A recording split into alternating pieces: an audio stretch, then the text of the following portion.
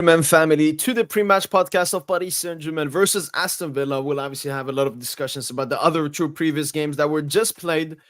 Um, but yeah, obviously it's a midweek game. Just put this out on Twitter.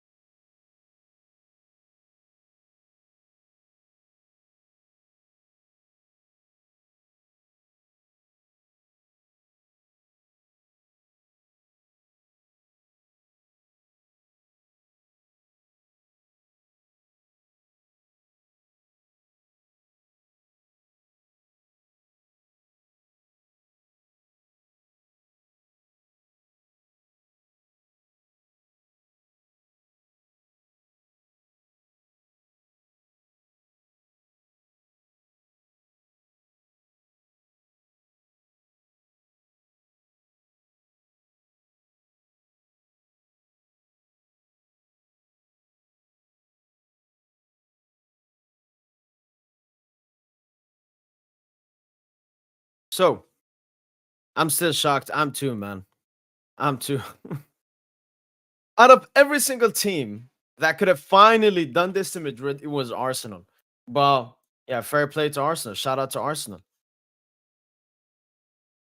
Just need to send this.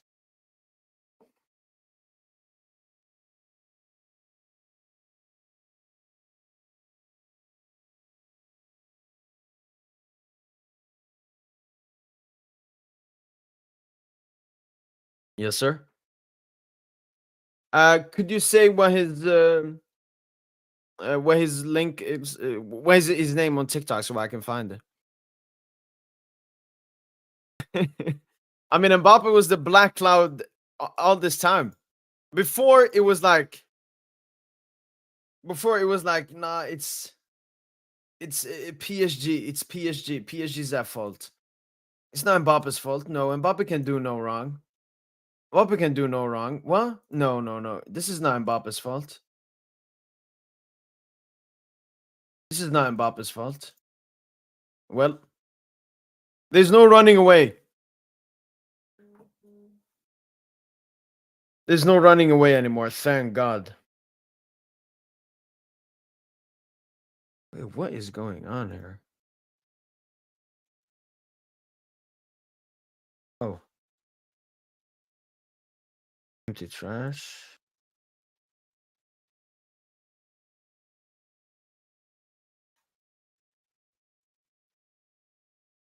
Kind of felt like we did it to ourselves, but respect to Arsenal, what a performance by them. How do you mean, Madrid Muse, that you did it to yourself? Like, well, in what sense did you do it to yourself? I mean, yes and no. Even like, obviously, a lot of people want to give Arsenal prop, and I want to give Arsenal a lot of prop for their mentality in this game. But the overall performance from Arsenal, like 3-0, is a very flattering result, in my opinion, for Arsenal. It just, two huge moments by Declan Rice. Justin Villa. Thank you so much. We would react to that. Um, I know systematic wearing the home kit, man. I just got this kit. I wanted to wear it for the game, and we obviously performed much better in the other one. So yeah, but no, we'll win with it. We'll finally remove the bad curse that shirt has. So make of this Arsenal being exceptional and Madrid being garbage. I feel like this before these instant free kicks to the game was dead. Yeah, I think before the game, before the free kicks, because that changed everything. That's Champions League football for you. It's all about the moments. Um,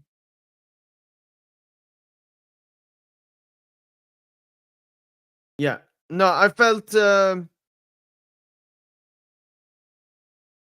I felt it was a good game by Arsenal, but they didn't do that much. Obviously, they had those two double shots and so on. Madrid were horrible, horrible. They know they couldn't like even that. Yeah, even like some chances they had, it's from mistakes or something. Zero game plan from them at all. From Real Madrid in this game. Arsenal, on the other hand, they had a game plan, and they stuck with it and got the win. No, of course, I'm gonna look for it now. Just done with what I wanted to do here. Joe Aston Villa. Okay, let's react to this.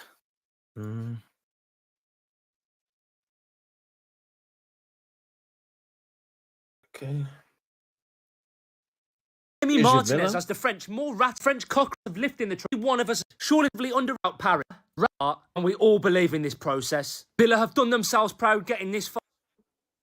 What's that, Jack?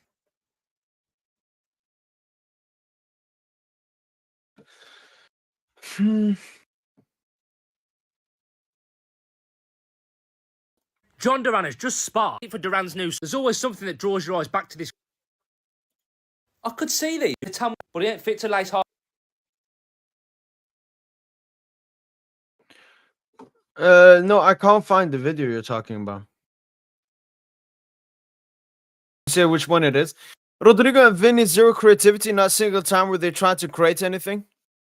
I mean, Vinny tried sometimes. It's just he failed. He got dispossessed so many times, doubled up, making stupid decisions. Alaba starting made zero sense. Fran was a lot better at left back, and Alaba was the one who conceded the first free kick. That is true. Didn't even think about that. There was zero tactics, even when we went down. I thought we did nothing different. Arsenal played very well, but I don't know if they performed the way to. I do agree the scoreline is a bit flattering, 100%. Emi Martinez as the French more rattled and a cross onto the tumble dryer. Make it even better, he's just rocked up to Paris in a cap that's got the French cockerel on it and an Argentina flag with the World Cup proudly displayed on it. Not to mention this haircut. We might have to airlift him out of there. According to the optics, we have a 2% chance of lifting the trophy, which is 2% too much for this fella. How dare we dream? But whilst we're at it, only one of us has actually lifted that trophy before. And it ain't you. They might have to airlift him out. Yeah, I mean, for me, that's, how can I say, a misconception some Villa fans have gotten from my videos. They believe that I'm totally against Villa fans, believing that they can win this game. It's always been the reasons. There will be a video that will be posted tomorrow where I actually looked at someone actually giving valid reasons why Aston Villa could do something in this leg, and I had my thoughts on it. But yeah, these guys. There's nothing like a Wembley. Just Emi in the short Martinez as the French more rattled. He's mentioning Emi Martinez, in a cup that's got but whilst we're already crowned League One champions at the weekend, surely that means they've been on the sauce every night since. Well, we can hope. One more drink won't hurt you, lads. Whilst we will be massively underestimated by everyone in the footballing world come Wednesday night, we do have a knockout genius, and he'll know all about Paris. Again, as will a few others, and not just. Yeah, it's obvious. Like, we have Digne, we have him. He played there. This is the Aston Villa fans I cannot take seriously because they believe in the small narrative. They're not saying any football stuff, just weird narrative stuff. And yeah, but I mean, he just said that. I think what he meant by that is like whenever I hear an Aston Villa fan say they have a little bit of confidence for the game, I'm like completely against or something. But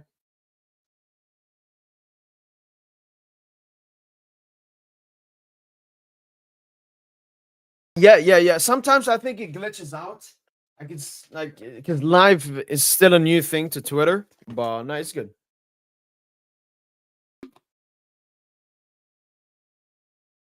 Ah.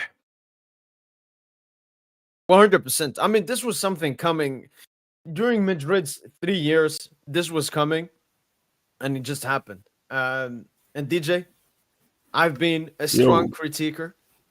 I've been a strong anti-Arsenal Arteta, but anti-Rice. Take down my sword. I mean, look. You called him, I think, most overrated midfielder in the world. No, I mean, by what happened today, he will get even more overrated. his performance this game, decent at best, but two insane free kick goals. Like that's the performance without the free kick goals. Yeah. I'm getting vibes like, you remember when Tchouaméni scored that screamer versus England? He I got remember. Huge PR from that. He definitely did. But Yeah, yeah, he definitely did. I shouldn't talk away because those two free kicks, DJ. I saw a tweet: best free kick since Messi's free kick versus Liverpool. Ooh, what free kicks have we had? I think Trent scored one against Fulham last season. That's the most recent one I remember. Only UCL, I think he said. Oh, only Champions League. Okay. Yeah, I don't think we've had too many great free kicks in Champions League then. No, I mean, like to score. I don't know if he scored a free kick before today, but then to score two in this kind of game, it's the kind of thing that you just, if someone said that happened before the game, you tell them they're mad. You know, like that's just ridiculous. The second one, Ridiculous, bro. Oh my god. Because top like, corner. not only do it once, you say, okay, I'm gonna do it even better the second time. It's crazy, man. How do you feel up until that free kick goal? The first one, Were the second you one. were you no the first? So it was 0-0. How Yeah. did you feel about the game? Did you feel like now Arsenal should have taken one chance? Maybe Madrid will forgive themselves a chance. Was it? Okay, so I was thinking, okay, decent performance. Madrid haven't created too much, controlling the game for the most part, and creating a couple of half chances. I think Saka started to grow into the game. He beat Alaba a couple of times, got him behind, created a couple of half chances. But it did feel like one of those games where Madrid are going to get some fugazi goal or, penalty, whatever, and, a 1-0 win. A bit like Liverpool against when they came to the park. Yeah. But no, I thought it was okay performance, and then I think the goal just, it sort of like lifted the weight off everyone's shoulders, and then they all started playing more freely, sort of pushing forward to get the second. Exactly. Yeah.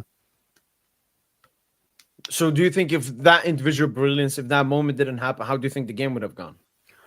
You think Arsenal would still have won the game by a score margin like this, or I think it's tough because I really don't know. Like that's a tough one to answer because like obviously Arsenal were pushing, trying to get the goal, but then I think to get a goal like that in that moment, I think like I said, it just sort of lifted everyone's spirits. yeah, But I think especially Trossard coming off the bench, he loves to go off the bench. I think a goal might have still come, even though it obviously might not come at that same time. If you get what I mean? yeah. Yeah. Yeah, because Madrid were so bad, and they never put Arsenal in a position, DJ, where they would be like, "All right, we have to be a bit careful pushing up too much. We have to be a bit careful. We have to think a bit." Like Yeah. the only thing Arsenal had to focus on was try to get a goal. They never had to defend against Madrid. Right, because Madrid had opportunities on the counter attack as well. Like Arsenal gave the ball away in some very dangerous positions, but they just couldn't do Yeah. anything. Like obviously, I've not watched too much Real Madrid this season, but it's just crazy to me how a team with so much quality, so much talent can just be so bad. Like they don't control the game. Like in possession, every now and then you see the quality, but it's almost like sort of like patchwork. Like Vinny gets the ball, beats a couple of people, creates something, but it's never like anything that feels like it's actually everything working together. It's very individualistic, and I suppose that's the way they want to play. That's the way Ancelotti wants them to play, but I don't think that's the way to sort of build a team, a proper team. Yeah, it's completely imbalanced. Like they have no actual fullbacks. Nope. They don't have like a good enough midfield. Like I think Camavinga had a good game. Probably Yeah, Madrid's best player. He was okay. Like I won a have lot of goals and Asensio. so on. Asensio maybe. Asensio, yeah, Asensio was Asensio. good. Yeah. But it was mostly for like their defensive stuff. But like with the Right. ball, even sometimes Arsenal they weren't like pressing like man to man like they did against PSG. Mm-hmm. Madrid just couldn't get the ball through like the defensive line because Arsenal only had 54% possession. Like Right. Madrid had the ball in this game. Yep. And whenever Arsenal sat back, it was Madrid are never creating anything against that. Like they can't even cross a ball. No, it's just, and I don't want to put it all at the feet of Carlo, because I think this isn't a perfect team. It's not like he's been given a perfect team and he's just fucking up. I think there are holes in the squad, but for a team to play as poorly as Madrid do so consistently against teams that they have much bigger budgets, much better players against, I think at some point you have to look at the coach and say, what's going on, And I know, yes, they won the double last season, which is great, but like at the end of the day, the matches don't lie, and that's those sort of performances. Even if you are winning, it's going to catch up eventually, and we saw it tonight. 100%, Yeah. 100%. But for me, it was less about like Arsenal's performance. The performance was good. Mm-hmm. I think the scoreline is a bit flattering compared to performance, but the big compliment I want to give to Arsenal was the mentality, DJ. You know, even though you're at home, when you're playing in a quarterfinal, a big stage against Real Madrid, maybe you're not there in your head. But I Right. didn't feel the Arsenal players like feared Madrid or even respected Madrid. Like they Right. saw them as a very beatable team from the beginning of the game. Yeah, I think that's the thing with Madrid is like, although they are like Real Madrid in name, the way they play, they don't ever really look to impose themselves on games. So, like, how can I be scared of you when you're just letting me have the ball? You're not really pressing. It's just, like, teams don't. It's a bit like, I feel like when at PSG when we had the big three, like, okay, Messi or Neymar or Mbappe can create a moment out of nowhere, but because of the press wasn't really there, and a lot of the time we were relatively easy to play against, and we were vulnerable on counter attack, I think there wasn't maybe as much of a fear factor because teams knew that like there are clear holes that we can pick at, and I think it's the same thing with Madrid, where like okay, they have two of the best players in the world, but also they are a very vulnerable team. Yeah.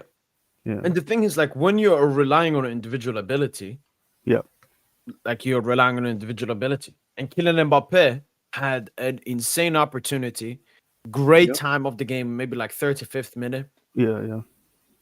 Straight at Raya. I thought it was a good save, to be honest, though.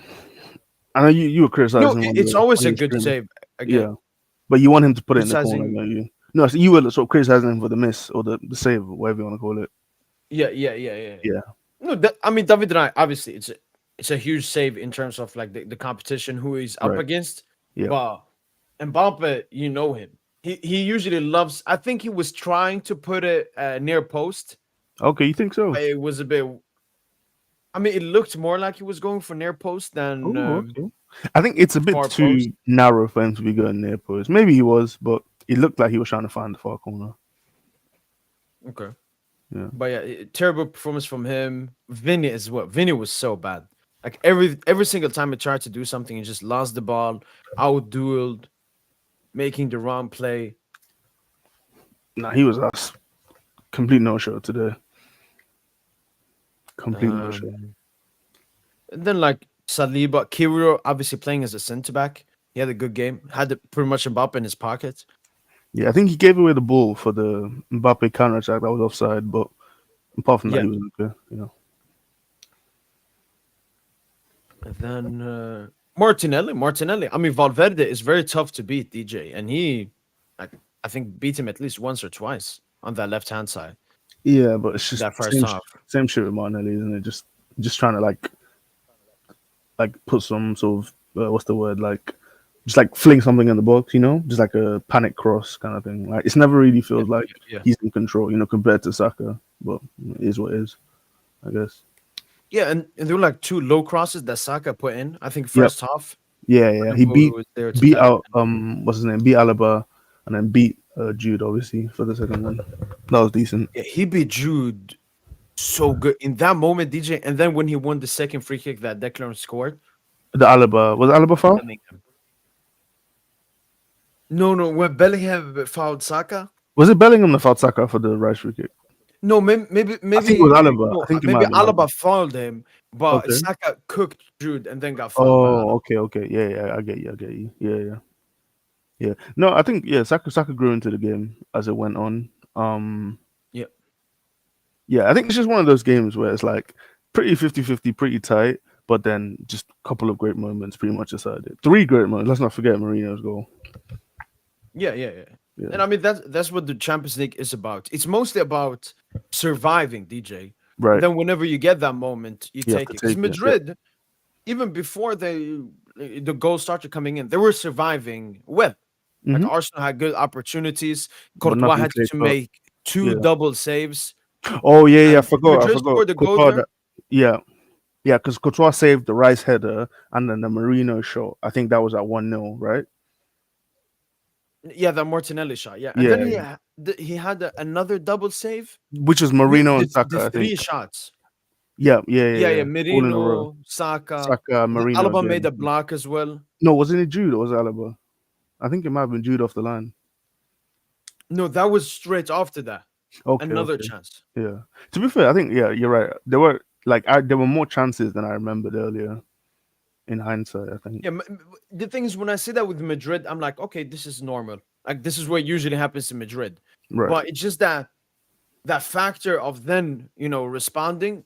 That's what never happened for Madrid. That's what surprised me the most. Like Mbappe and Vini couldn't even muster up a single thing. Yeah, I think that's Especially what's that second off when they that's start what's to most go down. frustrating about just them as a team is because they don't really control games as much as you'd like. I don't feel like they don't really create a lot of chances, you know. And I think it's just a massive disappointment, isn't it? And wait, Tosin, are you here? He's here. Wait, we can't hear you. We can't hear you. I hear his thing moving, but Yeah, exactly. I see his thing moving. I don't hear it. Oh, he's gone. Yeah. Do you want to hear from Tosin? Then we can get back to PSG. Yeah, and I had the other game as well. I'll give my quick thoughts about that. Okay. For you to know as well. Yep. All right. Tosin is back here. Yo, y'all said you see Good my job. thing moving. Mega pause, bro. That's not even a pause. Everyone knows what I'm talking about, man. That's not a pause. Nah, but I'm actually at home right now. I'm like super sick, dude. I'm like brain fog, dude. Oh. Yeah, dude. Oh. Yeah. I couldn't watch the game. But shout out to the Gooners, man. Shout out to all the Gooners. Gooners worldwide. Gooners in their houses and their cribs. You know, shout out to all the Gooners out there. Shout out to Declan Rice. Shout out to Mikel Marino. And yeah, man, Madrid are cooked, man. They're fucking cooked. But I don't really give a shit about that game. I just care about what's going on. What's going to happen within 24 hours when we host Villa. And is it okay if I said I have bad vibes? No, be honest. Be honest, Tosin. Be honest. I'm disgusted. Why are we wearing that garbage ass kit tomorrow, dude? Like, why, dude? I guess it's only gonna be used as the away kit. Like the only time we used it at home was City. Oh yeah, Inter won as well, right? Yep. I think Fratesi got the winner. Yeah. Man. Bayern are cooked. Bayern and Madrid, 2 favorites for the semis, both losing today. That Arsenal Madrid tie, it's done. I hope you guys know that, right? Yeah, no, it's over. There's no way. Madrid don't have. I didn't watch a single second of that game, but I know Madrid don't have it in them to come back on against a defensively stout team like that. No. Yeah, 3 is too much. And Arsenal can even get a goal at the Bernabeu. I agree. This is what happens to Mbappe-led teams, man. Preach. Fucking preach, man. This is what happens, bro. If he gets knocked out in the quarters, man, it's gonna be so funny, bro. Like that is just, it's karma, honestly, genuine karma. And then PSG going to win the treble. Oh my god. Yeah. Oh man.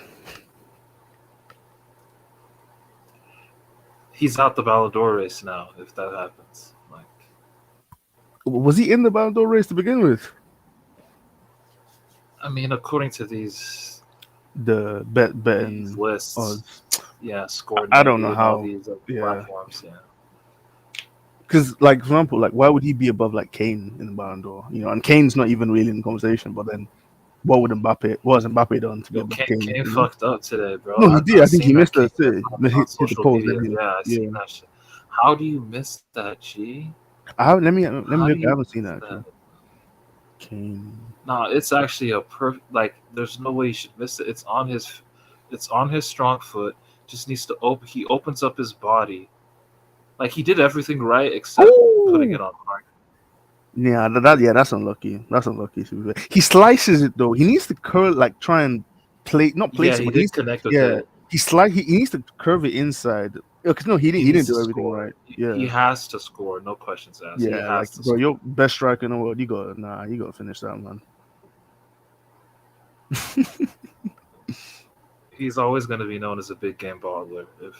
If they don't go through, if they don't go through, that's what he's going to be known as. Oh man, boy, the timeline's frying him, man. Shout out to Lautaro though. I said that if Inter got to go through, Lautaro got to show up. Yeah, it looks like he did, man. Looks like he did. Good for him. But yeah, Bayern are fucking. I don't even want to. I don't think Bayern can be clowned that much because like they're fucking decimated. So You're laughing at a tweet or something? Yeah. Fuck. No, go on. Sorry. No, that's all I had to say, man. Seemed like a very good match day, bro. I was just napping through everything, so I couldn't see. I'm just seeing I'm just seeing like clips of that Declan Rice.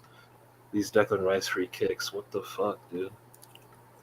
Since when could he bend it like Beckham? Pause. Like. Yeah, honestly, it's just on the biggest stage as well to bust out that kind of goal. Ridiculous, man. Yeah, scoring those type of goals, honestly, after today, like he's justified. Like no one's ever gonna question his £100 million valuation anymore. Yeah, because these are the kind of games these are the kind of games that sort of cement your legacy. Like people are gonna talk about the Rice game, quote unquote, for a very, very long time. Obviously, hoping there's no remontada, but yeah. Yeah, I don't see a remontada, but yeah. How did Vinny play? Vinny and Rodrigo, like they were just what, holograms or what? I think Rodrigo was a hologram, but I think Vinny got a bit more of the ball, tried some stuff, didn't come off. I think it's tough with Madrid because, like I said, they never really control games, and a lot of the time it's like, okay, Vinny, get the ball, try and make something happen, and then we'll sort of play off your action. So if you beat your man, we'll try and get on the end of whatever you create. If you don't, then we'll try and recover to win the ball back. I think Mbappe was probably the biggest issue because the hold-up play wasn't really there. Lost the ball a lot of the time. Sort of control wasn't really there. And then the chances he did get, he didn't really do anything with. So just a general shit performance. And then Rodrigo was a ghost. Damn. Yeah. Like we know Mbappe's not a striker. Like, why are we asking Kylian Mbappe at 26 to try and hold up the ball? That's not his game at all. Like you're firing the ball into Mbappe's feet in congested midfield spaces, asking him to hold up the ball. Are you mad? Yeah, it's looking like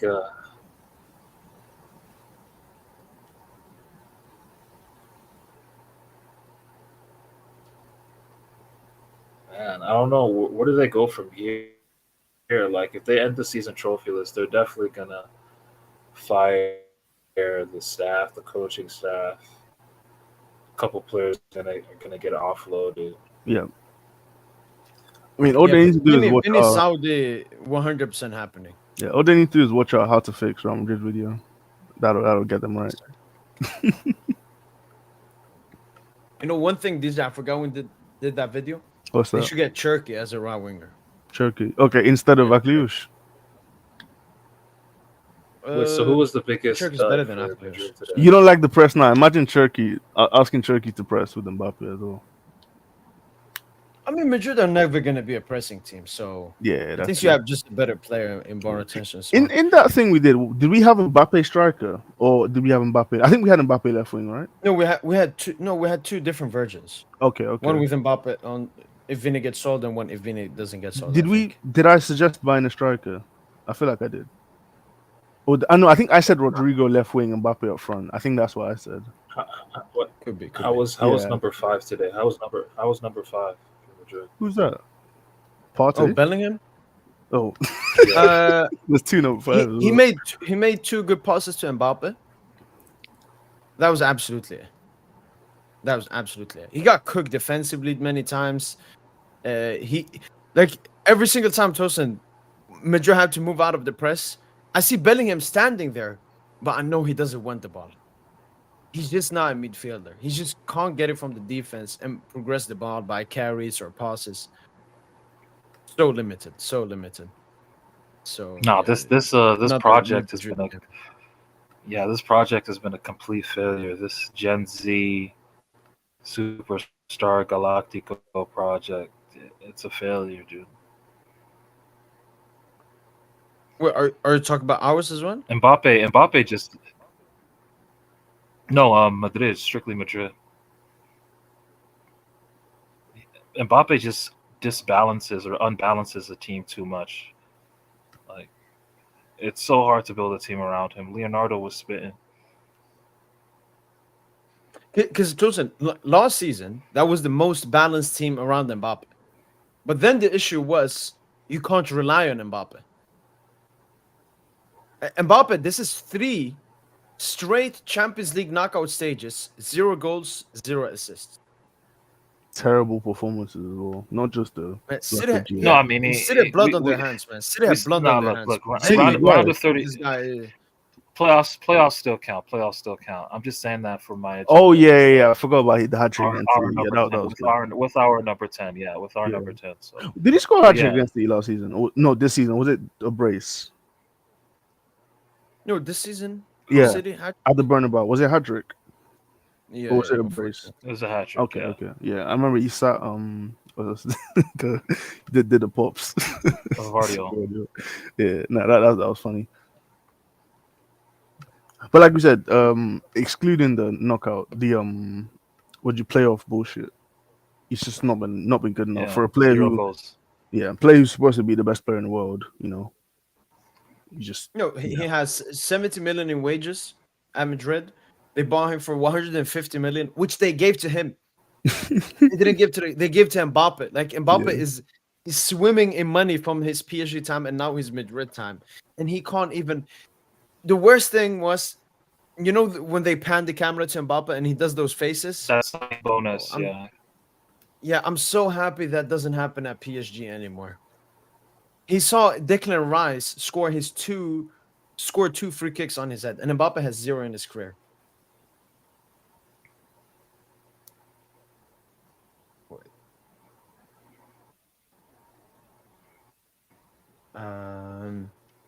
But DJ, you as someone that is, It's not even about the From the free kicks. It's just you gotta show up for your team. You gotta score a goal or generate a goal.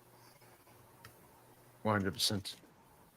But DJ, you as someone, from Arsenal, do you Yes. think That the second tie's free over? kick was insane, though. Tosin, Yeah, what'd you say? Like that was like that reminded me of like Dimitri Payet. That reminded me of Dimitri Payet's free kick. I think against Yeah, Palace. the Dimitri United? Payet's free kick against I think Crystal Palace. Yeah, Palace. Crystal Yeah. Palace. Yeah. Crystal Yeah. Palace second. I actually watched the West Ham Arsenal game yesterday, 16-17. No, it was a crazy free kick. I think the first one was nice because the way he bent it just around the wall. That's like I don't even know who. I guess that's Beckham, bend it like Beckham. I think Mo, you said that earlier. But then the second one is crazy because that's push stamp, isn't it? Like proper top corner, upper 90. You know, ridiculous. No, well, I'll ask you, DJ, as like someone who's from the Arsenal side and so on. Do you Yeah. think it's over? Think Arsenal are already through? I would feel more comfortable if like Gabriel was playing, Gabriel Havertz, because that way you'd one have the option to try and be a threat from set pieces, which is always good, and then two, you'd have the ball into the channel, which Havertz chases so well. So I think Like those are sort of two things that Arsenal don't have. But I don't think Real Madrid scored 3 against this Arsenal team. That's the sort of only reason I say it's not over. Yeah. No, it's over. And it's still, No, that's the only reason I say it is over. That's what I mean. Yeah, it's over. Yeah. Like Arsenal just need to go. They've put themselves in the driver's seat. They can just go to the Spanish capital for sightseeing now. So, Get some That's- paella. yeah. Nah, this is a dream result for them. no, I think this is their biggest night in Champions League history. It's up there for sure. I can't think of another one. So, When how they much reached credit the do you final? give? How much credit do you give to Arteta? Because you were shitting on him. No, I give majority of the prop from to Declan Rice. Declan Rice saved Arsenal this game, man. Yeah, And I was heated. I did not want this. I did not want this, man. Because wow, Arsenal now I chosen. I forgot you you're know- a Madridista. No.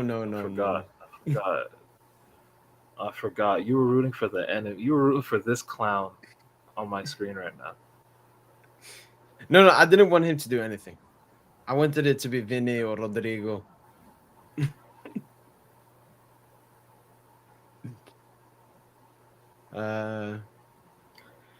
But yeah, I mean, we should prepare ourselves for Arsenal. Like, how do you feel about potentially facing Arsenal in the semi? First Has of all, this we need to beat Villa. game changed a lot? We need to beat Villa first. Yeah. It would be Villa. Okay, let me go into the lineup of the game. I think Likip made a predicted lineup yesterday. They have Due to start the game, and Kvara not to start the game. You guys think that will happen? Is that what you guys No. would want to happen? Kvara starting. It's not even a discussion.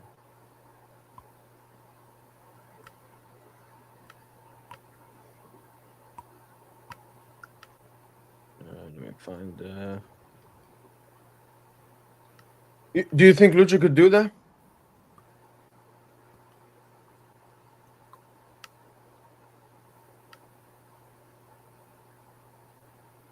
No. Kvara is starting. If anyone's going to be on the bench, it's Due. Yeah, it's probably going to end up being Due. Even though Due deserves to start, it's just going to be him. You think it's too offensive to start him in midfield? Yeah, I think Lucho set on that midfield 3.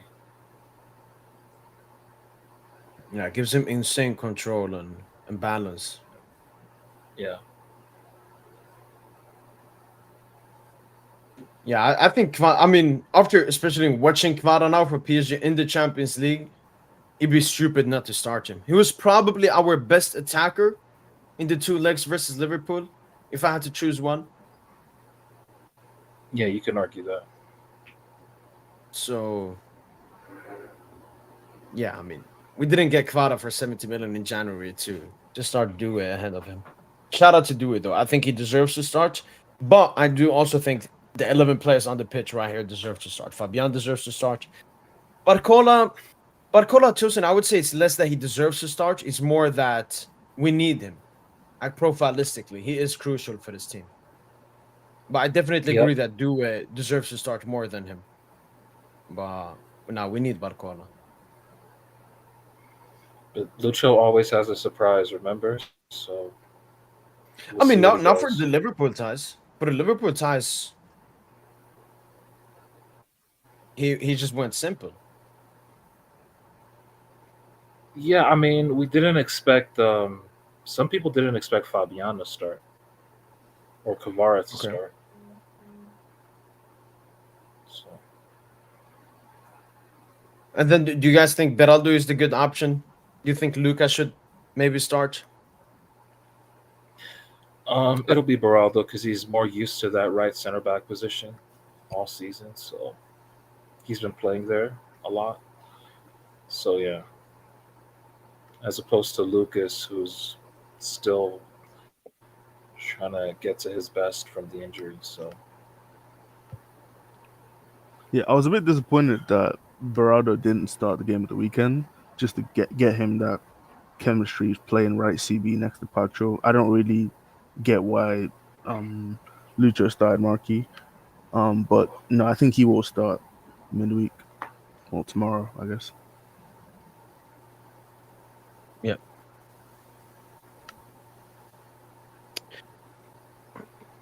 Comment saying maybe do a starch over Barcola to break down the low block. And then Nuno hold the width on the left, maybe be the outlet. I think that could work as well. yeah, yeah, the only place where we could see like a surprise is probably with Barcola for Due. But Dembuz and Kvara are definitely starting. So that's Yeah. non-negotiable. Yeah. I think also who Villa start at right back will be interesting. So like, do they go Cash? Do they go with I think their young Spanish guy, I can't remember his name, or do they go with maybe even Disasi? So that would be interesting. Yeah, I haven't been able to find like a good predicted lineup for Aston Villa. I'll try to check now. If Yeah, so anything. Emery rotated at the weekend against Forest. I think Emery gonna go full.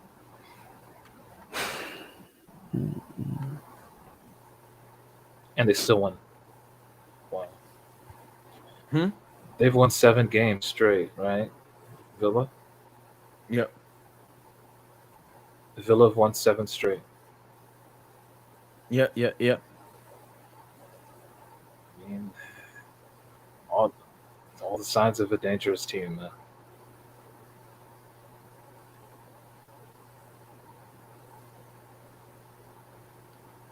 And just because they're a dangerous team doesn't mean like I'm not going to overrate them, but they are a dangerous team. But we can also at the same time make starts for us, you know. But they're still dangerous.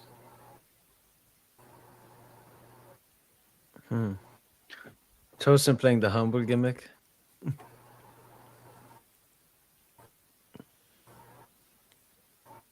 Yo, Junior, welcome. Oh, dang. I mean, yeah, I don't know what to say. I don't know what to say. But I want to focus on PSG. I want to focus on PSG. What have I missed? Nah, it seems like you got something to say about no. what transpired today, man. Talk about it. I mean, do you want me to talk about it? Or it's a PSG podcast. I want to focus on PSG. Yeah, man. Yeah, Unless- we'll focus on PSG. No, have time. we discussed like we've been here for 30, 40 minutes. We've only discussed the other games so far. Oh my god! Did you guys? I mean, listen. I mean, for me, this game. I mean, I said it on the previous part or whatnot. That for me, generational hate watch. These are the two teams I hate the most. The two teams I hate the most. I needed fouls. I want this game to be as tight as possible. Drag it out. Most emotions. So, on that sense, having us win 3-0, it's not great. But the thing is, I don't even know where to begin. Real Madrid, ¿qué pasó? What happened?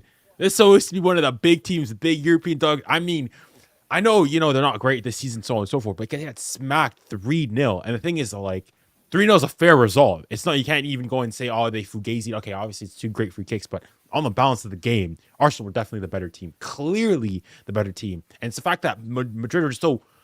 Thing is, from Madrid, like, I'm thinking performances, there are many players that were, like, god-awful. Absolutely atrocious. It was just a mediocre performance. Like, they're taking it like almost, it was like, I don't know, playing a mid-table La Liga game. And now, like, in my video that I made, I talked about the squad construction of this team is terrible. Like people were talking. I remember going back to the beginning of the season, the way people were gassing up this team, saying Madrid, look at what they did last season. Look what they did last season, winning winning La Liga, winning the Champions. I think we won La Liga by like it was historically like statistically like their best season, so on and so forth. And then they go and they bring Mbappe, the best player in the world, and then they bring Enrique. People were going and saying football is done for 10 years or so on and so forth. All this stuff, and look where they are now. Obviously, still technically they're still in it for a treble, which they've never been at this stage in their over the course of their it's over. in their history. But like they're 4 points behind Barca, not looking likely to go and do that. Smacked 3-0 at the Mickey Mouse Clubhouse, the Emirates Stadium. 3-0. Even for Madrid, I don't know what juju, incantation, spells, hocus pocus, sorcery they need, but it was not working. The Perez referee wire transfers, they did not go through today. But it was it was just oh my, I mean, listen, I really don't like Arsenal, but like all you could do really is I gotta say fair play to Arsenal smacking Real Madrid, but they just from Madrid's perspective mediocre.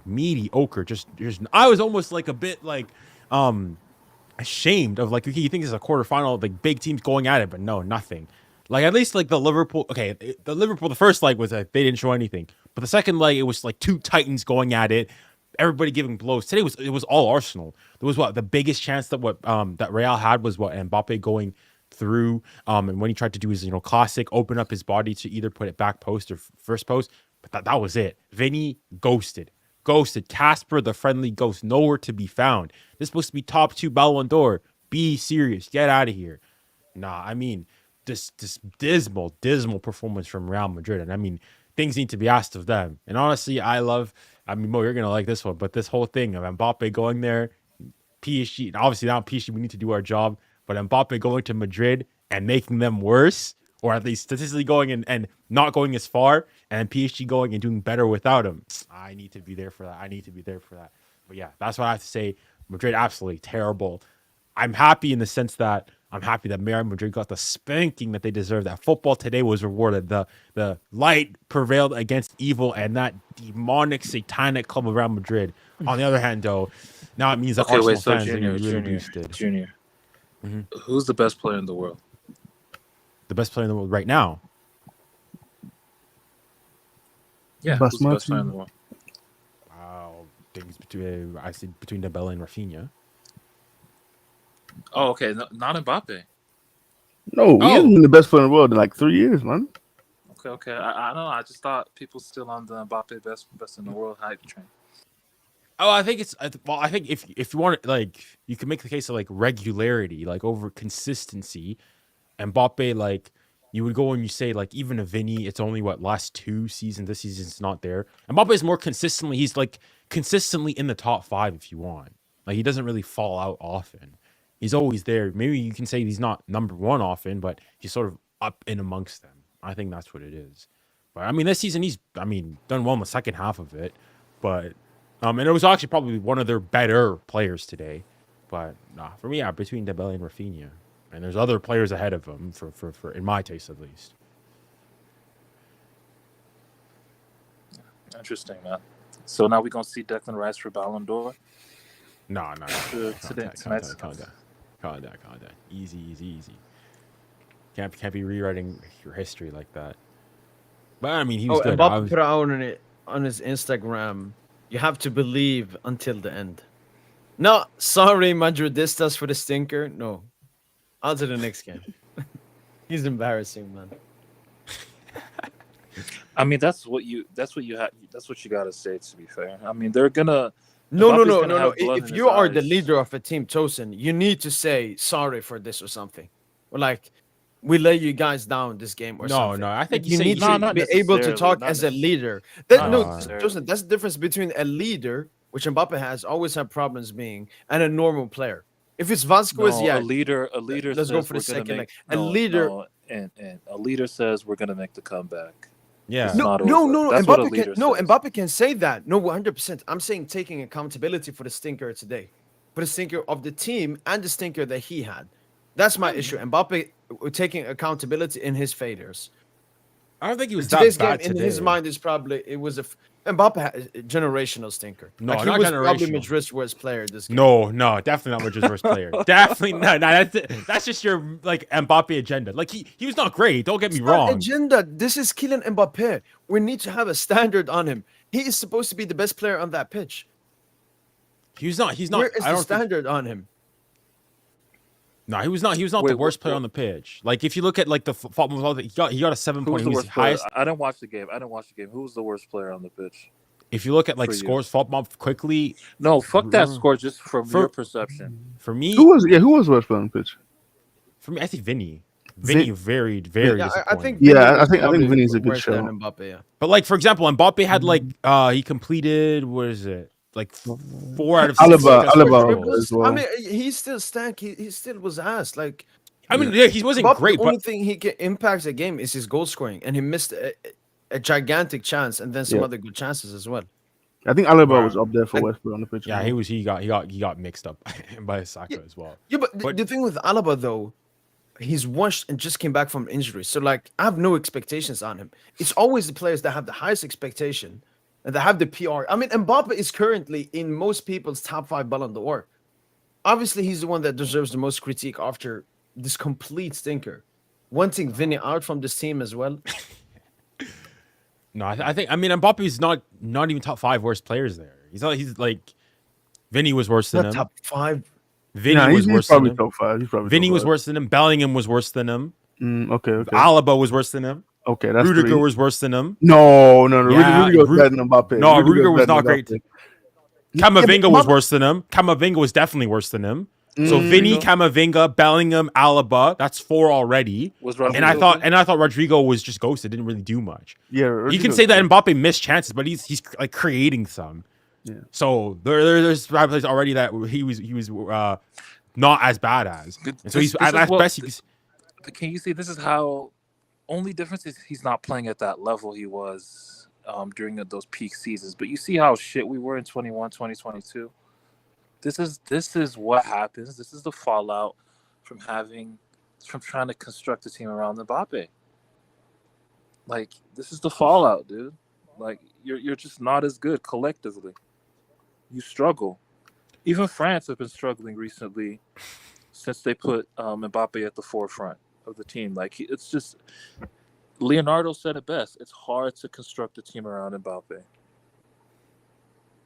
I mean, I think we're more specific with Real Madrid. I think it's more so their construction. I think it's Mbappe and Vinny that don't work because when you have either Vinny playing with Rodrigo or Vinny used to be one of the best pressing forwards in Europe. until he became a big player. Like I mean, even Mbappe sort of at Monaco beginning, like it's just a natural like once you get some status, you stop pressing. I But I don't think- understand that in football, man. It's one of the most mind-boggling things in the world. Like, how do you get to unless you're Messi? No, sorry, unless you're Ronaldo, the GOAT. How do you get to a level where? How do you get to a level Slipped you up, like that? slipped. How do you get to a level where you just say, "All right, I'm not pressing anymore"? But we don't have the ball. I'm not playing. I only play half the game. It's so frustrating, man. Because like, you look at like a guy like Dembele, best player in the world. You know, like he works for the team. You know, he works for the whole group. Like that's all players should look up to Dembele. You know. Oh, I mean, 100%. the thing is, it happens. Genius. It's very common though. It happens with a lot of players that Yeah. they go and they get a. I think it's the idea that like if you're, and especially with attackers, is that you want to be, you want to be gassed from pressing. That when you get the ball, then you're so gassed you can't do anything with the ball. Doesn't that say a lot about your fitness though? Because why are some elite attackers able to actually work for the team, but then some, you know, like another attacker can say, "No, I want to conserve my energy for attacking." Like No, DJ. What I would say it's Yeah. what you do on the pitch. So if you don't press, but you score 2 bangers that wins the game, nobody's gonna complain about that. Okay, yeah, that's fair. But when you don't take your chances and Right, don't and press, you don't press. Yeah, it's even worse. It's even worse. Like it's I better agree. being a trash player that at least presses than Right, not doing either of the two. Yeah. I tweeted this before. Why I'm so happy about Mbappe being in Madrid for this defeat is that if this happened to PSG, if PSG lost to Arsenal 3-0 and Mbappe was there, everything after the game would have been Mbappe needs to upgrade. He needs a PSG new are holding PSG. Mbappe back. Yeah. They're Yeah, holding him back. Now you can't hide behind PSG's 0 UCLs. Mm-hmm. You can't hide behind that. You're at Madrid now, the club that is the most comfortable team in the Champions League, a team that has 15 Champions League, a team that has won 2 out of the past 3. And you joined them. Mbappe is the main difference between Madrid last season and this season. Even though Madrid weren't even good last season, they just took their moments. It just feels the vibe, the aura. A lot of Madrid fans always post like videos of their players in training sessions. Mbappe has killed that vibe. Mbappe has ruined it. But I think it will be fixed. I think if they sell Vinny in the summer, get a lot of money, fix the rest of the team. I mean, this team is going to get Trent. They're going to get even worse defensively. It might be a long time until Madrid comes back, man. For me, I think we can go and say, I think the same way we can't also, Mbappe going there is not the sole reason. I think for me, it's Mbappe and Vinny, them two. It's the same for me. What I look at it and what I get a lot of shadows is the PSG era, is that you can't, first of PSG, you can't have 3 players who just do not defend whatsoever. You can't have that. At Real, so it's only Vinny and Mbappe. But on top of Real, the difference is they play the same position. Like they play like playing in the same areas. Neymar and Mbappe love playing in the left channel. The truth is, neither are facilitators. Like Vinny's game ain't as rounded as a Neymar. Yeah, but Neymar could realistically play anywhere. Like Neymar could go in teams. Neymar had a left-sided bias. True, but he could Neymar could play as a 10. Neymar is much more versatile. I get what you're saying, but he would still, for the most part, he'd still be on those left-sided zones of the field. Like, bro, it's just they can't coexist. The Vinny and Mbappe. Vinny's game isn't as all-round as we thought, and like you said, once you have 2 passengers, it can work if you have players on the level of Neymar and Mbappe.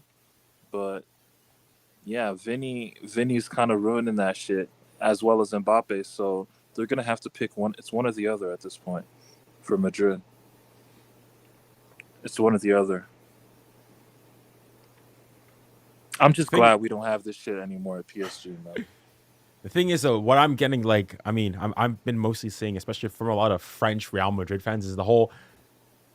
The thing is, though, the good thing, some Madrid fans, though, they are not like colored. They're not biased. They're not they're not gonna let recency bias affect them. They're still going and saying like, Vinny was our guy from day one. He was there, helped us win the last 2 Champions League, was integral in both of them. We can't just like that now go and toss them aside, and they still remember that Mbappe snubbed them in that 2022 and 2022. So there's still some animosity there. But that is just like, yeah, it just can't work between the two. And obviously there's the stuff, I mean, rumors and whatnot, that apparently they're gonna make Mbappe their number 1 star, their number 1 guy, and that Vinny's gonna have to go. But I remember you saying, right, like before this tie was played today, before this first leg, you were saying that you want no parts of Madrid, right?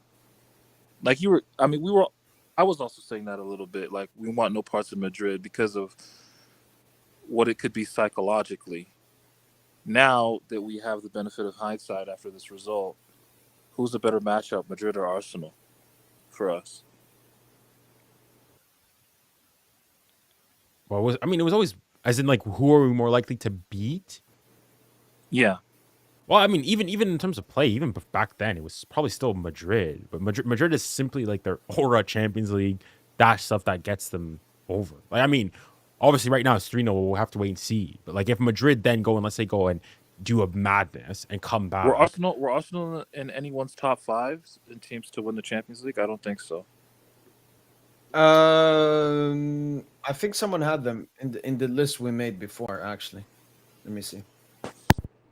Do you mean the odds makers or like us? No, I definitely didn't have Arsenal. I definitely didn't have Arsenal. Especially when we made it. Arsenal. So everyone, at the very least, had Madrid top 3.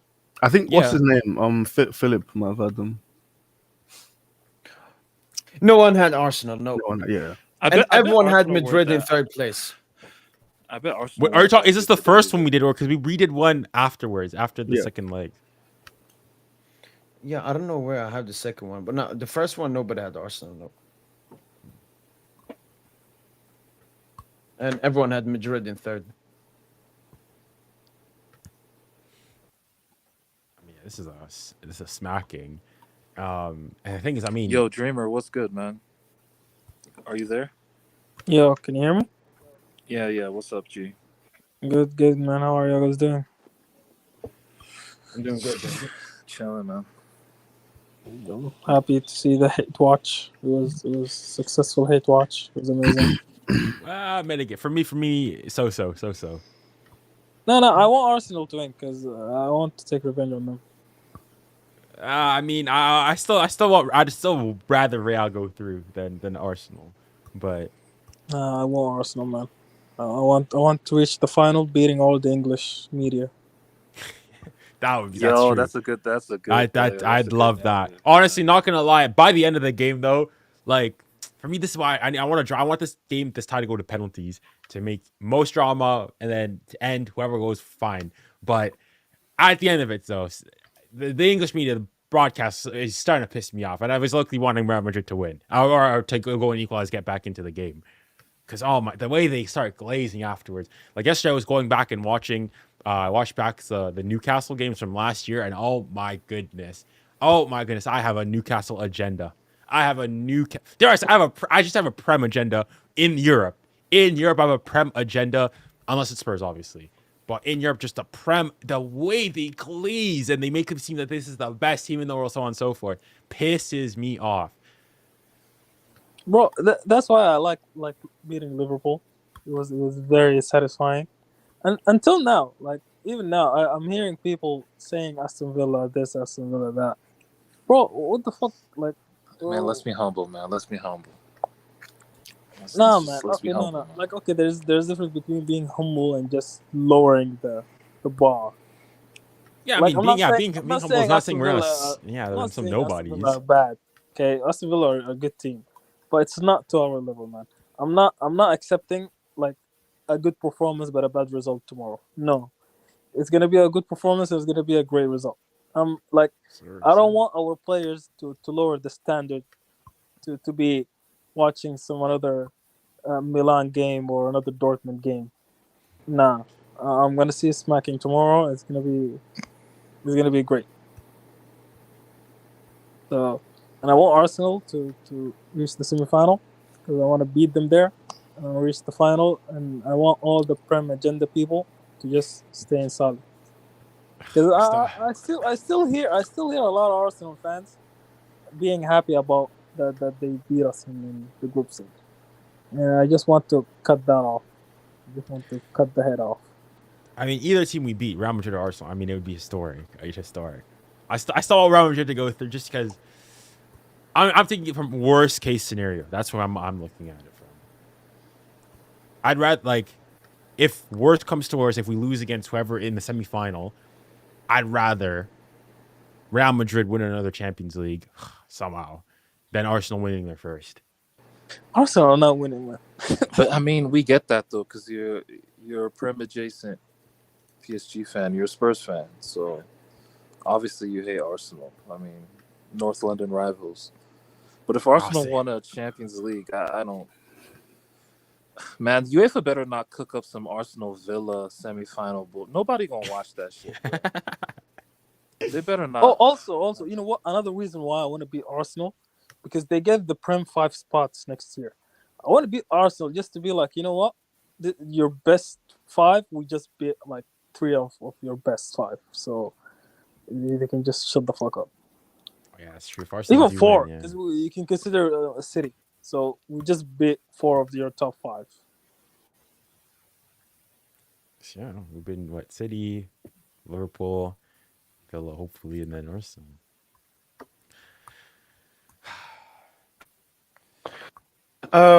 Was considered today a successful hate watch. To be honest, I was hating on both of them, but I was hating on Madrid more. So I was hating on Arsenal. I mean, I just wanted to draw. I wanted to draw so that we extend this, make the pain as painful as possible, make it make the emotions, everything go everywhere. Fortunately, 3-0. Yes, I'm happy for Madrid fans to finally get a humbling. But then now you're gonna have Arsenal fans going and saying that they're the best team in the world, and getting a big head, so on and so forth. And because I'm in London, I mean, I've got too many Arsenal fans around me. Yeah.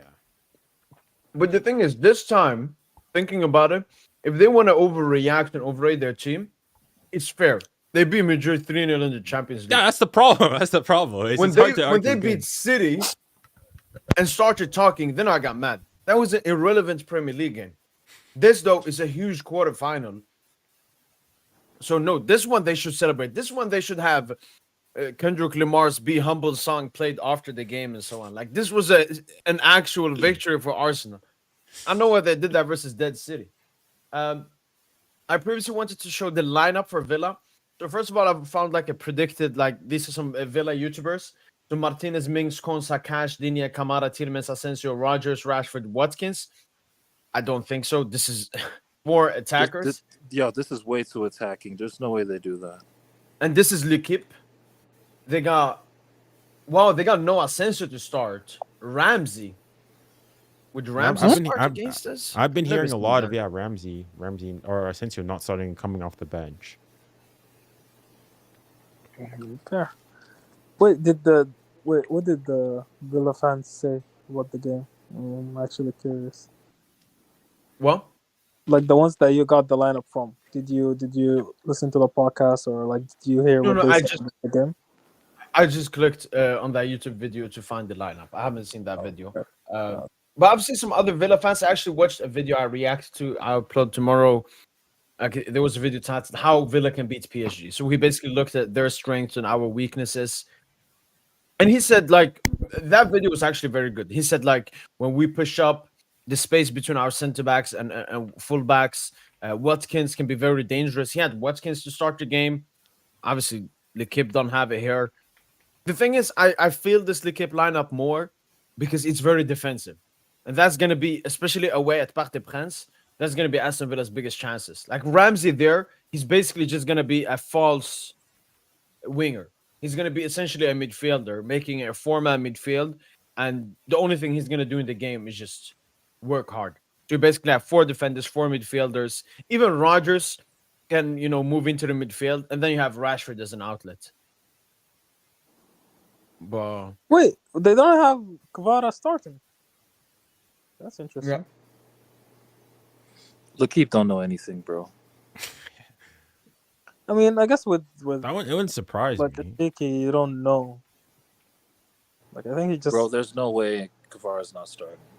I mean, There's I would. no way in hell he's not starting.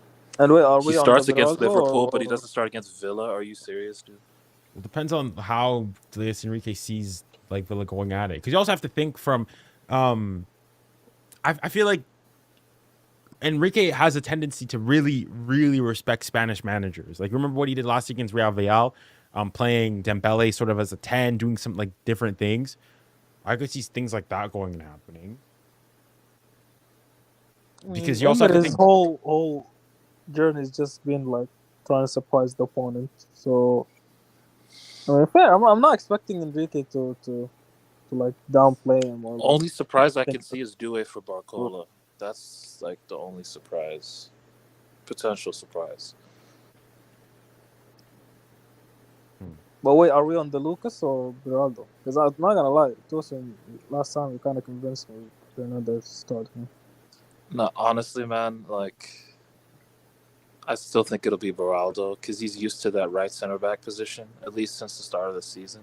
That's where he's mostly played. So, yeah, but just trust in Lucho. Lucho's gonna make the best decision. He watches every training session. So, Yeah, fair.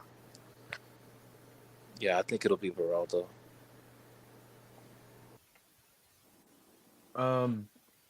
There was also obviously ahead of the game.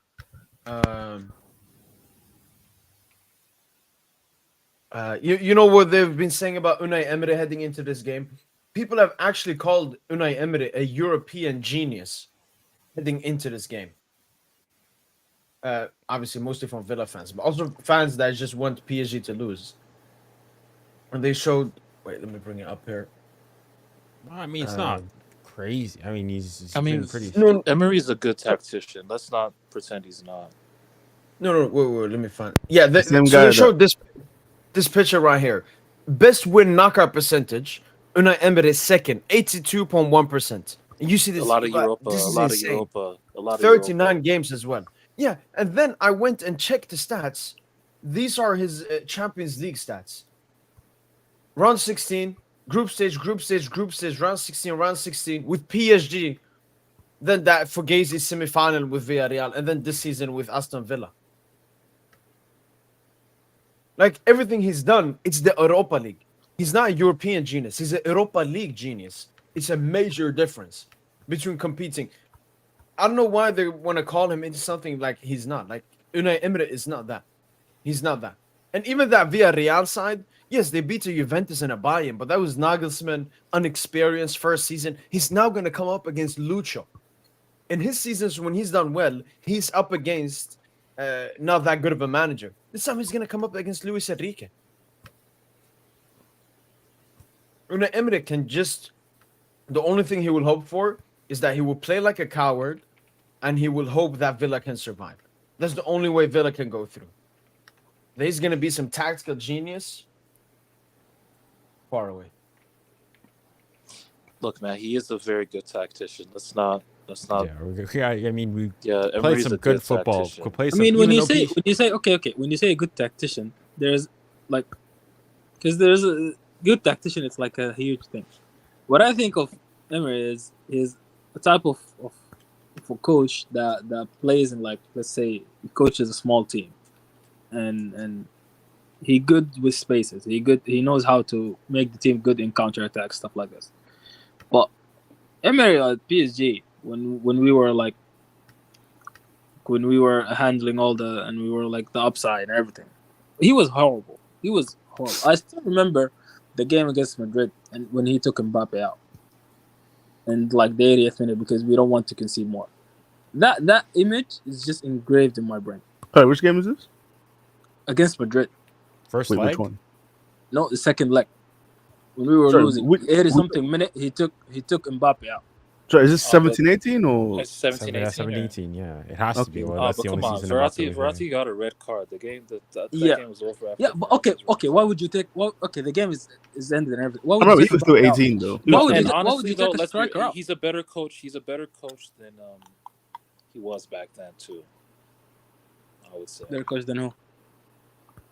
No, he's like, gotten I'm better saying, as a like, coach. He's better yeah, now. he's gotten than- better. That's what I mean. Yeah, like he's No, a better but coach than he that's was the thing. from I don't think he age. gotten better. He's just that type of coach that's good in, like, not an A team. Like, give him a B team or a C Yeah, team. probably. I mean, he's better with smaller. Like, I don't think he can handle big egos, big squads like that, like PSG's, like your top, like S tier European clubs. But like even at Arsenal, he wasn't really that good. Yeah, like I was Um, about to say, even Arsenal is not yeah. even that big of a team, but because of the pressure he was getting from the fans and everything, and he's trying to play as an A team, he flopped horribly. In fairness, I mean, if you were to play devil's advocate on his part, you argue that the situations where he was at when he was at the big clubs, that he didn't really have the confidence of the board. Like at PSG, like we have to realize too that it's a completely different PSG than today than from before. Like I remember, yeah, with him, there was games where he was getting phone calls from Nasser for not having put Thiago Silva in the starting 11. Like stuff like that. He was not the one running the show. No, in that- Emery during had that time. beef. He had beef with Thiago Silva. I think Emery's the only coach Thiago Silva hated in his PSG stint. Because I remember in that remontada there was like the famous story where Thiago Silva wasn't leading the line to be high enough at the new camp. He was descending the line too much, keeping a very low line, which Emery did not like. So the following season against Real Madrid, if you remember, first leg, he makes the decision to bench Thiago Silva. It ended up didn't working out because we lost 3-1, but Yeah. like that's sometimes you just like Emery just wasn't good with big players like you said, Yeah, like you said, big egos. like he just wasn't big egos. Well, I mean, he even during then, like, I mean, the football we had during that time was still pretty, like, you got people still talking about like the Barca 4-0. That's still one of the greatest PSG performances It's in the definitely championship. up there. It's up there, man. It's Yeah. up there. Let's So, not like, you front. sort It of- is up there. You have to It's one of the most respect it. tactically complete games we've played in Europe. Yeah, for sure. Just want to take the soup chat real quickly here from Baleko Paris Napoli. Thanks so much for the soup chat. If I ever see Unai Emery in real life, I'm smacking him. Why is it so personal? I mean, he's fine. Like, if you Yeah, think of, no, like, I just QSI. know he's not that good of a manager. in terms of like QSI managers, Who's a better manager, him or Arne Slot, on a Champions League night? Him or Arne Slot. No, I think Slot's still young. Like, I think Emery's a much better tactician. Yeah, way more experienced. I mean, as you saw, he's had 39 European knockout ties. Insane amount for such a garbage manager. But he's managed for a very long time. He's still pretty young though. For example, Guardiola has 44. Unai Emery has 39. He's basically managed since then. But it's obviously a lot of Europa League and so on. No, Like, Valencia. Lucho only has 13. Lucho only has 13. But he's a better and even more experienced manager than Unai Emery, because Unai Emery, nearly 85% of that is Europa League. Yeah, plus also like Lucho spent some time out and also with the national team, so like True. Yeah. But Please, thank you for God, the super let chat. us win, man. Let us win. Yes, Mandem. I was gonna underrate Aston Villa, but I will go ball tomorrow for the ritual, so we can get the 3 points. Man, you doing rituals now? That's nuts. Where is it then? Where is it then? No, Like the ritual only against time we've Villa. lost this season, I wasn't bought. The first Liverpool game. I came in arrogantly, with my full hair, and we lost. Anfield, though, I actually- didn't take any chances. I was bald from the Stade de Rennes game. Speaking of rituals, what kit are we wearing tomorrow? Oh, That fucking shitty Daniel Hector home Oh. kit, man. Oh, really? Yeah. I mean, it's a nice kit. It's just not. Man, nah, not fuck been- that kit, dude. No, it's like when we reached the final, that white kit was generational. That white kit is one of my favorite PSG kits. That white kit, I want to get a hold of it. Unfortunately, I don't have it. I got the That white kit white from the kit. Oh. afterwards, but not. Yeah, yeah. exactly. Or the 2021 season, that white kit was also generational. We'd be buying away with it, smacked Barca with it, and then didn't play it versus City because they have light blue. Yeah. White PSG's white kits are really, really nice. Yeah, no, that one was a banger. Why I can't can we only wear think that? of Why can't we hat-trick. wear that? Hmm? Why can't we fucking wear that? Like, we don't even wear the What do you away mean? kit, the pink away kit. We don't even wear that either. No, that's Why can't actually we the wear third something kit. else? The white kit is the white one. Okay, yeah, so we don't wear it. Like, why don't we wear the white kit? Because No, I know. In the UCL, we have only used the home kit, and then this new blue one. Blue one we've used 3 times, I think. 4 times. City, Brest, Stuttgart, and Liverpool. I mean, in terms of the design, I actually don't like when it came out. I wasn't the biggest fan of it. Don't forget Atleti as well. What's our record with that? The fucking home kit.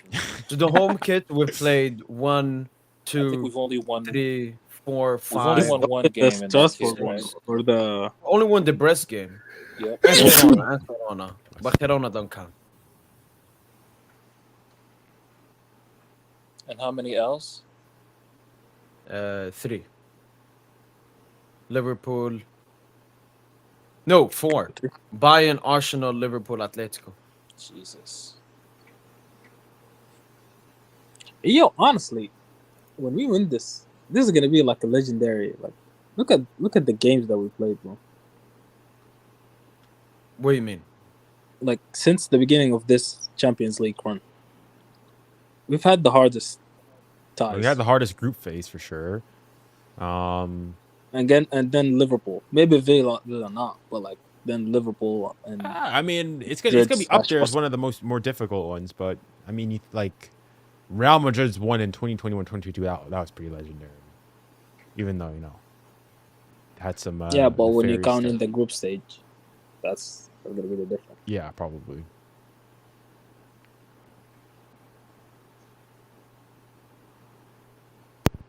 We will be there. We will be there. Sir. Yes, sir. All right, gotta go. See you guys tomorrow after the dub. Is Jimmy. Oh, what's your prediction? 3-0. 3-0. God, Let's get man, it. be humble, dude. Good. My God.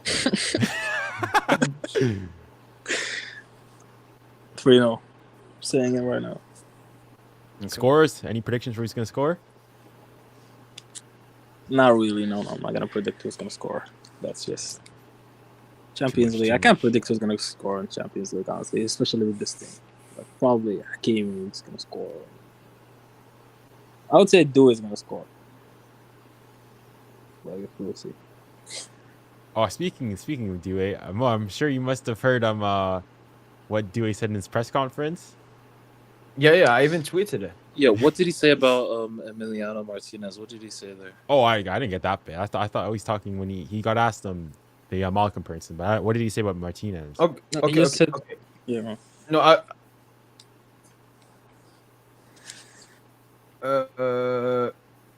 okay. So about Martinez, he was asked. Where is it?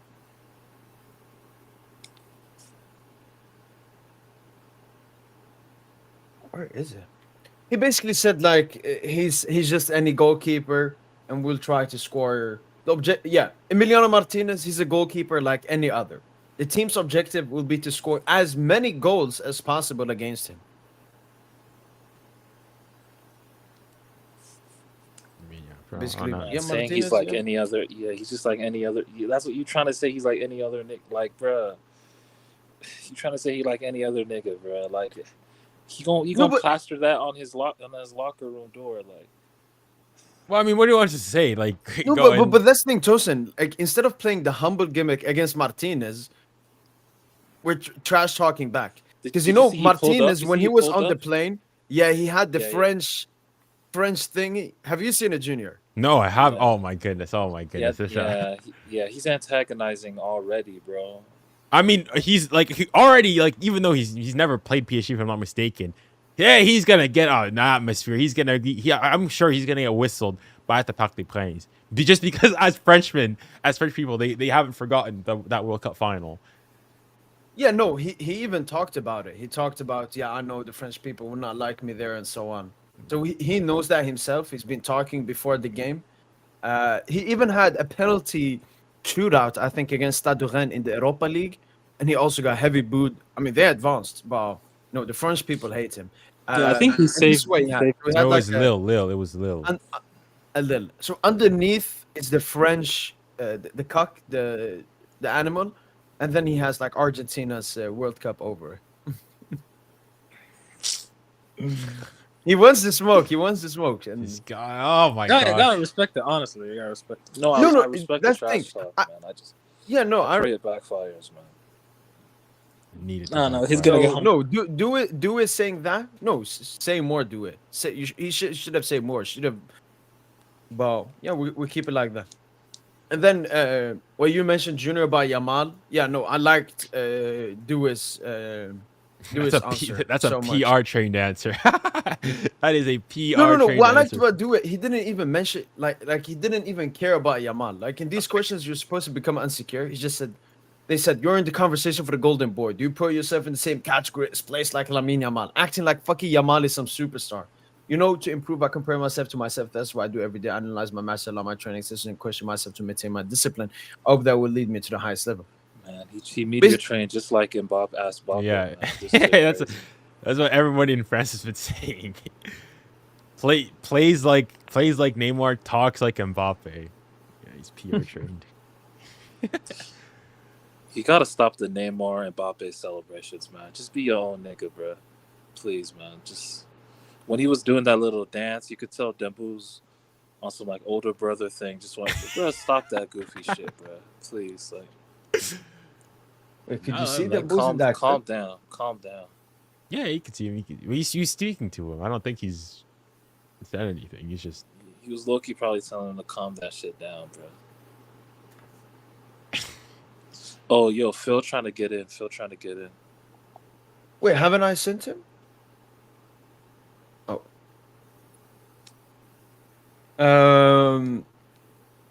Him winning World Cup. It's not even him winning the World Cup. It's his antics. I can't stand. Hakimi will clamp that shit up. Martinez is gonna have his best game ever. He'll probably play better because of the boost Messi received. Look, nobody cares about Messi that much.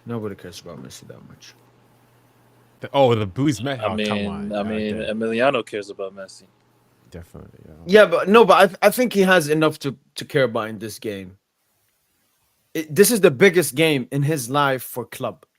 Yes, he's had bigger games, obviously with Argentina, but this is the biggest game for Aston Villa.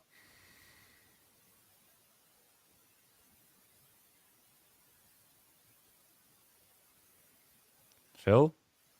Yeah, Tosin, I just seen that. Yeah, then Boo's probably told him, what the fuck you doing, man? Oh, Phil, we have an echo.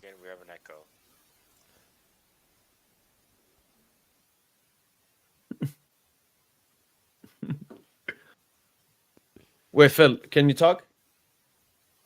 Yeah, you had an echo before. Wait, show that video again. Do it.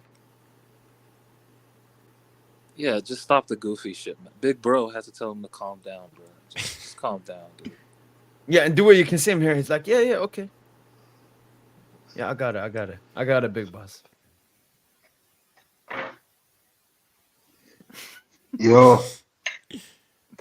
Yo, Filiano. Oh, go on, man. Just chilling. Wait, can I see that video again? I couldn't see it because I was changing the audio settings of Dewey and Dembele. And then dancing. Dewey was dancing. And then Dembele was like, yeah. Don't kill me. How was the hate watch for you?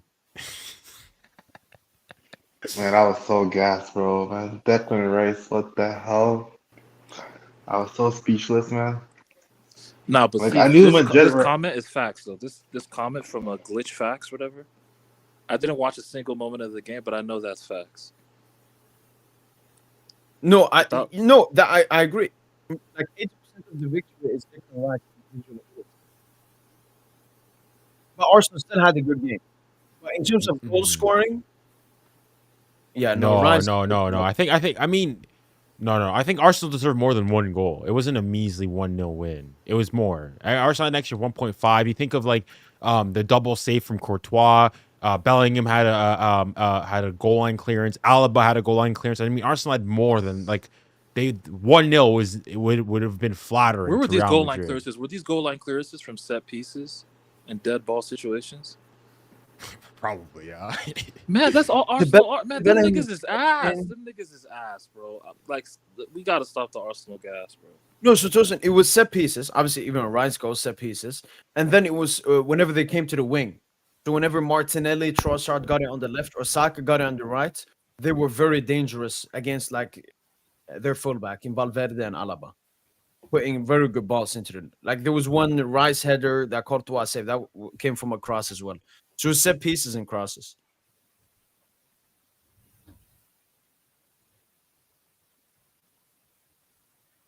Phil, what were you gonna say? Oh yeah, I'm back. No, yo, Tosin, bro. They dominated the whole game, bro. Like, yeah. I don't know why people are hating on them. Like, well, maybe not the Arsenal whole clearly, game, but they're the better team. No, they're clearly the better team. Those goal line like clearances, like they weren't from set pieces, man. They were. I remember, I think it was from open play. The one with Marino. I think the other one with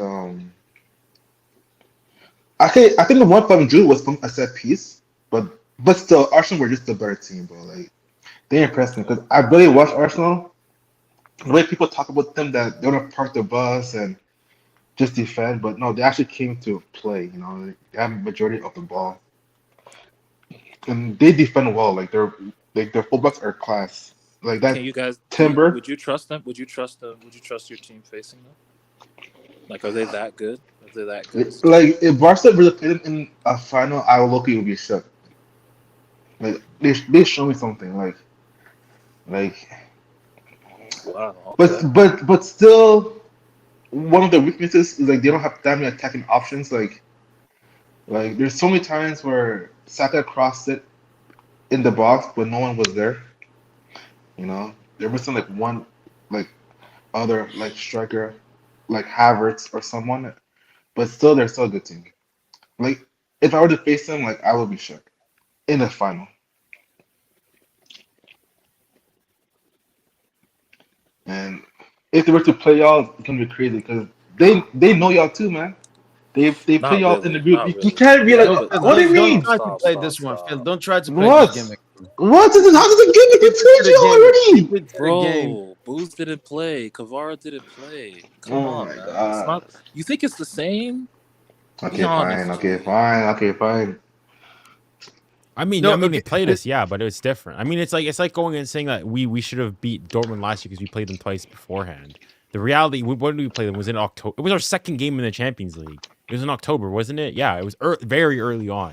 Okay, fine. But No, Phil, because I know this is what will be going on from the quarterfinals to the semi. It's not just you. Everyone will say, well, Arsenal convincingly beat PSG 2-0. How is PSG going to have any chance in this game? Actually, you know what? I want them to go and say that we're done, that we're not favorites. I just to circumnavigate them, shut them. Oh my goodness! Why I would do to beat the Arsenal. You know, either way, I'm gonna be happy in some aspects because either Real Madrid and their demonic, satanic, hocus pocus nonsense are out, or I mean, if Arsenal managed to lose this, yeah, the Mickey Mouse FC, Bottle FC moniker will never leave my lips.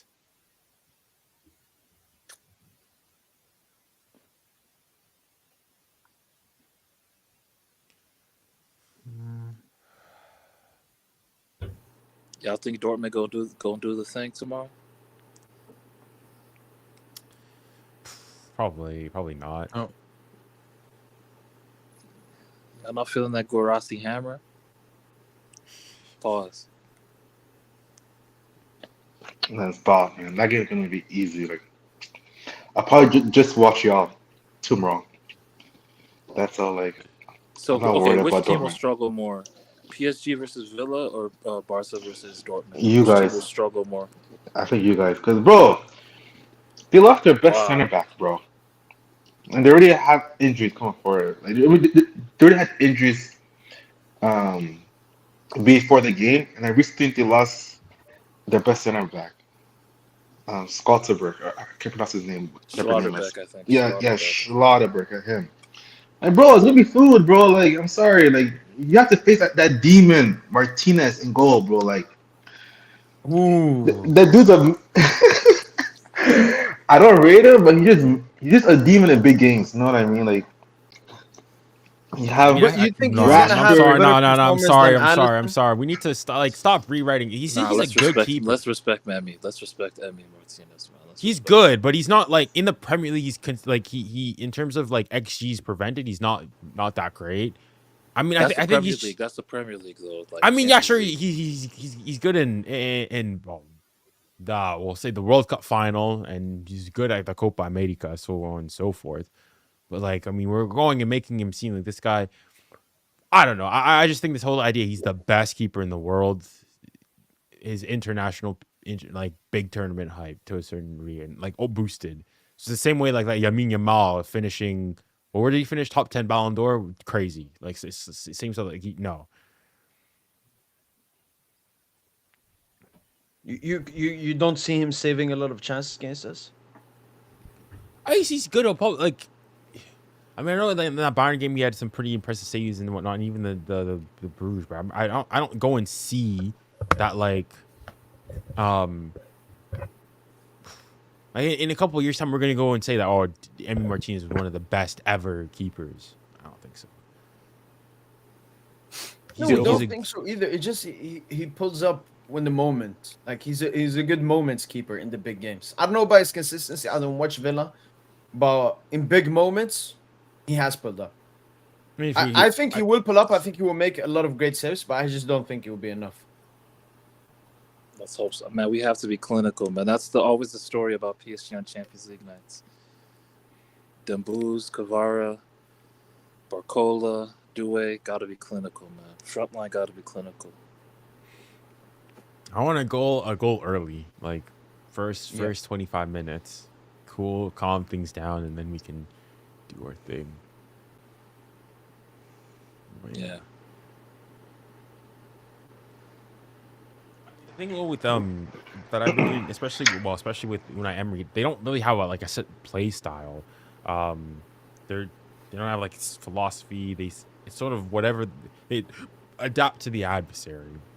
From what I've been hearing, a lot of like recent games, they're actually with the arrival of Rashford, they're actually been a bit more predictable. They always try to look for Rashford just on like to spring him, and if that's not on, they don't really have much more. And not to mention that like in the Premier League, they concede a lot of goals. So there's gonna be chances. But they've won their last seven.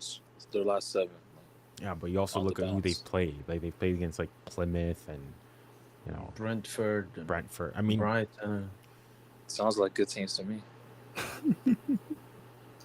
Tussen, Tussen, I understand going in with some concern, but like you're here, you're on the. You think we'll lose tomorrow?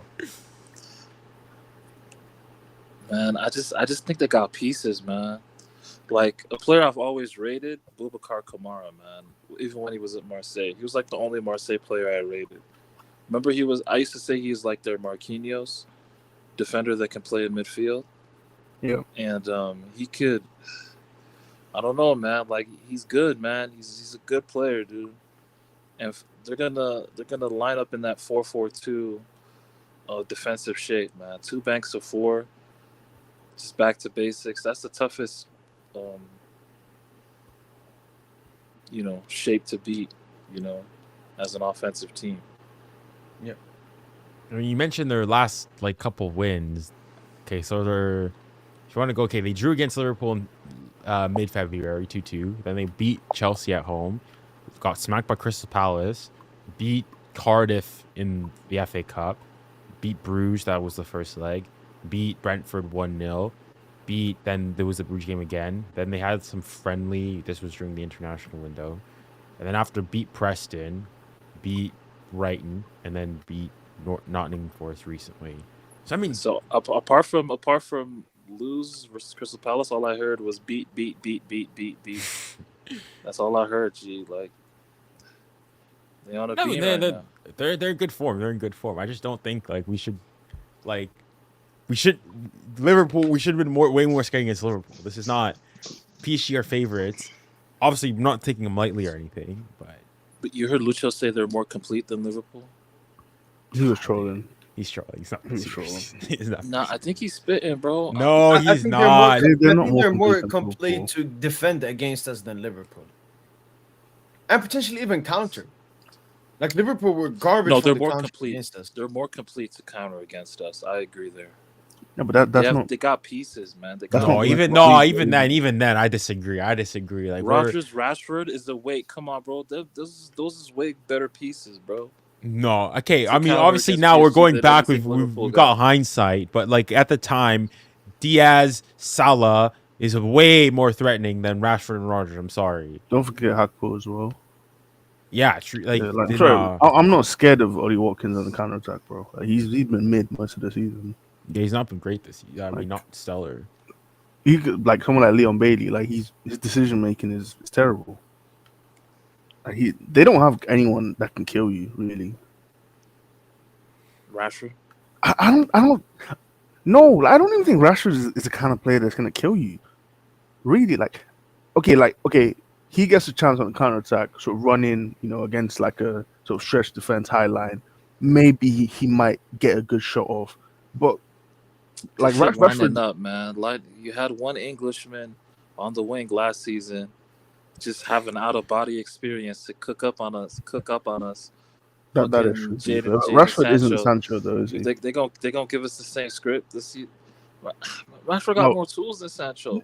He does in terms of goal scoring, but he's not gonna dribble and carry the ball the way Sancho does. You know, like Rashford. Okay, he's trying to get shots off from the edge of the box. You know, link up and interchange. But like I don't. He's been decent at Villa, but Rashford isn't a player that's scaring me. You know, like compared to some other like elite players. Like we handled Salah. He's telling me you're scared of Rashford. Come on now. Rashford Yeah, better that's than insane. Salah, bro. Oh, okay. That's not true. That's like definitely crazy. not true. Oh God, he is, bro. You're not serious. You're not serious. Yo, by the way, is Kane cooked? Like Harry with that Kane? Inter? Yeah. No, I mean, Wait, I was. I was. He'll score like 5-10 goals against mediocre Bundesliga sides, and you know he'll be fine. Like they're gonna win the league as well, so he'll get his trophy. No, they're fine. No, but I was watching the game on the side, Same. and in the 25th minute, Bayern like started the game so good. Until this moment, that's when the game turned to Inter's side. They got the goal, then it was back to Bayern. But look at this opportunity right here. Like this for me was what costed Bayern winning this game. Olisa gets here on the right hand side. Speed it up He a does bit. brilliantly. Like Olisa had a very good game. It will come. It's 4 seconds. Yeah. No, I think Because we'd the see first the defender- shot. I think we'd see the. It's better to see the shot at full speed than half speed, but it's fine. It's fine. Okay, he no, kind no, of I slides can in. do Copyright, replay on the copyright. shots. Oh, okay, yeah, Look at that. yeah. Nah, you can't miss that, G. You can't cannot miss this. Yeah, you You have to can't be miss putting this. that in. You can't miss that, dude. That's nuts. That's absolute. You can't miss that, dude. Like, Sommer wasn't even gonna save that. Yeah. In the comfort of your own stadium as well, man. Like, man. But Bayern played better though. Definitely. I mean, on the play, Inter played like I do expect them. They defended well. What they had to do, took their opportunities well.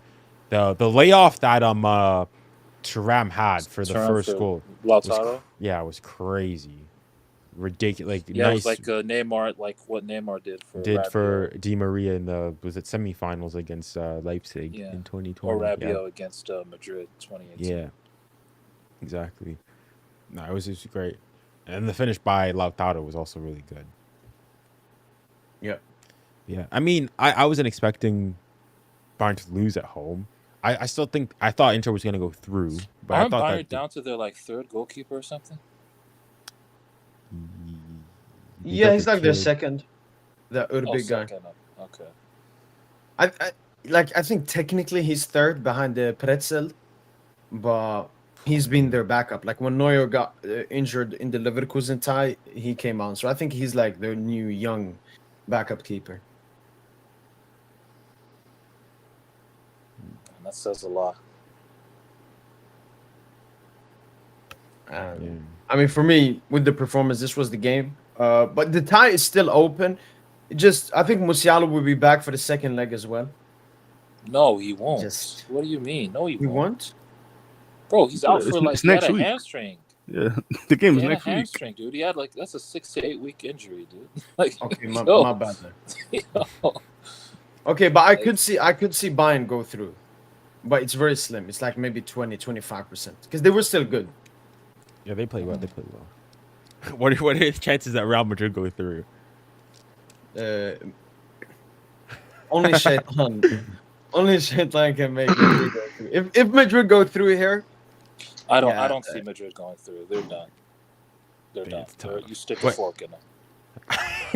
What percentage chance though? What do you think the chance of them going I'll give through? them like a 10%, 1 in 10. Yeah, 10%. I don't see. I'd say them going probably the same. 1 in 10. 3-0 is too much, dude. If it was 2-0, we can still have a discussion. But 3-0, dude, yeah, that's over. I mean, plus when you watch your team bottle of 4-0 lead, though. That's a Yeah, that game that- was a robbery. That game was a robbery, and you know it. That game was a robbery, and you know it. Hey, man, the two dudes that, the two main characters in that 6-1 ended up coming to PSG anyway. Lucho and- But Phil, you know that game was a robbery. You know it. No, I don't think so. Yeah, I think we don't even need. You know that game was a rivalry. Yo, Tomso, very good point from Tomso there, man. We gotta force those individual errors, man. Our press gotta be on point, bro. Our press that's a gotta good be point. on point, man. From From who? us tomorrow, Against Villa. us against Villa, bro. If our press is on point, they'll make mistakes. I mean, there are a team that make a lot of mistakes too. Wait, why is it back for tomorrow? Since Marquinhos is out. Beraldo, Hakimi, Beraldo, Pacho, and Mensch. yeah, Damn. Beraldo, Luigi coming in. So. Watkins is licking his lips, man. He's licking his lips. Okay, so Phil, this is L'Equipe predicted lineup. I don't expect them to know what Aston Villa are gonna do, but they have some weird stuff. They have no Asensio, no Watkins in the starting lineup. Oh, what? I mean, no Asensio is not crazy for Rashford. me. I've heard all the things that I've been listening to. A lot of them don't have Asensio starting. Yeah, Asensio's. That's what I'm saying. Like Okay. Asensio, he gonna come in and do that. He gonna come up and play cosplay Harvey Elliott. That's what he gonna do. Like, Now, if Asensio comes in, I mean, I heard recently, apparently Asensio and Enrique had like a disagreement, like public in the change rooms back in like November and whatnot, which is why Asensio's like basically been given the Colo treatment. Oh, he's gonna be on it then. He's gonna be on it tomorrow. Yes, Yeah, sir. that's the thing. I That's know, the thing I I'm know. scared. That's That's the the- thing. That yeah. if there Ooh, are Asensio things. on it. Ooh, Asensio. Asensio. Nah, we fucked up though. You don't give that nigga to a Champions League team, bro. You don't do that shit, bro. Wait, Cabrera is benched. Don't kill me. It's cap. This is it's according cap, to bro. L'Equipe. I It's don't cap. think They so. L'Equipe don't know shit.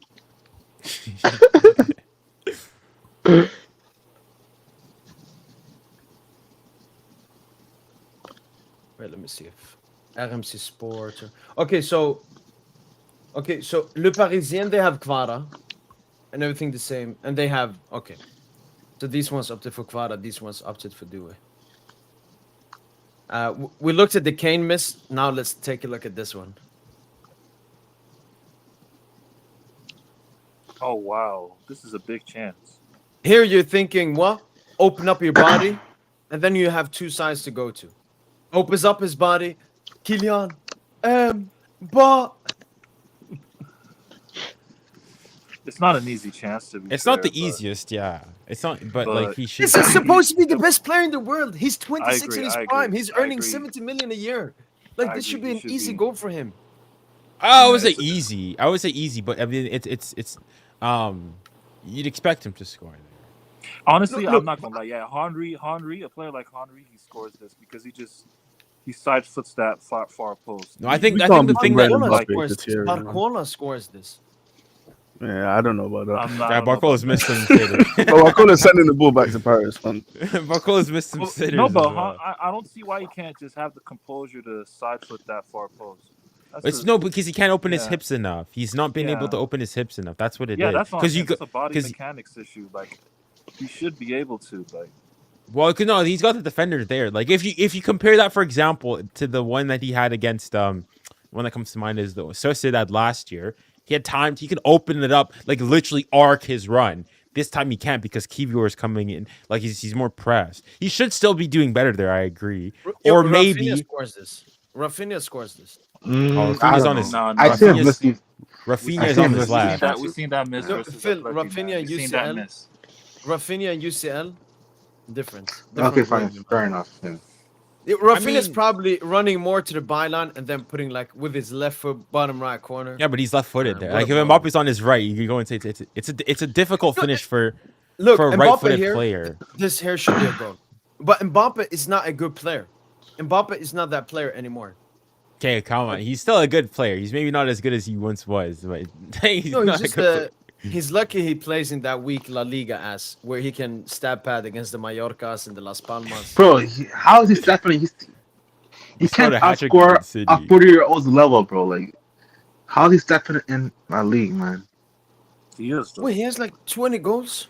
Yeah, he's got over 20 league goals. What do you mean? That's a lot to you guys. Booth has 30. Yeah, This is the post Pessi Ronaldo. No, in the era. league. All this- In the league, Yeah. Benzema has 21, I think. Mbappe has like 23 in La Liga. I know it depends for Gazy as well. Yeah, most Europeans, yeah.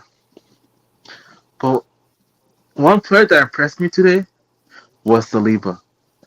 There was one sequence when, like, I think Saka accidentally gave away the ball. The Madrid were on a 2-on-1. Vinny had the ball, and Mbappe was kind of like running. Oh, is it this one? Yeah, this sequence, yeah. Great defending from him. He blocked the passing lane to Mbappe and kept himself in front of Vinny. Wait, let me see the sequence. No, but Phil, this has happened also in La Liga. Like, Vinny is so stupid from these scenarios. Like, you Okay. have to make the defender guess. No, but Nah, Saliba Vinny- does Vinny. great here. But the issue with Vinny, Phil, when you come off the left here, you need to Honestly, making the though, centre back guess between is he gonna pass, is he gonna shoot? Everyone knew here, like, okay, Vinny wants to give it to Mbappe. Now, honestly though, like the pass isn't super clear cut to make, but honestly, man, if you're Vinny, man, cook this nigga, man. Cook him. It's well defended. It's well You defended. gotta see food. You gotta man, Vinny. Bro, I swear, Mbappe low-key ruined Vinny's mojo. Last season, Vinny, like, he's not even gonna think about it. He's gonna cook the fuck out Saliba, bro. No, but it's well defended by Saliba. He's not really giving him many options. I think Vinny should have played the ball earlier, though. Like, playing it, like, there, plays him in behind. It's gives not an Mbappe easy the pass. It's not an easy pass, yeah. But there, at this point, now it's too late. This is way too late. And it's too difficult. What I would do if I was Vinny here, I would pause, take a right step as if I'm going to give it, like, go there and then to Mbappe, and then use your explosiveness and go on the left. It's This Fuck is all that, Vinny bro. from- If this is Kvara, man, he's seeing. If this is Kvara Dembouz, they seeing blood. Like, Stop it, dog. Bro, They're yeah, getting bro, Dembouz is clapped, different man. because Dembouz can go on his because you have to think They're about him. getting He's going on his right foot. Saliba's defended it really well because he's forced him to the outside. And he's if from the it's not Saliba's even point of about the view. pass. Vinny don't need to make no pass. He gotta cook, dude. Like, it's. But like, where's he gonna you go have a though? That's the defender thing. And the goalkeeper. That's Where's he it. gonna Like, go? Okay, Because if- Anywhere he pleases. If What, he's that what guy. about Vinny starts going centrally? What about Vinny starts going centrally from here? Closer to Mbappe instead of just being on the outside. Well, you got who's that Odegaard coming back? I mean, I think No, going wide is fine. It's not really I just think much of a- Vinny's a low IQ football player. I think you should have just played it earlier here. Because the thing is, though, if you go on afterwards when he's going on like basically one-on-one with Saliba, like Saliba's defending well because Vinny can't really cut inside because Odegaard's coming back, and he's gonna have to rush a shot. And if he tries to go like keep going down the line or he was the same direction he was going, he has to take it on his left. And then from Saliba's point of view, if he then goes and like smacks it top bins, you just say fair. But like, that's the thing. See, because he's right-footed, then yeah, if that's Dembele there, then it's Saliba has to defend that differently because Dembele can go either way. He can go outside and smack it with his left, or he can go shift you and again cut it back on his right. But yeah, I think that's mostly just really well defended from Saliba, and it's a difficult pass from Vinny. But I still think, Yeah, no, what I would say is that has happened in La Liga as well. Like Vinny is having those opportunities. He looks for Mbappe, that Travella. For me, the main issue with Vinny is he has to put the defender into a guessing game. But he basically shows the defender, this is exactly what I'm going to do, and you should do your best job to try to defend that Travella. Like Vinny needs to show Saliba, am I gonna go myself or Mbappe?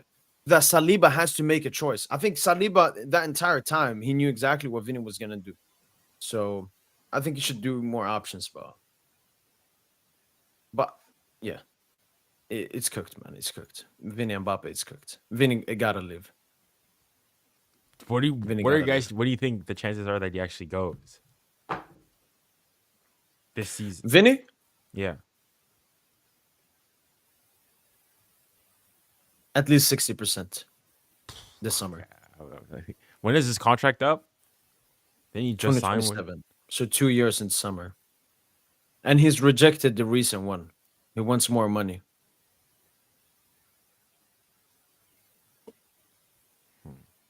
By the way, we've talked about the Campos stuff on the channel for a while, and obviously, most recently, reports that Fabrice Hawkins came out. Campos extension is stuck. A proposal has already been made. Sources assure that discussions are continuing. Other than the advisor is greedy. One thing is certain: the more time passes, the less chances there is of extending it. Obviously, Fabrice Hawkins once again confirming the stuff about money. Do you guys still think that? Because I don't believe that's the main problem or the only problem. But like, how much fucking money is he asking for? If that's the case. No idea.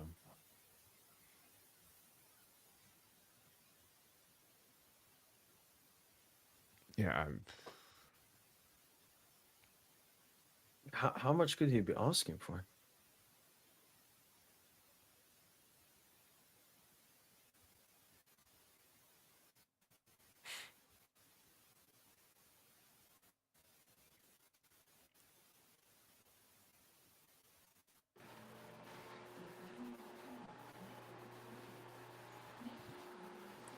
The boys in claret and blue. I know some salty Liverpool fans disguised as Villa fans. Yeah, that dude that you was fucking collabing with.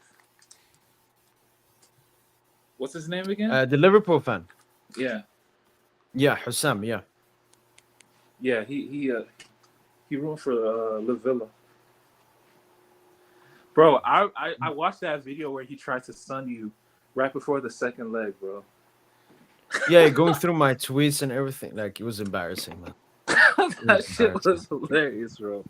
And then I actually watched like the end of the live watch along he did for the game, the second leg. Yeah. And someone in the chat asked if you gonna bring PSG back on. He's like, no.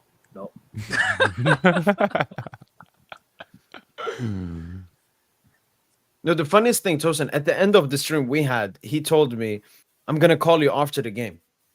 And I didn't want to answer because I knew it was just continuous of his trolling. But after the game, he didn't call me. When that says he only wanted to call me if Liverpool won to troll. Like, it felt like talking to a child, both episodes with him. But yeah, that's why I don't want to do collabs anymore. It's just a waste of No, you gotta my time. find the right dudes, man. It's No, dudes there don't is even know actually. this shit. So a Villa dude, I've reacted to his video. He looks really great. He looks really great. He even like said a reaction to me reacting to him. So he knows football and he's a great guy. I didn't do it now ahead of the first leg, but I may do it ahead of the second leg. Try to bring him on as a guest. Yeah. Yo, No, but guys, there are some. I'm gonna dip. You guys take care. Yeah, DJ prediction. 3-1 PSG. 3-1. Nah, be humble, dog. I'm doing, man. Thank you. All right, later. Take care, DJ. Wait, Tosin, my prediction is 3-1. Juno's prediction is 4-0. 4-0. My 3-1. 3-1's my prediction. 3-1. Okay, 3-1. 3-1 is the humble prediction, Tosin. What are you saying, Tosin? A tie 2-1? Nah, I'm gonna go with what Nuno said. I'm gonna go 2-2. Oh my days! When did Nuno say that, man? No. Wait. Tosin, what are the chances PSG progress? Percentage. 60. What was the chances they progressed against Liverpool? Like 50-50. So you think Aston Villa are 10% worse than Liverpool? Yeah. But that's not really a way to gauge it, to be honest, because they got more dangerous weapons on the counter. I don't even agree with that. Like, you're telling me what Rodgers, Watkins, and Rashford, and Asensio, if you want to put him in there, are more dangerous than Mohamed Salah. Yeah, Salah Luis got Diaz. exposed as a transition player. He got Okay, no, but exposed the thing, as a counter-attacking player. He couldn't match up physically with a Nuno. okay, That's not going to be the case. We're saying this now. We're rewriting history. Like going into the game, You're telling me what you're more Bro, scared historically, we've never rated Salah on this channel. I mean, you can ask him. I mean, he would corroborate.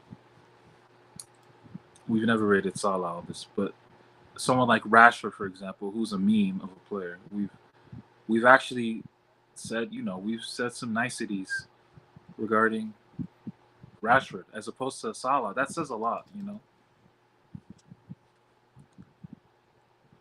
Didn't she say earlier that you think that Rashford's a better player than Salah? Low key, yeah. It's like crazy. I think if I'm a defender, I'm more scared of Rashford on a good day than Salah. Than current Salah, especially. As a defender. Yeah. Salah, I think, is better. He's more complete. Better goal scorer, better finisher. Not necessarily the best dribbler necessarily, but better IQ. Yeah. We'll see. Seeing Liverpool, they lost again over the weekend. Oh shit! Pseudo Chick says that the Villa guy just called you arrogant today. Yeah, no, I'm going through his latest live stream now to find it. But I've noticed that a lot of Villa fans, because I saw another Villa dude brought it up, they're misunderstanding me. So I'm reacting to delusional Aston Villa fans and saying that no, it's not gonna happen. But that's because of the reasonings they're saying. Like I've watched videos they have called Unai Emery a European genius. They keep bringing this up that Rashford has played PSG, Asensio is from PSG, Digne is from PSG, Kamara and Tielemans played PSG. Like that was gonna give them advantage. It was the same thing with Liverpool fans.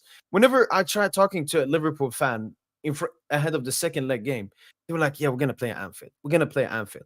Basically, using absolutely no logical facts or anything to prove their arguments why they're gonna go through. Oh, it's Anfield. No, you have to say, why do you think? Oh, maybe Slot saw how much Nuno Mendes pushed up. He will find a runner in behind, which will make this, that. You have to give a reasoning on your opinion. And I feel majority of the opinions from the Villa fans, from Liverpool fans last time, it's just bias. League N is a farmers league. PSG have no Champions League. We finished 15th in the group stage. There's still some Villa fans bringing that up, that they finished in top 8 and we didn't. That automatically makes them better. But yeah, we'll see. We'll see who's arrogant and who's right. That's what I don't want. I just don't want karma.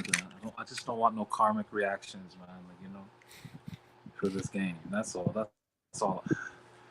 But Tucson, when you're saying 2-2, do you think it will be similar to the Liverpool game where PSG played a great performance, but we don't get the favorable result? Or do you think it's going to be a 2-2 game? They will not outplay us, They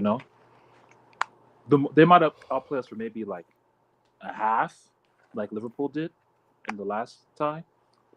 Yeah. Maybe just one half. But yeah, overall, of the globality of everything, they're not going to outplay us.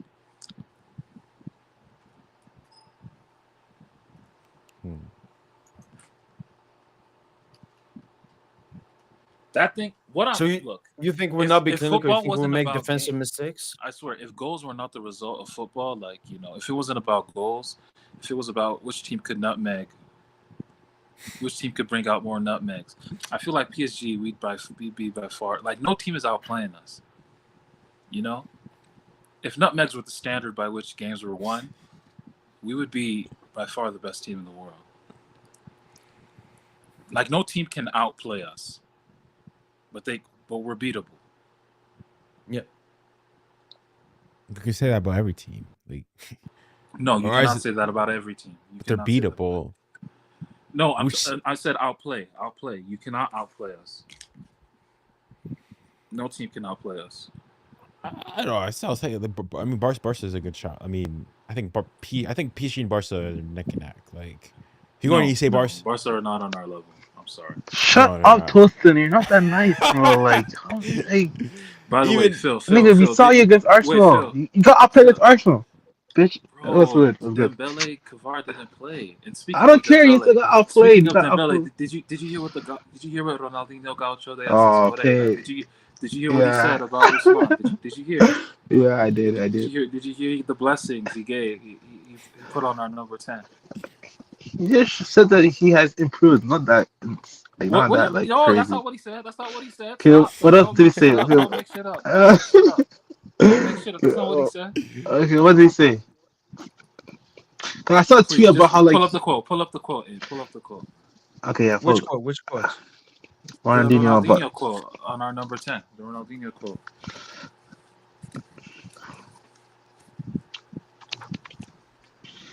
He's not saying that about Rafinha. He's not saying that about Vinicius.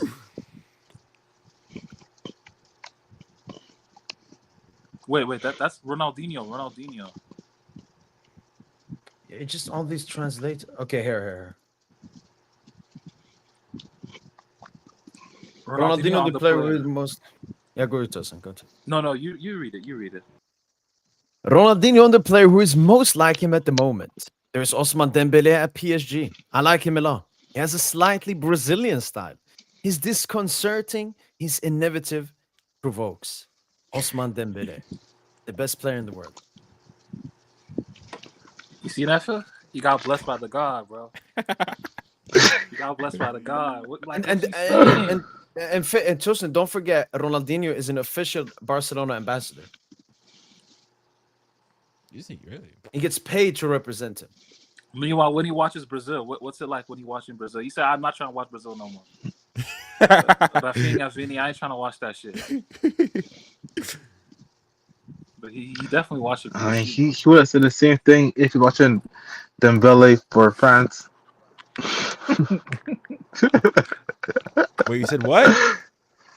I think he would have said the same But he's thing not French, if he so was there's watching Dembele for France. But he's not French, so that don't really make sense. I know, so yeah, Dembele got lucky there. Just hold it, man. Yeah, I'm just watching the Arsenal highlights, man. Marino's goal was insane. That finish was in. How are it's you a good. midfielder as Stop, Junior? That was insane finish, bro. Especially on not Thibaut, insane, not insane. It's a good bro, finish. one touch, like what the fuck? It's a good finish. Calm down with Oh insane. my Nah, god. he So, had no okay. backlash. It's a good goal. It's a good. It's a good goal. It's a good goal, but it's not winning any goals of the month or anything. So like it's the worst goal that was scored in that game. Bro, you were gassing Dembele's goal against Liverpool, bro. Just stop, Junior. When was I gassing it? Let's show it. Right. No, it was a great finish, bro. Yeah, it's a good Especially finish, for a but midfielder, like damn. yeah, but you're going and making it seem as though this is like Champions League goal of the season contender. Oh, you see Neymar predicting Barca to win UCL, paying bro. Like PSG fans, bro. I'm gonna just give y'all a medal, bro. Stop repping that nigga, man. That nigga is snake. Oh shit! Like Ney is snake. Oh shit! Like, I'm just gonna keep it a bean, bro. That nigga is a snake, bro. Oh Let's shit! keep it a bean, bro. I'm not. Fuck that. He is snake, respect bro. Neymar. Respect Mbappe. Neymar. It's like, fuck that respect shit, bro. Respect. We know who Neymar is, but it's just, man, this nigga is snake, bro.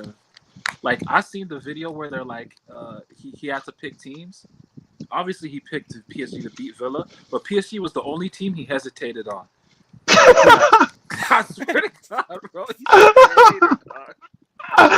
He's such a hater, bro. Please, man. Like, y'all gotta stop this shit, man. This Ney shit, man. I'm done. I'm done with it, bro. No, I gotta respect Neymar. Nah, fuck all that. Fuck all that. Fuck all that. Had his prime at PSG. Unfortunate the way it ended. Nah, they be playing with us, man. He be playing with. I don't fuck with that, bro. And he's like, okay, if he be playing with us, fine. But just don't be dick riding Barca. Like, oh my God, he be. What did he say about Barca? He be on the dick, like with Barca, bro. I mean, he predicted them to win the Champions League. Like, that's not. You know those blind rankings. You know those blind rankings you do. He did one with a friend like a couple months ago. Yeah. He had Barca number 1, PSG at like 8th or 7th. Ugh, he's just so gross, man.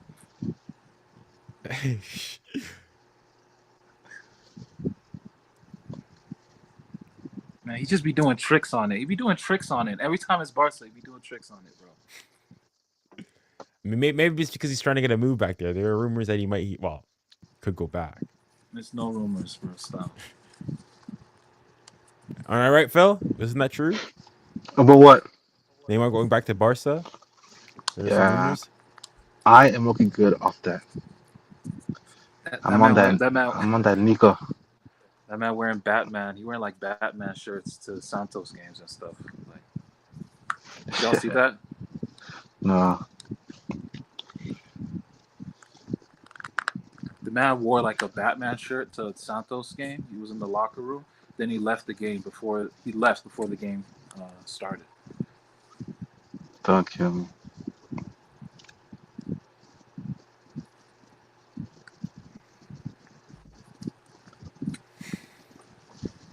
Nah, fuck that shit, man. Man, that hate watcher still has me gassed. I know Slime is lucky because the way he tweets, I know he lucky like reps Real Madrid, you know? Gasses Madrid, gasses Jude Bellingham, Who does Slime gasses even support? Mbappe. Who does he support? Real Madrid, Neymar. lucky. Neymar and Real Madrid. I sneakily saw him like one of my posts, Phil. But what? It was this one. I always hated when Mbappe put on the biggest disaster classes for us, but never got cooked. And he's always Mbappe needs to find a better team. But now that he's in Madrid, he can't run away anymore. But obviously, Slime hate. I don't know. He hates like PSG Mbappe, but he likes Madrid Mbappe. Exactly. Yeah, that makes sense. Yeah. Because Madrid got all the stars, bro. That's all it is. Star fucker, man. Do you guys think that Ancelotti's job was on the line? Yeah. Yeah. Probably. There is a clip of Jude Bellingham and like Ancelotti. Like they look like they were not on the same page about something. So he might have lost the dressing room, you know. I doubt it. I don't think No, I don't. Ancelotti loses dressing rooms. No, I Yeah. won't go that far. Yeah. But Madrid will definitely be going a different direction. They'll definitely sack him, especially if he goes trophyless this season, which I think is going to happen. I mean, of the major trophies, of the big three, you mean?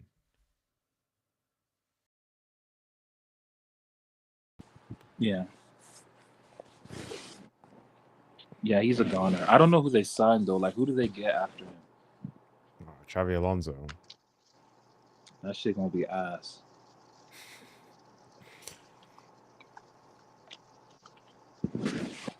Or I guess, bring back Zidane again. Yup, that's a good point. That's a very I think they're gonna go back to Zidane. I think they're gonna pivot back to Zidane. I think Yeah, I saw Zidane some coaches reports Madrid about that again. as well. Yeah, I think Zidane goes back to Madrid. I'm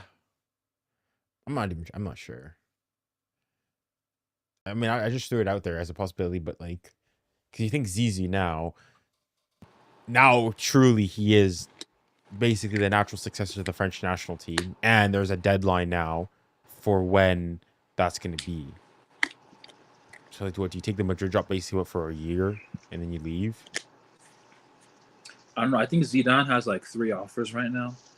He has one from Juve, one from Madrid, and one from the Brazilian national team. Brazilian national. Wait, you didn't mention I don't France, or you mean France like in France, 1 year? France don't have an offer. There's no offer sheet right now from the French national team. Like, Deschamps is still hogging that job. So, well, the thing is, Deschamps, he said it like the World Cup was his final tournament, so he's leaving. So you think he could always change his mind if they win. He said he's done. He said he's done regardless.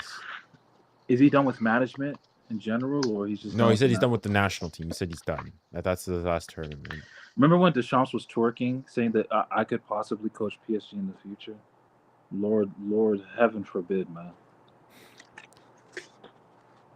I mean, tactic. I think he's been away from the club game too long. Like, I mean, we talk about Lucha. Lucha was away for a bit, but you think Yeah, he hasn't coached the club side since what, Juve in the early 2010s.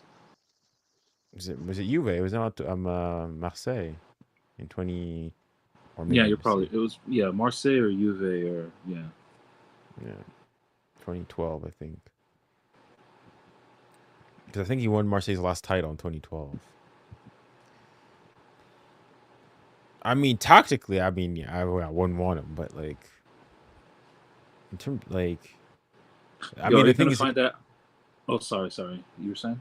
No, I was just saying that, like, I'm not sure how it'd be received by the fans though, because on the like, he's never gone and like said, well, has been a manager for the French national team, like never badmouthed PSG in any respects.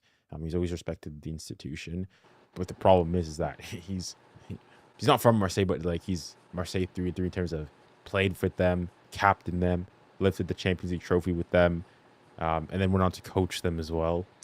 So, man, Zidane really ducked that PSG job, man. Thank God for Lucha. Wait, Joseph, you're gonna say something before? Yeah, I thought, are you gonna pivot to that Aston Villa video?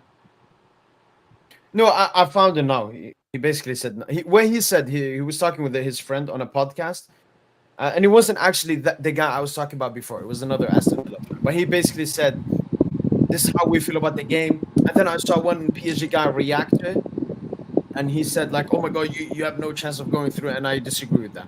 I also saw he put me in like his TikTok video, but he just mentions me for 1 second and then he goes away. Oh, they got you. They got you in the bookmarks, man. They got you in the bookmarks. Oh, for sure. They got you in the bookmarks folder, bro. Like, No, but that's what it takes to represent the team. You're there for the L's and you're there for the dubs. So this won't be the first time.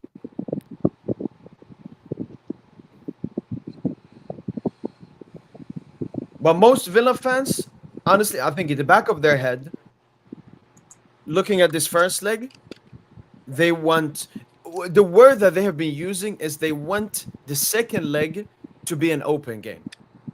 Like the game hasn't been decided yet. So obviously the best thing they would want is a narrow, like a 2-1 win. Then they would take a draw, obviously, but they would also take a narrow, like a 1-0 defeat because they would be confident at Villa Park. I think they haven't lost there in 7 months. So they have somewhat of the Liverpool gimmick coming in, walking away with a favorable result, and then taking a Villa Park. My prediction is a 3-1 victory to PSG. So a 2-goal scoreline. I'm gonna say 2-2. I'm 3-1. I mean, we all predicted 4 goals on the night. So. No, Tosin, DJ predicted 3-1. Junior 3-1. I'm 3-1. PSG Dreamer predicted 3-0. You're the only one playing the humble gimmick here. I mean, even like 3-1's not is like you're not saying you're smacked. 2-2 not even a bad result. Because we can win. No, it is a bad. No, it's a what bad that result, would mean it's another, What? because you have to add in the Liverpool game, Tosin. That means it's the second game at the row, a game where we should have smacked the opponent, taken a favorable result to the second leg, and we failed to do that. Yeah. So If I you said take like we can win at Villa Liverpool game. Park. we can. No, we true, can. 2-1 at Villa Park. We can win 2-1 at Villa Park. Yeah, but you saw how much we had to fight at Anfield to go through. I don't want us to have to fight at Villa Park. I want us to go there with a 2-goal lead, and then we know what we have to do in that game. I don't want it to be every single chance. I'm sitting like this corner kick. I'm scared. It's Villa. They're also good from set pieces as well. I get it. You don't want a tight asshole during the second leg. But sometimes that's just Champions League. That's just Champions League. I know, Tosin. If it happens, I will accept it. But I know what you're doing, Tosin. What you're doing is you don't want to predict a defeat because if the worst thing happens and we draw the game, you will not be mad. So you're going in with low expectations, which means there's a low percentage of disappointment and a high percentage of You know what? 2-1. dopamine. 2-1 Villa. Okay.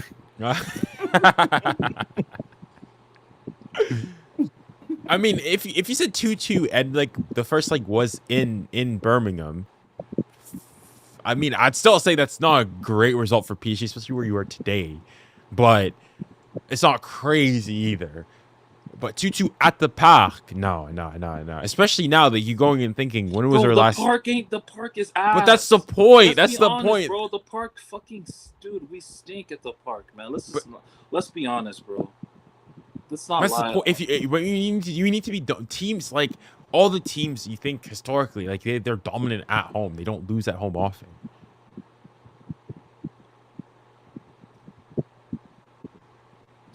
Wait, I'm just checking the chat.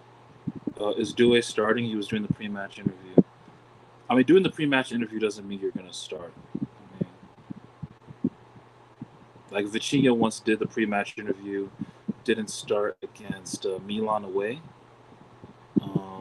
Dembele once did a pre-match interview before City this season, didn't start. So doesn't necessarily mean you're gonna start. But I mean, just on merit, Due should definitely start.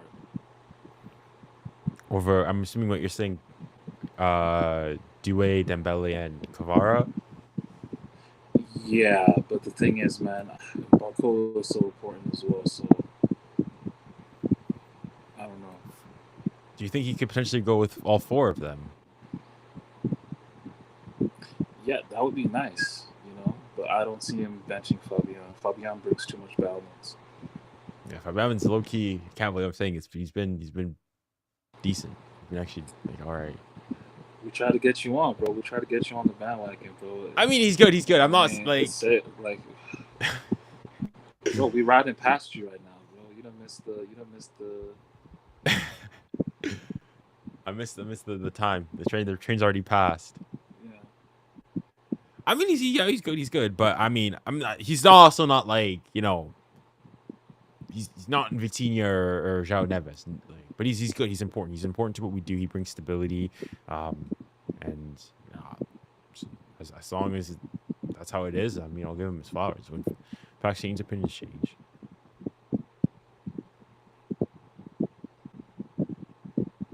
Wait, I want to show you guys both. What was the game Inter Vitinha goals. was benched? People said Vitinha started both games for them. Okay, yeah, I know he was benched for one game though that we didn't play well in. I think Okay, it was so Newcastle away. It was Newcastle away. It was I watched that before game over again. Oh, yeah. God. Yeah, so Vitinha did the pre-match for that before that game. I remember he did the pre-match, and he didn't start despite doing the pre-match. Juno, you've seen the goals, right? Yep. So, Tosin, I wanted to show you the goals as well if you haven't seen them, because Inter, from the counter, are so good. This is exactly when Bayern got back the lead. This isn't even a And counter. Inter- This is. Yeah, it's not really just counter. this is just A fast break, how an they on-man rush. build up. Yeah, a build up to transition moment. Oh man. And then I'm gonna find their first goal. That was even. Wait. Go back though. How are Bayern so open? No, so Tosin, Inter scored early, like in the middle of the first half. Then Bayern were just pushing until the 85th minute. They got a goal. And then, Tosin, when you're loose in your head, it's like Brazil, Croatia. Yeah, okay. And then bomb. But no, because Inter, Tosin, the entire game were sitting back, absorbing pressure, absorbing constant crosses, and then were deadly from the counter attack. Like Bayern would play extremely high line. Okay, here's the Martinez goal. Oh wow, okay. Long ball. Sommer long ball. Martinez and Kim. Kim is so fucking bad, man. Kim Can't even loses win the a header aerial over duel to Martinez. Lautaro. Thuram drops it down. Then bomb. Quality from Lautaro keeps it ticking. Oh, Ooh, is that Bastoni Bastoni? I missed that. Yeah. Augusto puts it in. Look at Thuram here, Tosin. Benzema-esque. Bomb. Yeah, that's quality. That's bomb. a finish. Ooh, That's that a finish. is That's a nutty. finish. Yeah, outside the that finish boots. is nutty. Yo, that finish is nutty. Yo, I said if Inter are gonna go through, Lautaro has to show up, bro. I mean, apart from this finish, I think he had like another, not the best performance, but a huge goal, man. But this from Thuram. Yeah, that's an insane layoff. You think he should start for France over Mbappe? No. He Oh. never will. He never will. He could Uh, start it with them, but he's not starting. He's not starting. I mean, he could He's just been- create space for players. no, underneath Mbappe him, has you know? like 2 goals in his last 13 France games. Like, Well, Thuram's got like 2 goals period for France, something like that. So. yeah, but if you start Thuram in the last 13, I think you have more. I think Mbappe, if he didn't have like his performances and goal scoring, it can definitely be questioned of if he should still start for the French national team for the moment. He's not. Because you have to deserve start. You can't start because of what you did in 2022 or. I mean, he's still. 2018. I mean, you go and you look on this season. He's still like. It's not him and Dembele are top 2 has the most goals in 2025. At least going into that first break. I'm not maybe thinks if maybe Mbappe's fallen out of there. One of them like, is stat padding, the other isn't. So. Yeah, exactly. That's the issue. Like Mbappe is stat padding this season. I mean, yes, I mean, you also go see he score. I mean, when Dembele goes and scores a hat trick against Brest in that on that curved pitch. Bro, Brest Yeah, was but he like does it 3-4 against months ago. everyone. He does it against Dunkirk. He does it against Brest. He does it against Stuttgart, against City, against Liverpool. He does it against the garbage teams. Even I looked at like the league table. I think Dembele has nearly scored against every single team in Ligue 1 this season. Scored against Marseille. Scored against Monaco. Scored against. Didn't play against Strasbourg. Scored against Lyon. He played versus Nice. Didn't score. Scored versus. Did he score versus? Scored versus Lille. Scored versus Brest. Arsenal. Yeah, Yes, scored against Arsenal. Auxerre, no. Toulouse, no. Rennes, yes. Because that was the first Lyon- game of the season, wasn't it? No, Auxerre, first no. game of Auxerre was season the La beginning Havre. when we became good. Yeah. Who's our first game of the season? November. Chosen said it. Le Havre. Oh yeah. He's because I remember he scored against. I mean, I just think So no, that for Mbappe, it just he picks and chooses. That's the issue. Like he's had too many big game, like disaster classes this season. you also say that he scored a hat trick against City. Yeah, the biggest Fugazi thing ever, man. I mean, listen, Because we it's can't- an we can't anomaly. just- That's an anomaly. Like if you look at all No, of his man, Champions his- League games but, this man, season, they- he's been asked in UCL this Bro, season. Apart from the City second leg. Bro, that Manchester City hat trick, man. Everybody was doing tricks on it, bro.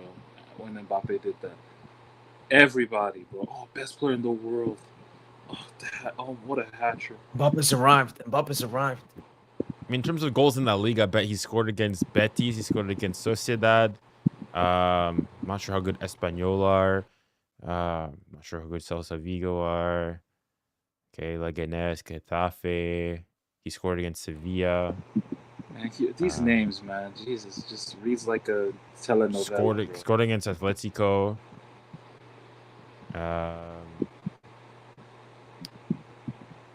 No, and Get it, Tosin, man. You after love the City Mbappe. game, and after the City game, Tosin, Mbappe also said the adaptation period is over. now it's back to adaptation period. I mean, he's been good in the second half of the season. He scored. I mean, to Villarreal, he scored a brace. Then that was the game where they were like gassed after. Honestly, guys, I'm really seeing an upset. There's gonna be an upset in one of the games tomorrow. It's gonna be either our Let game it be or the Barca. Let it be the Dortmund game. Let it be the Dortmund But game. we've I already just had see like it. 2 upsets today, Tosin. You think it's gonna be 3 out of 4 upsets this knockout? Honestly, dude, I can see it, dude. It's not gonna be a normal Champions League match day tomorrow.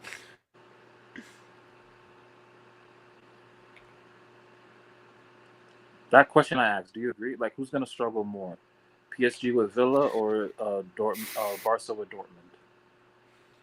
I think Villa are a better team than Dortmund, but Dortmund have UCL experience.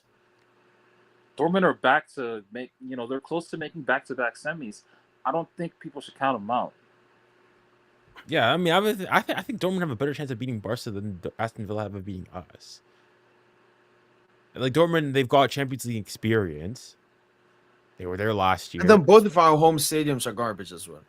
Both Mondjokic and Park. Like Dortmund and Villa can win at those stadiums.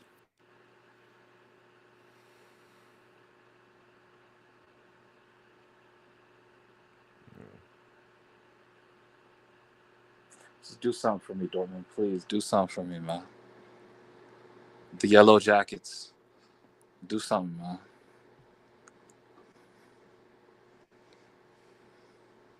All right, I think I'm gonna have to call it a night. I've got work to get on to school Yep. work, so call Pleasure it a having you day. out, Junior. We know your Yeah. prediction 31.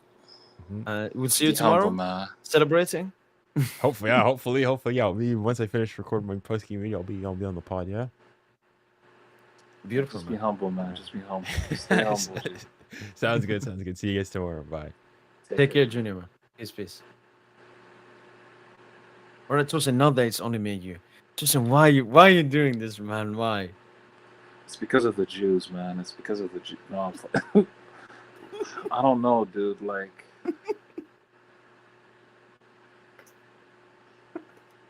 Wait, but it is an actual feeling, right? yeah, I just hate the Champions League, dude.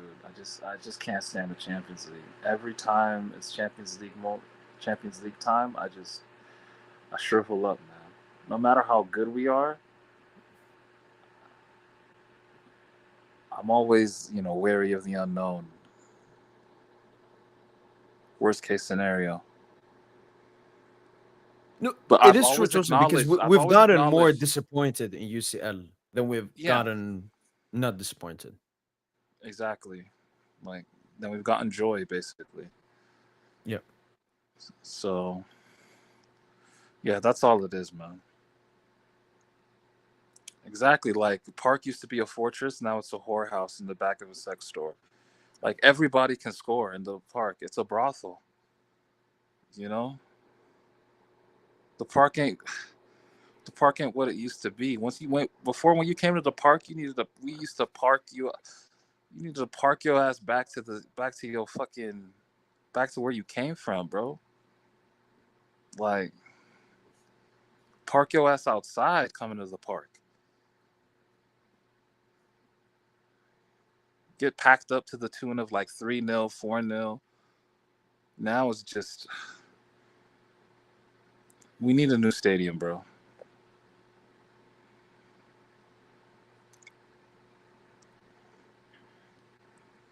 We need a new stadium.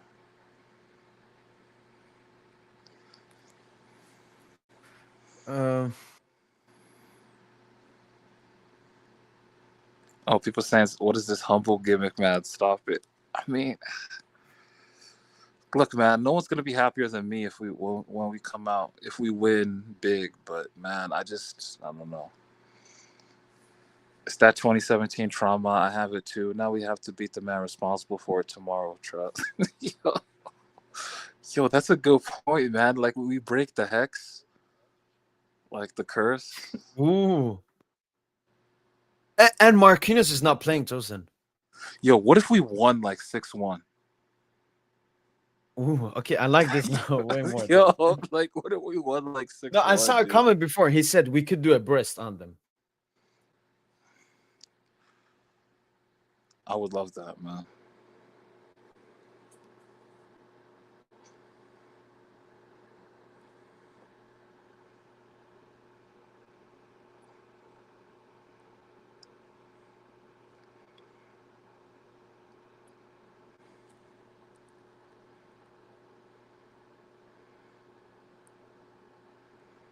It's PSG's game to lose. Villa have nothing to lose. We've already achieved greatness by... Oh, you're a Villa fan. Okay.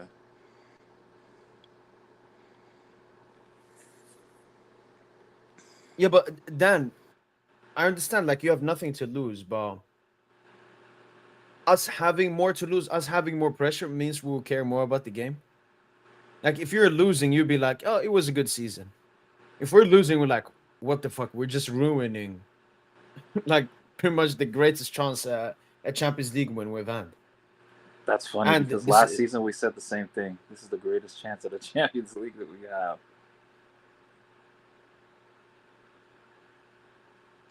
I feel like every year we're going to have a great chance because our teams are just...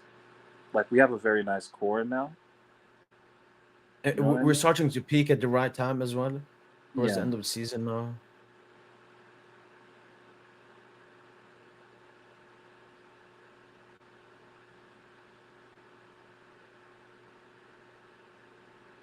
We win Ronald 4-1 Reagan. home, 3-1 away.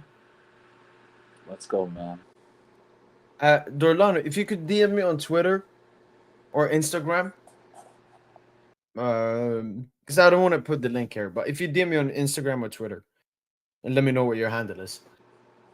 But just what you said about like 6-1, I could see that if we're super clinical. Because that's what we were versus Brest, super clinical. But I don't think we'll be super clinical tomorrow.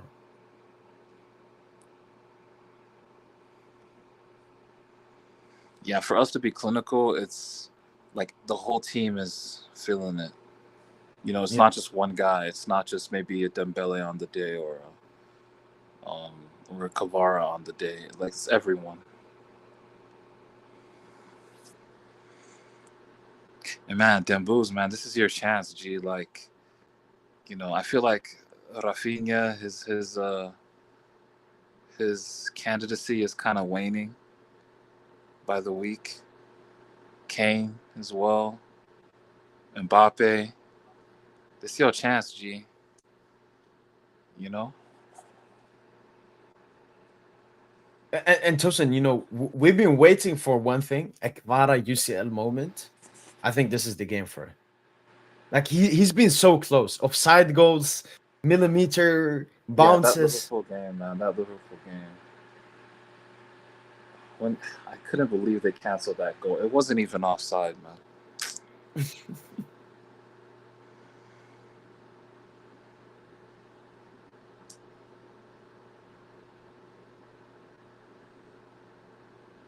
Yeah, Kvara, Booze. Man, it's just Due or Barcola. That's really the question. Due or Barcola. Because he's not going to play all three. So if it was up to you, Due or Barcola, what are you doing? You're just going to play Barcola and bring on Due? I think I would keep it simple. Same lineup we played versus Liverpool twice, and then do it to change the game. The question then is, if we go, let's say we go to the Champions League final, so both Villa games, both semi-final, will Due never start Tosin, even if he scores a hat-trick in the league? I think Lucha would just keep it the same.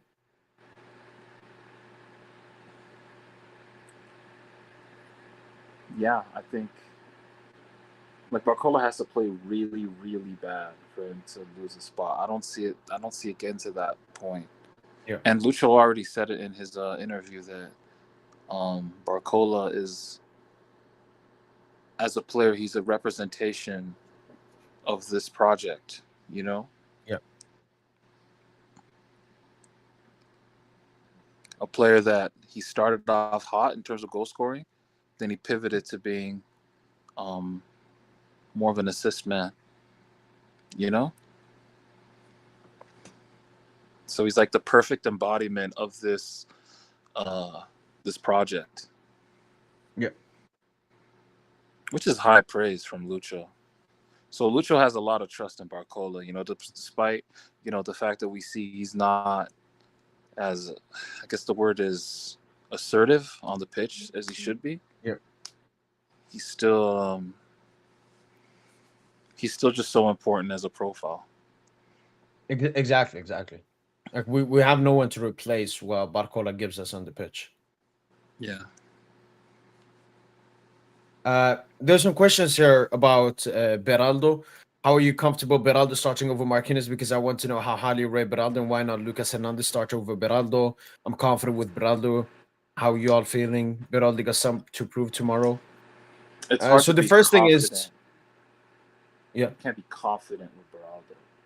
I mean, just look at all our losses, our recent losses in like last season, particularly last season. I mean,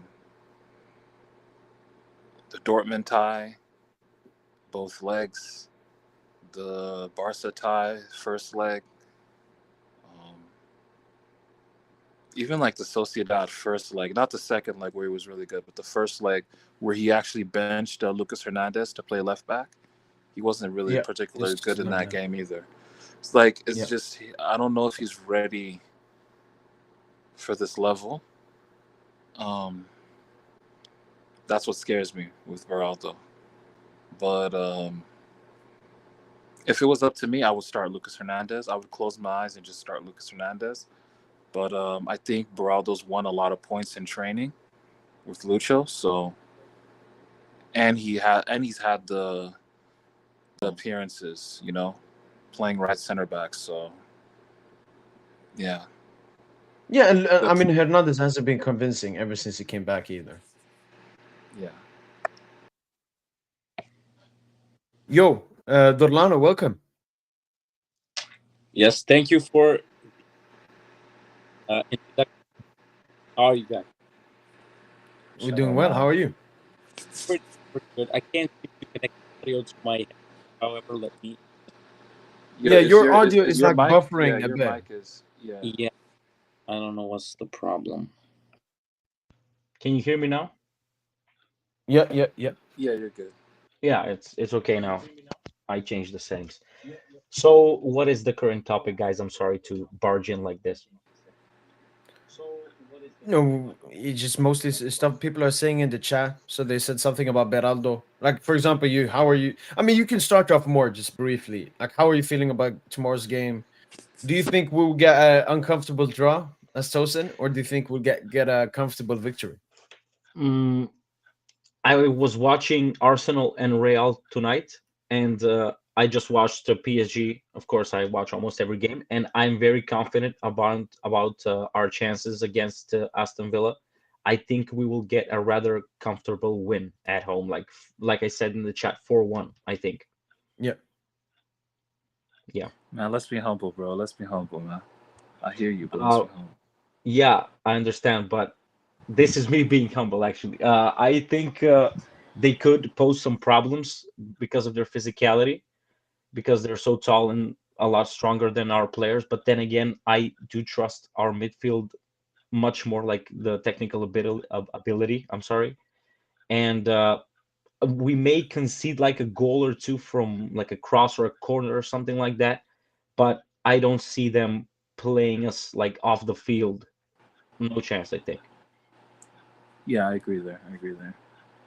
What if we just were missing chances? What if we're not being clinical on the night? What if it's like Liverpool first leg part 2? It could be, but this might be just the ego talking. But I don't think that'll happen. I don't know.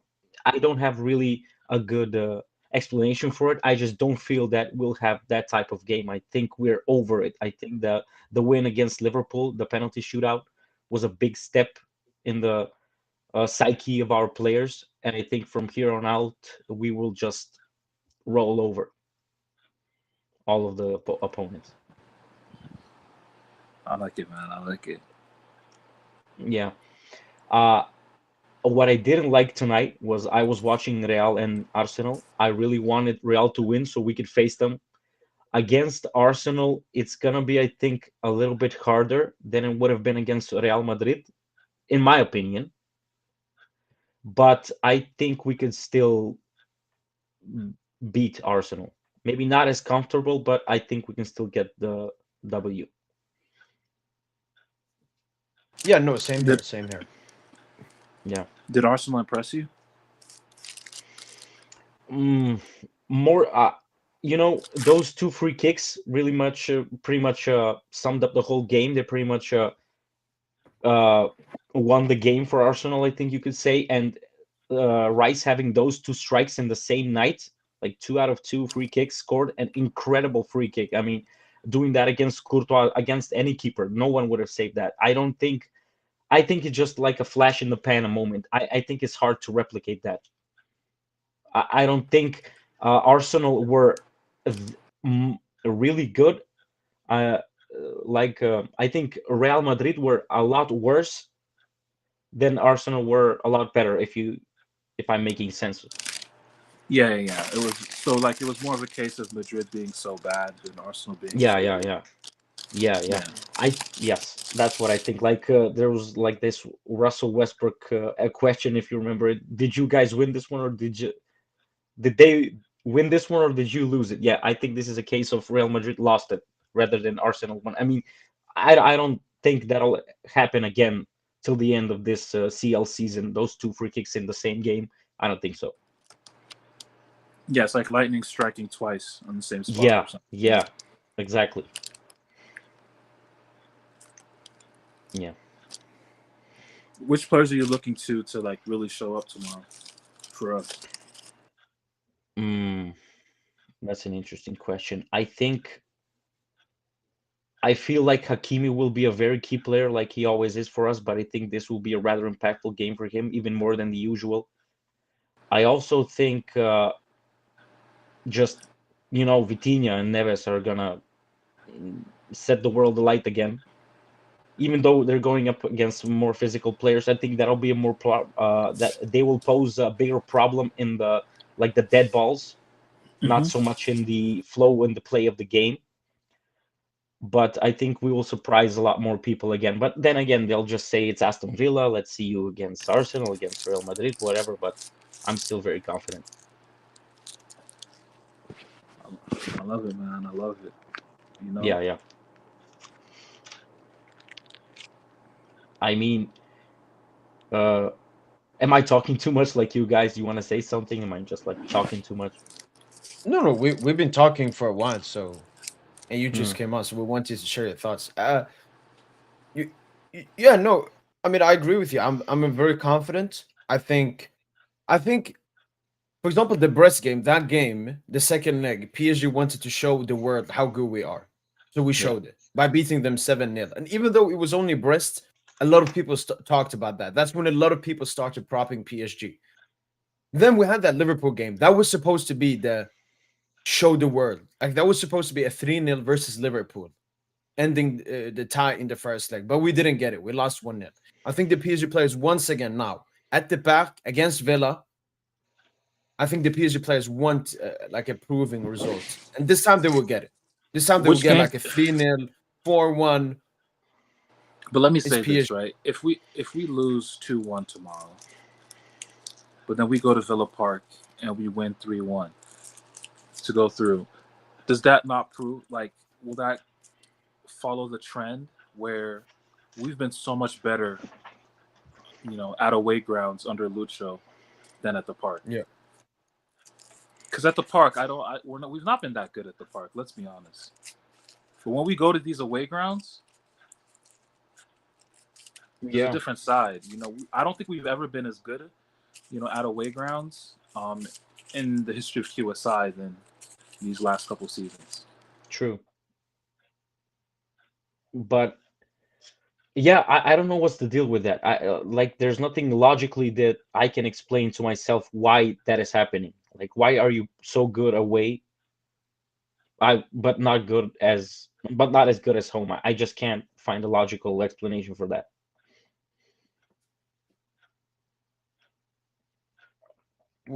Wait, say that again? I don't know what's the reason for that. I agree. Yes, we're very good at home and away. Oh, But what is the reason that we are better away? And this has been consistent throughout the whole season. I just can't find an explanation why we're better at away than home. okay, so this is a strategy the Mongolian Empire used to do. So when they were fighting the Russians, the Russian prince, sometimes the Russian prince, they were fighting for their life. So what the Russians did, they opened up a door. So the Russians started fleeing, and then they killed them while they were fleeing. What that is meant to talk about is the mentality. When you are fighting with the back against your wall, you're fighting way harder. I think when we're at the Parc des Princes, the players are comfortable. They're at home. The fans are there. So they become a bit too comfortable. Whilst when they're away, they're more focused. They're more hungry. They want to win more and so on. I think that's what I think at the Parc, they're too comfortable. They may be a bit arrogant as well. But when they go away, they know like we have to put up a 10 out of 10. At the Parc, Okay, so they're like, oh, a 7 out of 10, we can beat Villa. It shouldn't be that hard. But I think away, they actually go to war. So away, we're like the Russians, basically. Yeah, when we're at the Parc, yeah. If it's like, I think our players are maybe a bit too arrogant when they're at the Parc. That's when they do some stuff maybe they wouldn't do in away legs and so on. It's too comfortable. I agree with you. However, I think they learned their lesson from the Liverpool match. and I think like they will be going very hard at home and even harder at away. I don't know. That's Yeah. just my feeling. We'll see tomorrow. The thing is, my thing, I think the Liverpool game, you know how you said Declan Rice, that would never happen again? 2 free kicks in one game. That's how I feel the Liverpool game was. If that game is played a billion more times, we're winning every single one. Yeah, But we I didn't agree. manage to get a goal with all the chances we had. That Kvara was a minuscule offside, that they got a goal at the end. If It I'm was an being anomaly. completely honest, that first Liverpool game pissed me off much more than even the 6-1 battering of Barcelona. I think, yeah, there was a little bit of helping for Barcelona with the referee, but we deserved that loss much more than we did this one.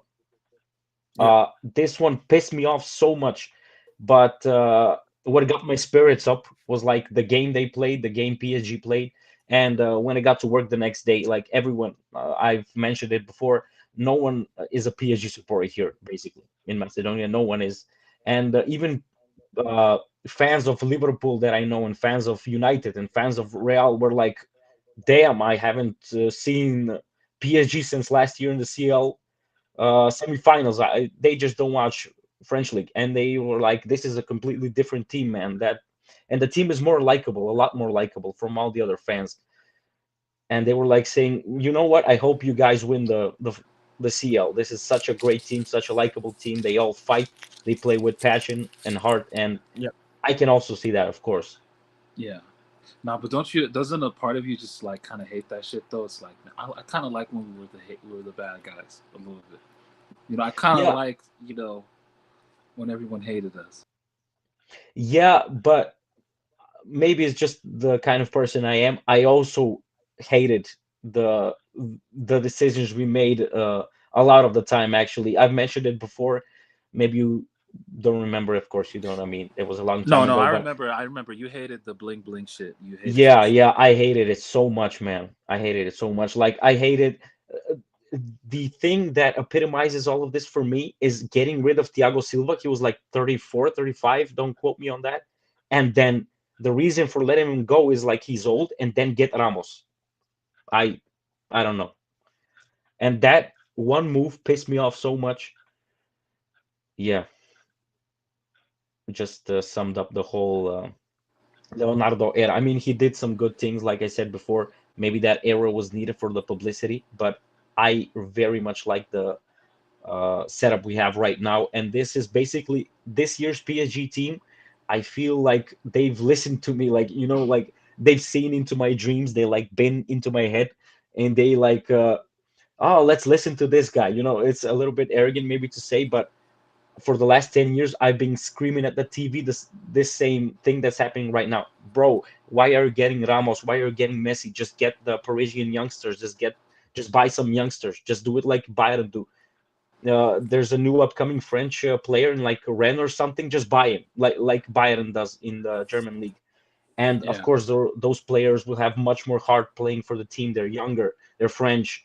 They will have much more to prove. They're playing with the heart, not just like older, almost retired guys just getting the bag and getting a few trophies. And I feel like all of my dreams, all of my PSG mad career modes, like after we lose a CL match, I like go to the career mode and like sell the whole fucking squad and get the young guys. And basically that's what they've done. And I very much agree with this current PSG that we have, and I like it so much.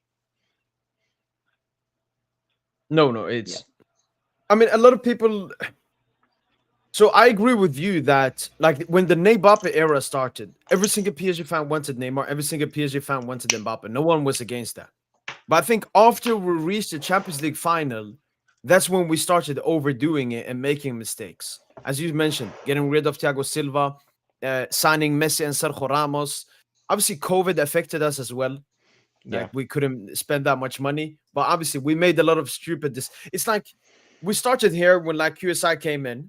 We went up and up and up and up and up until we reached the Champions League final. Then we went down, down, down, down, down, down, down until I would say last season.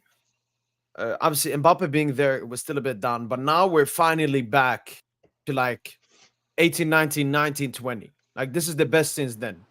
and might even potentially be better than them. But I I think agree. you mentioned before, Is this but the best PSG team? Is this the best PSG team of the QSI era? If we make the semis, no, In my no, opinion, yes. I concur. I ain't gonna lie. what I would say is for sure is this will be the greatest PSG team. Is this the greatest season yet? I No. Not This is greatest a season, but I'm just this specific side. maybe I this think is it is. a bold statement that I'm gonna make, but my prediction is if we keep the same pieces, and I think we will, most of them. I think in the next 10 years we at least win 4 Champions Leagues. Like it could be the last 4 years Yo, of at that. least is nuts. Yo, yo. I like it though. I'm Not 1, not 2, not 3, not 4, yeah, not the 5. same vibe. LeBron. Uh, I'm serious. I'm serious. And like I said, diehard Real Madrid fans, Barcelona fans that I have, they're all saying the same thing. And even though I've seen these guys, I've known these guys for like tens of years, like decades, and we watch matches. They've never been so high on a PSG team. And I know, they're big shitheads. They can't wait till PSG fucks up something, so they smack it in my face. But since in this situation they are admitting that this team is very good, I think that speaks to something. If you understand me, even those guys are acknowledging it. Yeah. No, Yeah, I have this huge like you can't Barcelona even be a fan, my PSG friend. hater anymore. Yeah. And I was like saying to these guys, yo, watch Vitinha and Neves better than Pedri and Gavi. Oh, what the fuck are you talking about? And stuff like that. And then they see a few matches, they're like, holy shit, these guys are probably at the same level at least. That's their words. Yeah, no, it's hard to hate PSG nowadays. It's very hard. It is. It's very hard. They will hate us eventually. No, we got when players that we got players that people hate. We still got Dembele. We still got Doué. Some people hate Doué, man. People are hating Doué. People say Doué's too flashy these days. guys, I gotta call someone out. I don't know. I think it's Mo who said it. I don't know about you, but in like September, October, I write a couple of comments on a lot of Mo's videos. Everyone was trashing Doué. What I said was, wait until January, December. From then on, he will be one of our best players. I said that. I can't find the comment, but I will look for it. Everyone was doubting me, laughing at me, but I said Doué would come good because he was very bad at the beginning of the season. Yeah. But yeah, I said that he will be one of our most important players. Yeah, no, do it. My opinion about going into the season and that I kept in the beginning of the season was that he's gonna not be impactful for us this entire season, and now he's one of our most impactful players in 2025. So no, he's proven me wrong, and I'm happy for that. Yeah, that's all I can say. Very happy that he's cooking, man. And he's cooking so much that people just hate him. The only way they're finding a way to hate him now is because he has a flashy play style. They hate him because he has a flashy play style. Bro, Barca fans, Madridistas, like people saying he should be Golden Boy, they're not feeling that shit. Phil, you want to case right here. Barca fans hate him, in my experience. No, we like him. But Lano, I have a question for you. I heard you say before that you think Vitinha and who else? Neves are better than Pedri and Gavi? Yes. Really? Mm-hmm. Oh wow. Why do you think that? Like you think they have a better? Okay, go. Because they have eyes. Well, have you seen Pedri this season though? Like Pedri has been insane this season. No, Pedri is very good. I never said that he wasn't good. I just said like the duo, the pairing of the both players is better than the pairing of Gavi. Drops the level a little bit. Pedri is insane, but Gavi, I don't know. That's I'm just not that big of You him. can't deny this. Phil. I mean, Especially post ACL Gavi. Bro, he's actually. Yes, I agree. He went down a level, but he's actually like and improving recently. Because come on, he came back from an ACL. That's a crazy injury. It takes you a year to like fully recover. It's an ACL. So No, I agree I with would But you. say you next agree, like season. now. Yeah, but I don't think he would continue like this. That's my point. I think next season he would probably be back to his best. Yeah, no problem. That could happen. I'm just stating the current Okay, state I of guess. things. Yeah. I'm not saying that is Uh, impossible, you know. Mm. so you guys were talking before about which one is the best team, and now I have them side by side. Okay, and we'll go through it. And remember, this season obviously it's less about the starting 11. It's more about the squad. I also think Luis Enrique Tuchel. I think Luis Enrique is probably a little better manager than him. But obviously, Thomas Tuchel never got the power that Luis Enrique has. Never got the money. Like Luis Enrique spent like 800 million already. But if we strictly go team by team, Keylor Navas or Gianluigi Donnarumma, Navas 100%. I agree. Keylor Navas. Donnarumma, man. Donnarumma. Okay, see if Tosa is gonna pick every single player in 24 or 25. Okay, wait, Phil, give us the unbiased one as well. Donna or Navas? Navas. All right. Hakimi or Kerr? Hakimi. Hakimi all day. Yeah, that's not even. Hakimi. Marquinhos or Thiago Silva? Silva. Marquinhos. Silva. Tosin, really? No, Silva. Oh, that's Silva. Sure. Silva. Kimpembe or Pacho? Equal. No, Kimpembe. No, I gotta get Kimpembe that season. And all respect to Pacho. Pacho's been so great for us, but Kimpembe that season, man, he was. Thank you. That He season, packed Kimpembe. Leva, packed Zapata, Yeah, exactly that season. If we're strictly saying that season, then yeah. Yeah. Pracho. Pacho. Okay. Nuno Bernat. Next one. Wait, you don't want to go against Bernat? Bro, no. Yeah, that's not discussing. Yeah, it's not worth discussing. It's obviously. No, but shout out to Bernat was still good. No, Scored he against wasn't bad. Dortmund that year, I think. He scored some clutch goals. Okay, yeah, Nuno. So we have Navas, Hakimi, Thiago Silva, Kimpembe, and Nuno so far. 3 from the 1922 from the 24-25. Vitinho or Marquinhos? Vitinho all day. Vitor Ferreira. It's not worth and then discussing. I guess the midfield too. Then next to Vitinho is gonna be Neves and Verratti. Of course. I don't know who Of you want to course. count as the offensive 8 and who. Oh, Neves and Fabian all day. Neves and Fabian. No, bro, come on. No, No, he's no. just trolling. He's trolling. What do you mean? Neymar or Barcola? What kind of question is this? Come on. Neymar. Bradley. Okay, Kvara or Di Maria? Kvaratskhelia. Di Maria. Kvaratskhelia? Bro. Di Maria, No, it's just bro. Di Maria that year, Bro. 1920. No, Tosin. It no, was him no, and no, Neymar no. that took us Dude, that. bro. Like, I get Tosin, it. stop Bro, this. Bro, Kvara just has a way higher ceiling, man. No, but we're talking about right now, not no ceiling shit, bro. Yeah. Like what we said just about that Gavi. season.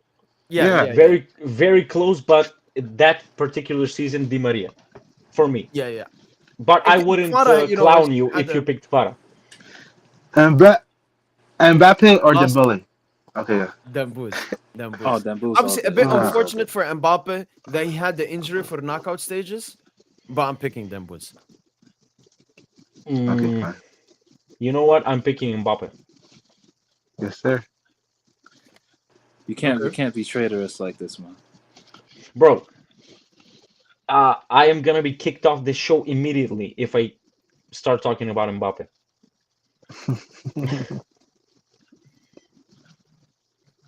So do you think Mbappe was a better player that year? Better season he had? Because he's not had the better season, but you could say he was a better player maybe. He was a better player in my opinion. So what's the combined front three between the front threes like for you? Or is it just Like- the front three just clears? The front three of 1920 just clears. No, 24, it doesn't 25? clear. Actually, you know what? That would be we the score case. more it goals. seems. We score more goals with the latter front three. I'm just saying we score more goals.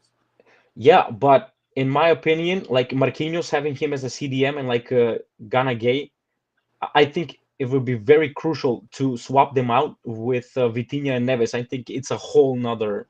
No, it's a Vitinha Neves not gonna get their game off because Neymar and Di Maria just gonna be in their space. Like, go stretch the field. Stretch the field. Let us do our job in midfield. Stretch the field. They're not gonna do that. If we're I thought this was like a lineup of the best players that we could pick, but if we're talking about team chemistry, I would build it a little bit differently than what I said just right now. If we're taking into consideration their like traits and their let's say characters, I would switch it up a bit, if that makes sense. Yeah, but doesn't from the voting, we have 6 players from 1920 and 5 from 24-25. Which front three can interchange better? Probably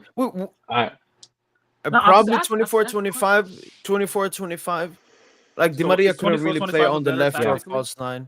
Okay, yeah, on the tactical 24, level, 25 is better. On a tactical level, it's better. Yes, a lot better. A lot. Wow. Oh, that's interesting. Okay.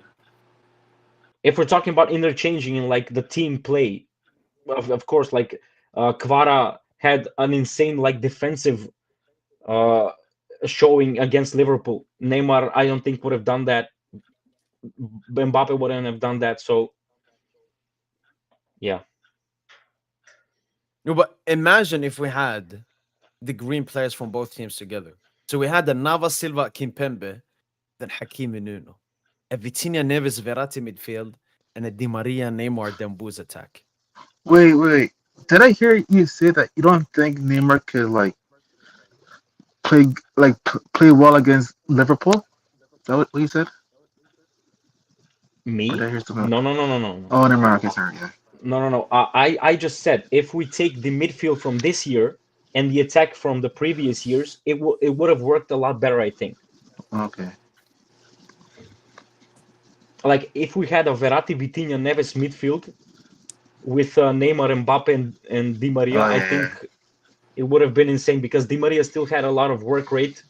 Neves, Vitinha, Verratti, we know have a lot of work rate, and I think that would have worked out a lot better if you compare with the midfield we actually had at that time, like Paredes and Gana Gay and Marquinhos was playing CDMs for fuck's sake, and yeah. Okay, yeah, true. That's just my opinion. I'm not a manager or something. I'm just a talking head. But why I wanted to bring this up, especially to you, Tosin, is because I don't want to be stuck in the recency bias and the emotional tie I had with this team. And I don't want to disrespect the 1920 PSG team or the 15-16 PSG team. Bro, look at that 1920-11, dude. That shit is ass. That shit is stop, man. No. So it up. That shit's no, Tosin. Look at 24-25. Look how beautiful that starting 11 is. No, I do agree that the 24-25 is more balanced in terms of qualities. There is quality across the entire pitch. Whilst 1920, it's elite generation. Like Neymar, no player from the 24-25 team laces his boots. No defender laces Silva's boots and the leadership that he brought. Verratti, shout out to Vitinha and Neves, but they're not close to doing anything on Verratti's shoes either. So this is really about about 3 players then. It's just about Silva, Verratti, and Neymar. That's really all you're saying. I mean, they were the main. Yeah, they were the main. And Keylor Navas was huge in the Champions League that year as well. So yeah, it's Navas, Silva, Verratti. If it's like a 5-a-side team, okay, let's do a 5-a-side then. Who do you have 5-a-side from the 1920? With a keeper. 5-a-side. Would you do it like this? Would this be the 5-a-side? It'd probably be that with Mbappe. Okay, and if you do one with Mbappe, this team, Maria's, this team, man, it's hard to pick 5 from 20. With this team, I'll probably do.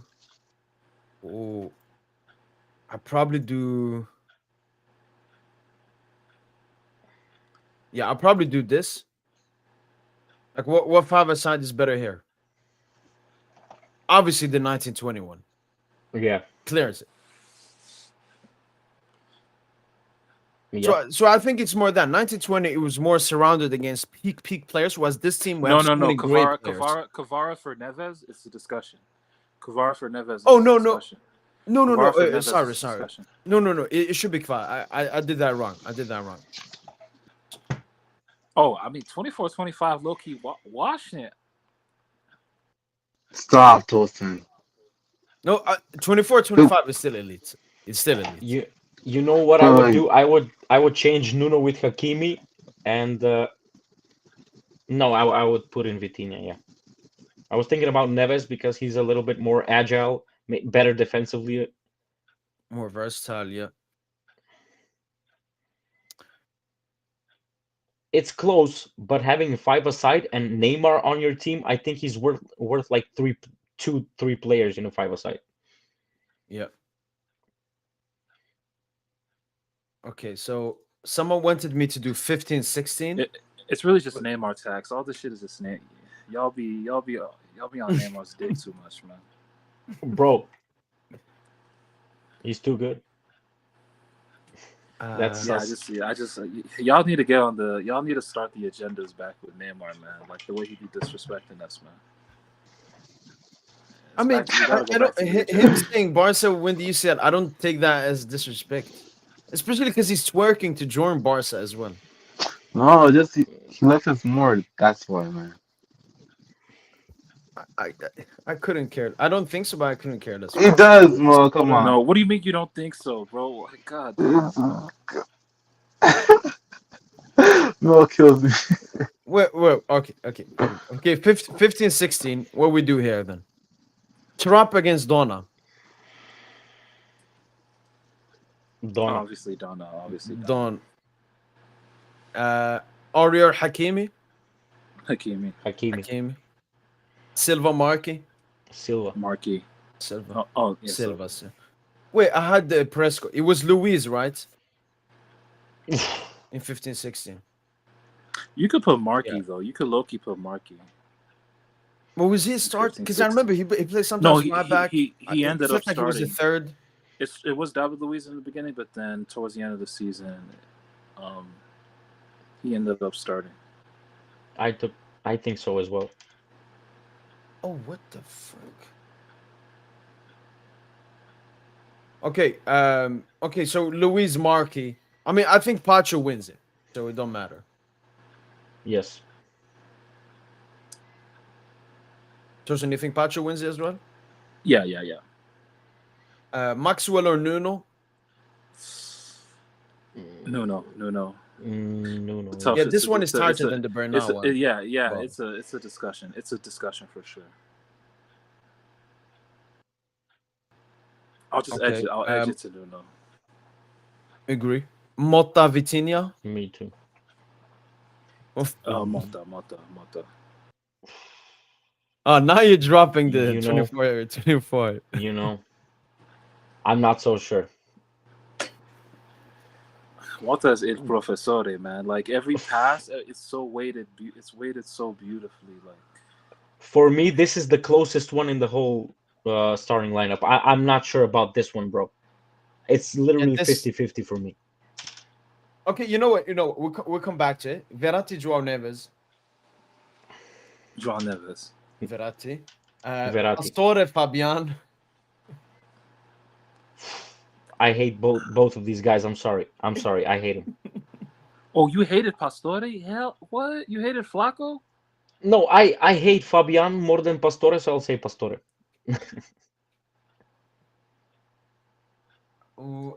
Yeah, Pastore all day. Yeah, Pastore. Di Maria, Kvara. Di Maria. Yeah, that version of Di Maria, I'll give you. Yeah, that version of Di Maria, 15-16 Di Maria, yeah, I'll give it that to you. Absolute demon. Cavani, Barcola. Cavani. For the role of the left wing, Cavani's a better player, but for the role of the left wing, I mean, I gotta say Barcola, man. I agree with you on that. Yeah, if he's a left wing, I'll say Barcola. If they have to play this formation, Barcola.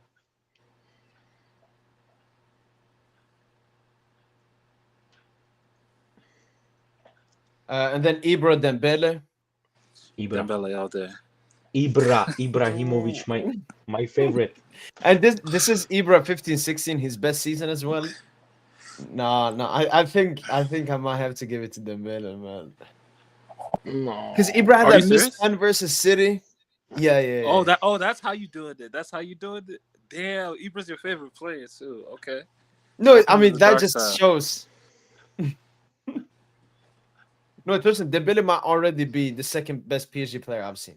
He would never eclipse Neymar, but I think he's already eclipsed Mbappe. Ooh.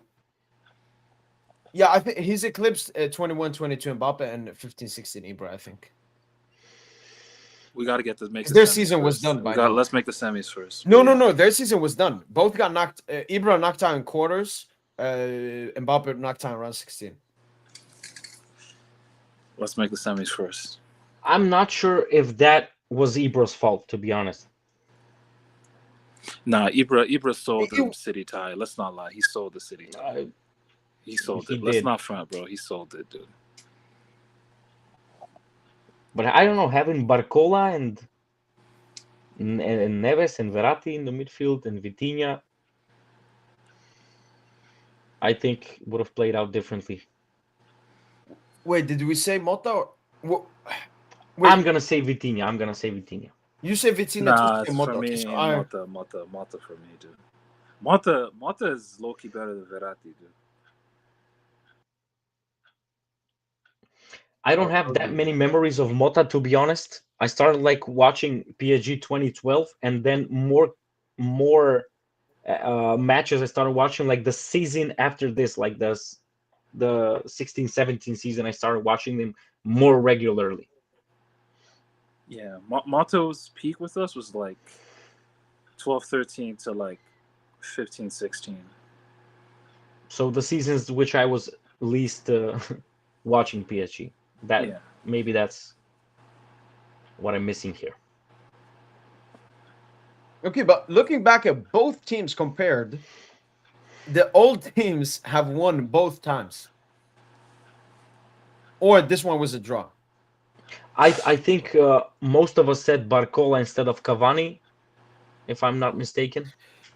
Yeah, but you did like the profile thing. Yeah, we can do that. Wait, it's something I'm missing here, no?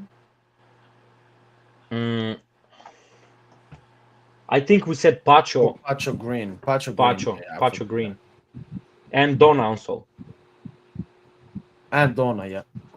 Okay, so then, you know what?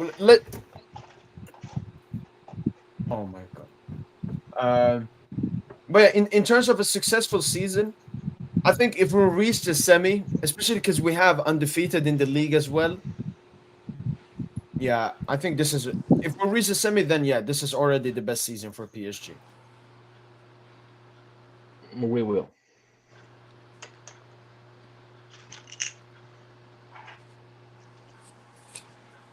And let's not forget the Club World Cup. Easy. Yeah, you've seen the trophy came to the pack? That's because that's where it'll stay. Yes, sir. So they had Arsene Wenger with Nasser hair, Dembuz, Pacho, Due, Neves, Vitinha, Chano.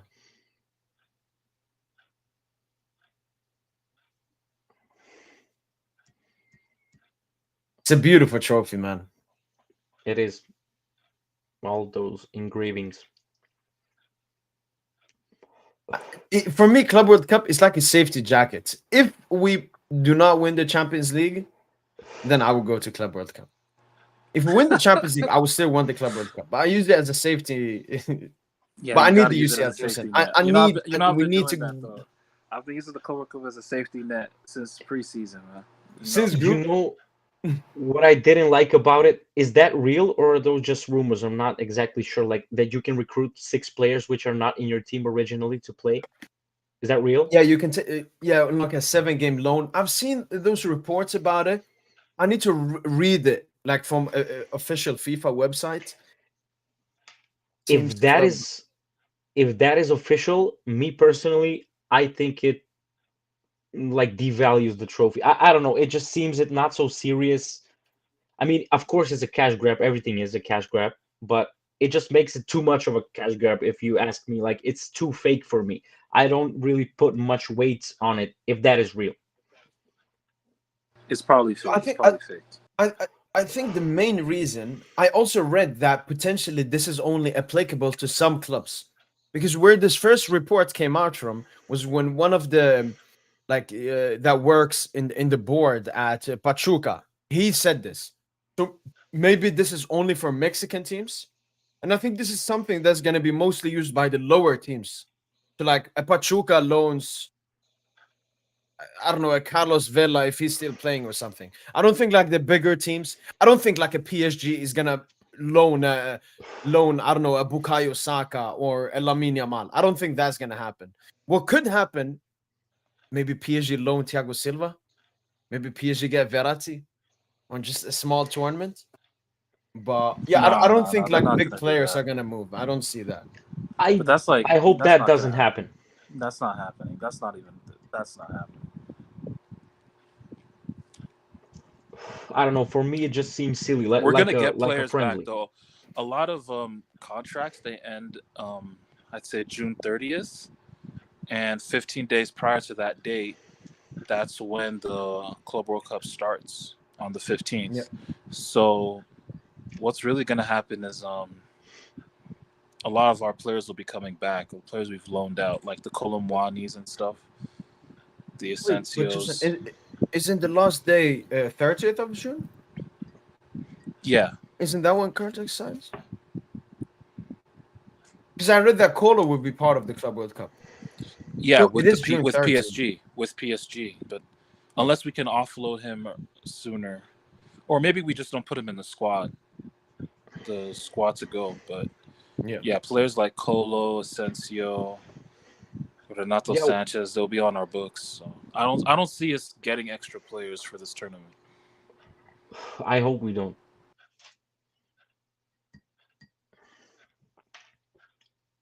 I'm not too informed with the situation. What's gonna happen to Cola? Is he definitely gonna get sold?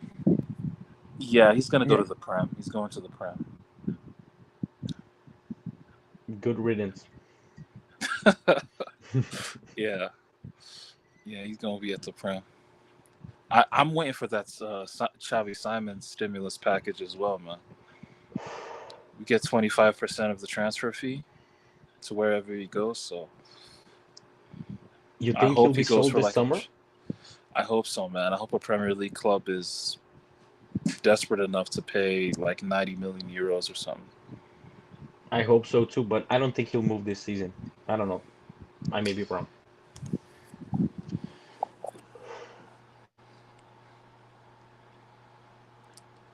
I wanted to ask you something, both of you guys. Am I blind or something? Because I don't really like how Ruiz plays, how Fabian plays. I don't know. He does. He has some great touches, great passes, but for me, you guys have said that he is consistent, but I don't know. I'm just seeing that he isn't consistent, or am I wrong?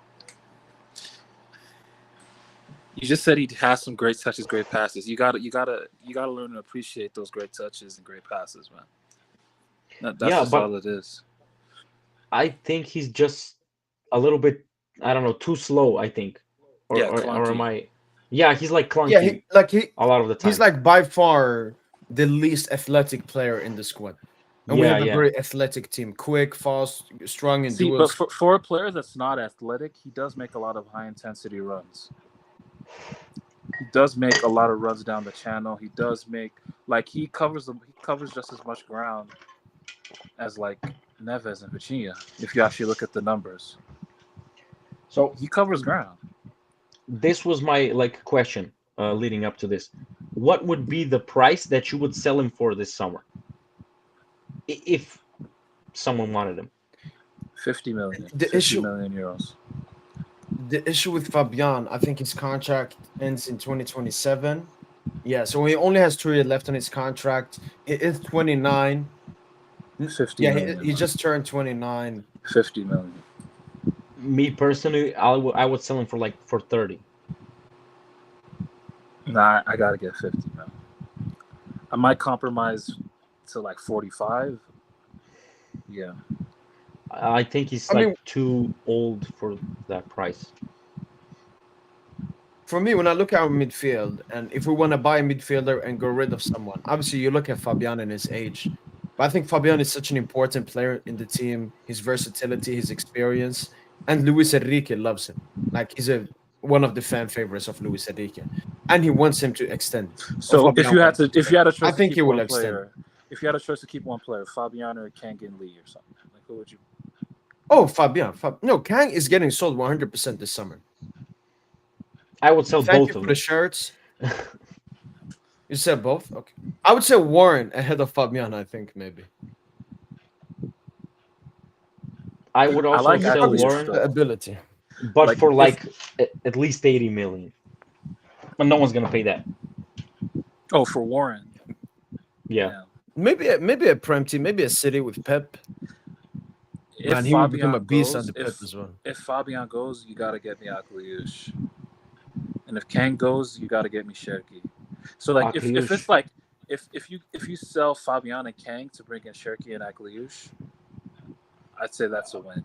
Wouldn't it be better like Shirky or Akliush and Mora for like a? I don't think both of those Rodrigo are. Mora.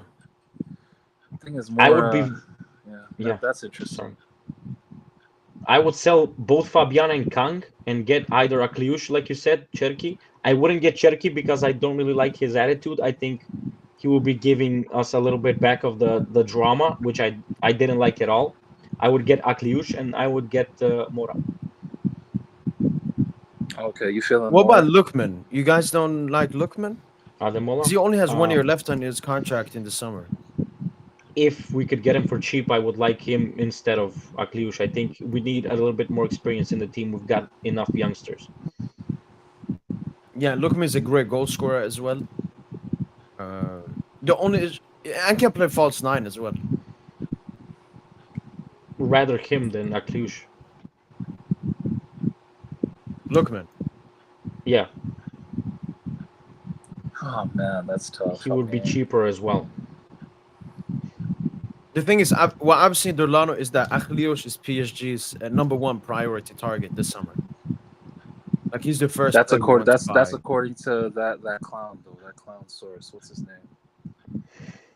Who was it? Fabrice? No, that Santi? clown source. No, the Sport PSG. Zone? PSG Actus PSG, whatever. That's No. I must have seen it somewhere else. okay. Because he's the one that's been peddling that Akliush is PSG's #1 priority. He's the only source I've seen that says that. Okay. Because I remember I looked through one where it said it was the priority. Maybe, Okay, but wait. is there like any reported price or? Okay, yeah, no, I have all the reports here. Let me bring it up. How much? I do you made think this we could get? video. Maybe How much do you guys think we could get for Kang? We could get up to 70, maybe. Yeah. 50 to 70. 7. I don't think so. I think that's too high. I would hope so. No, 'cause I would like to. I remember last summer we had like a bid like that we rejected. I think Newcastle or something. Which was crazy to me, dude. Because Dorlano, I- think about it, Kang, think of his price and then add like 15 to 20 million because of the money he generates through revenue. Yeah, South Korea. But on the Akliush thing, this is where it said first from Tanzi, PSG is keeping an eye on Monaco attacker Magnus Akliush. This was said in the last summer. However, Monaco has no plans to sell him this summer. PSG are interested in Monaco's attacking midfielder Akliush. The club likes his mentality, Luis Campos. This is, again, all last summer. However, Monaco wants to extend his contract and keep him for at least one more season, which they have done now. Magnus Akliush wants to join PSG this summer. The club is close to reaching agreement on personal terms. The player is convinced by the PSG. Again, it is from Sports Zone, so not the most reliable report. And then here from Romain, Akliush wants to join PSG, and PSG have made him a priority. Okay, Tosin, it was Romain who said that. Monaco are reportedly open to a sale under the right conditions. I think they would be happy with like 70, 80 million. I think they would be happy with that. 60 to 80. I think should if be we enough could for- sell Kang for like 50 or 60, that would be insane. I don't think anyone will pay that, but I hope I'm wrong. And we get Akliush, then I'm for the around the same price. I would be happy with that. Yeah, same here. Same here. It would be a great transition because Achiliosh, more of a true winger than Kangi Lee. Yeah. Can play also midfield, younger, stronger, more athletic. That's thing, like to play the PSG team, I think the two most important things is that you're technical and that you're athletic. So players that have that combination, they can play for PSG. Kangi Lee is very technical, but he's not athletic. Like I he's a mean, bit chubby. Fabian's not athletic. No, Fabian is a genius anomaly, Tosin. Vitinha, Like is he's Vitinha that athletic to you? Like he's a good Vitinha, athlete, he's but he's athletic not. in terms of running. Like he can run here. I think runs the most in our team. Okay, no, that's fair. I I think, don't know what. Yeah, go ahead. But like, yeah, Kang is I kind of busting. feel sorry for Kang because yeah, Me too. I don't see where he fits tactically in this team. Yeah, The but moment we signed Kvara and Due, started building up confidence. That was the end of his minutes on the team. yeah. But what I'm a little bit mad about is that I'm so sure that he will be very good wherever he goes. 100%. 100%. But I think we're at a point where Yeah, we he have just such a doesn't fit our great system. 11 and starting 11 Orlando that we will start losing players that will perform good for other clubs. That's just how good we are. That Yeah. we can have good players that we get rid of. This never happened before. But Couldn't we do something like not a buyback clause, but like a sell-on clause, like a loan or something? we could, but I don't think PSG can get lit like that. No, sell-on You know, clause. I like the sell-on clause idea. if I could sell him for like maybe if the market price for Kang is like, let's say, for example, 60 million, I would sell him to some team for like 40 million or 35 with like a high sell-on clause. Like what's the highest it could go? 25%, 20 to 25%. So I Teams would won't do sell that him. though. Teams won't go that far. I don't. Yeah, I know, but I'm just like a dream situation. I would sell him for like 40 and get like a 25% or 25 or 20% sell-on clause. That would be the perfect situation. Yeah. Because I'm so sure that he will go like for like 90, 100 million in about 3-4 years, maybe less. To what kind of club? Like a Premier League club? Because that's the only those are the only clubs shelling out that kind of money these days. No, I that's what I said. That's why I said like a lower price. For example, let's say, for example, Newcastle are giving us 70 million. There's also another offer from like, I don't know, like Betis or whoever, like a Spanish team, but they are willing to take the risk. Like we give them for 40 million and they give us like a 25% selling clause or something, if that's possible. I would rather give them Kang In Lee than the outright 70 million. Okay. Yeah. I mean, he's definitely going to leave this summer, I think. But yeah, let's hope. Yeah, me too. Like, before we needed to do calculations on PSG wage and who we need to sell to make money. Do you know how rich we are? I just saw we have earned the second most from the Champions League this season. I think 135 million so far, which can go up even more. We've already sold Xavi Simons, sold some other players. Players will come back from the loan. Players will sell in the summer, and obviously the normal budget. Like we will have 400 million budget this summer easily, 300 to 400.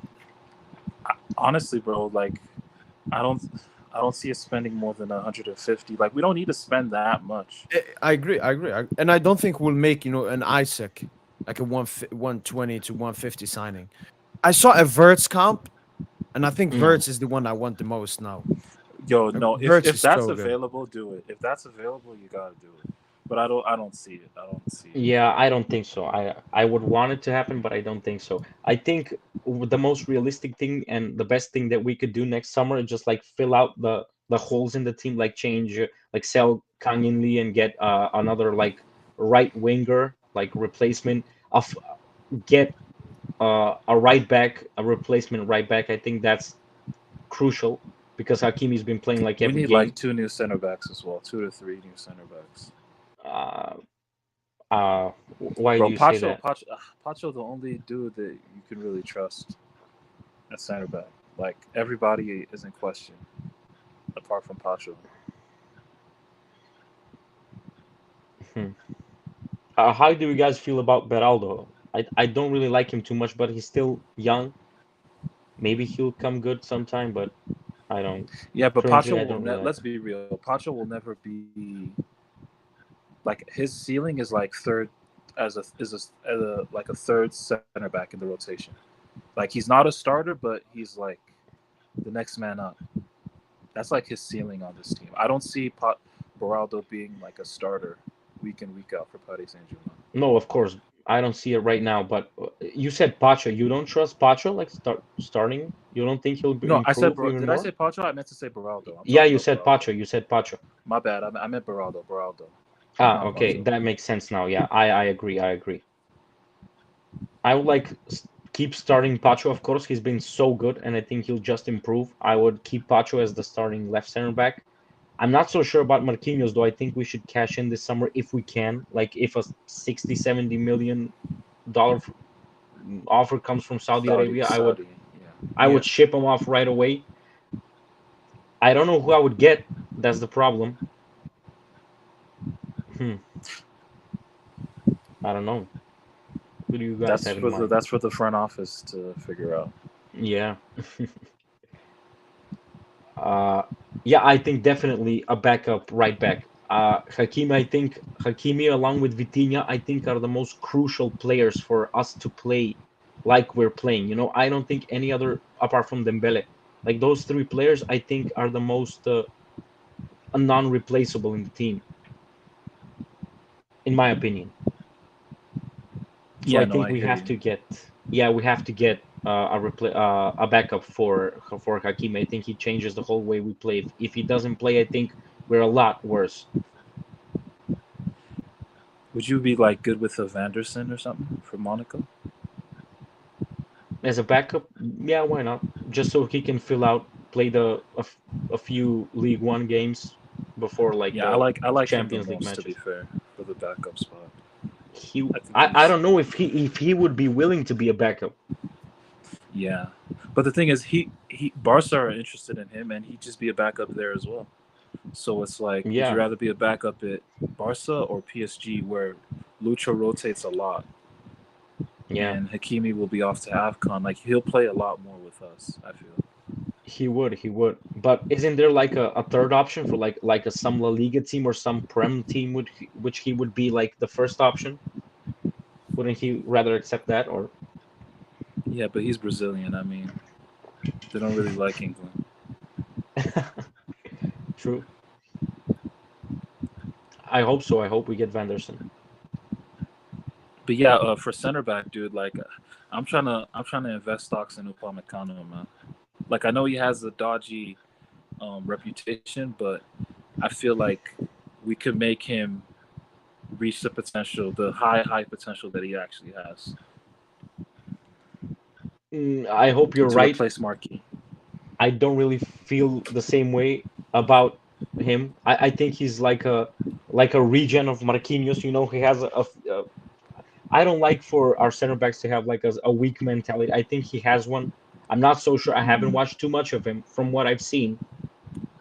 But if he's anything like I've heard, I would not like Upamecano. I would rather get someone else. I'm not sure who still. I'm thinking about it. Would you take Van Dijk on a free? On a free, I would say why not? For like a 1 or 2 year deal, why not?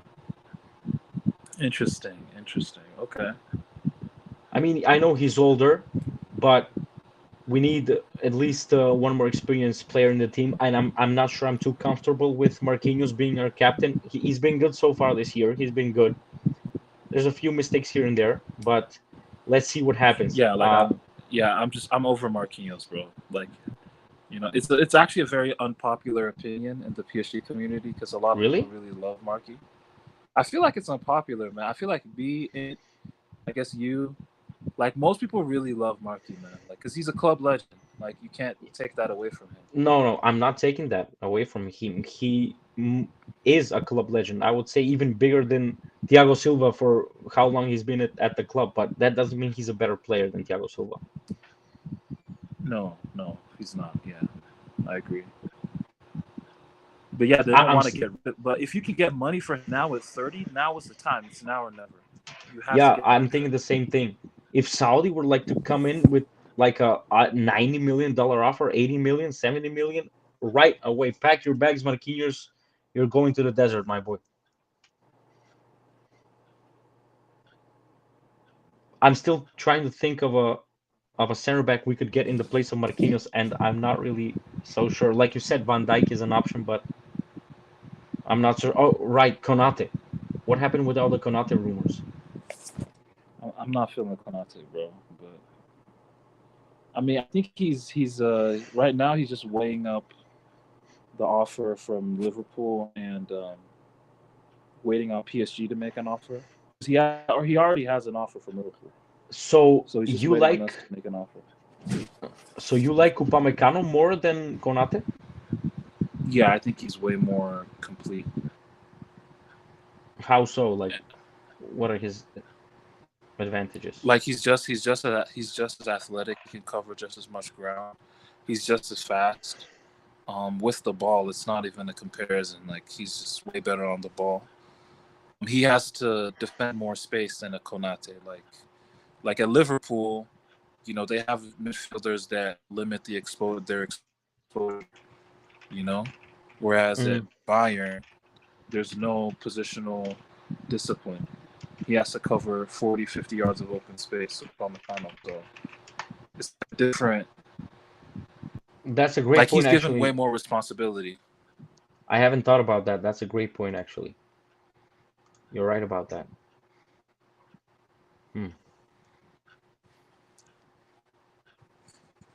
Is And he like currently when injured?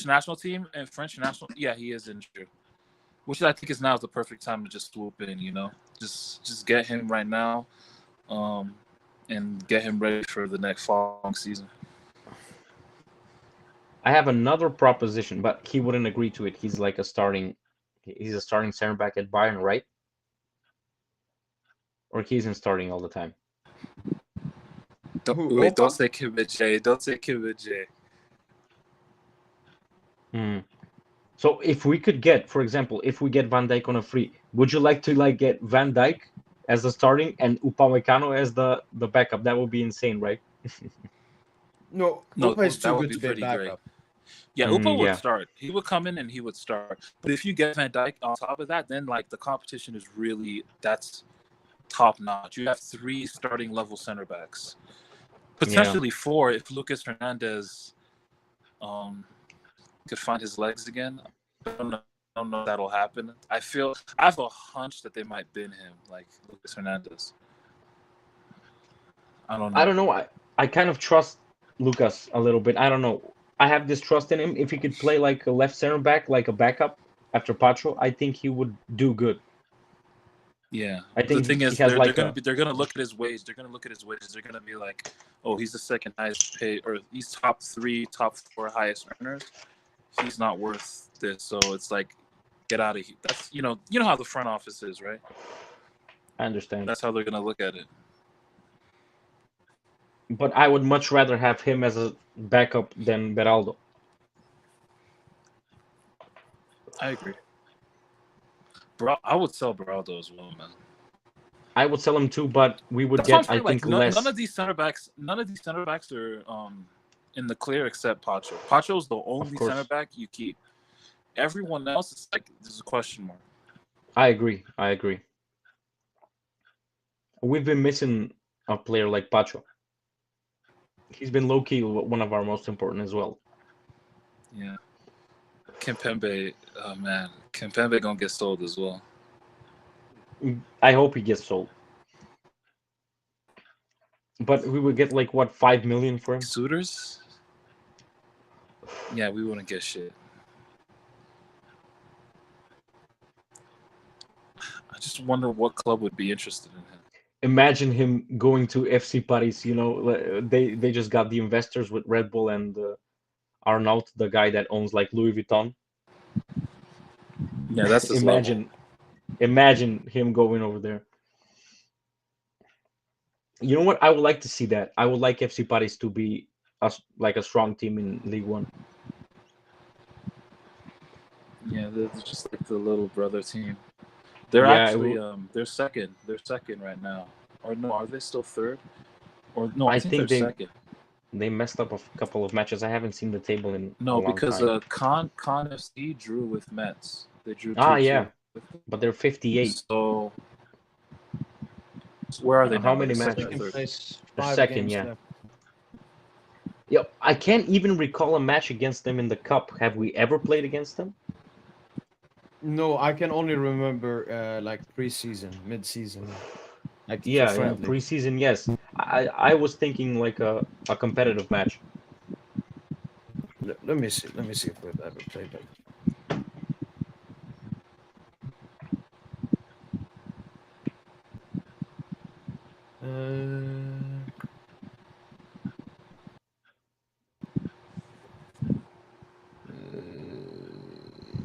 Oh my God, these two fucking women. Tosin, if you was in charge, you would have sold half the squad last summer, especially what's up with Mayulu. Yeah, I mean, that's why I'm not in charge, man. You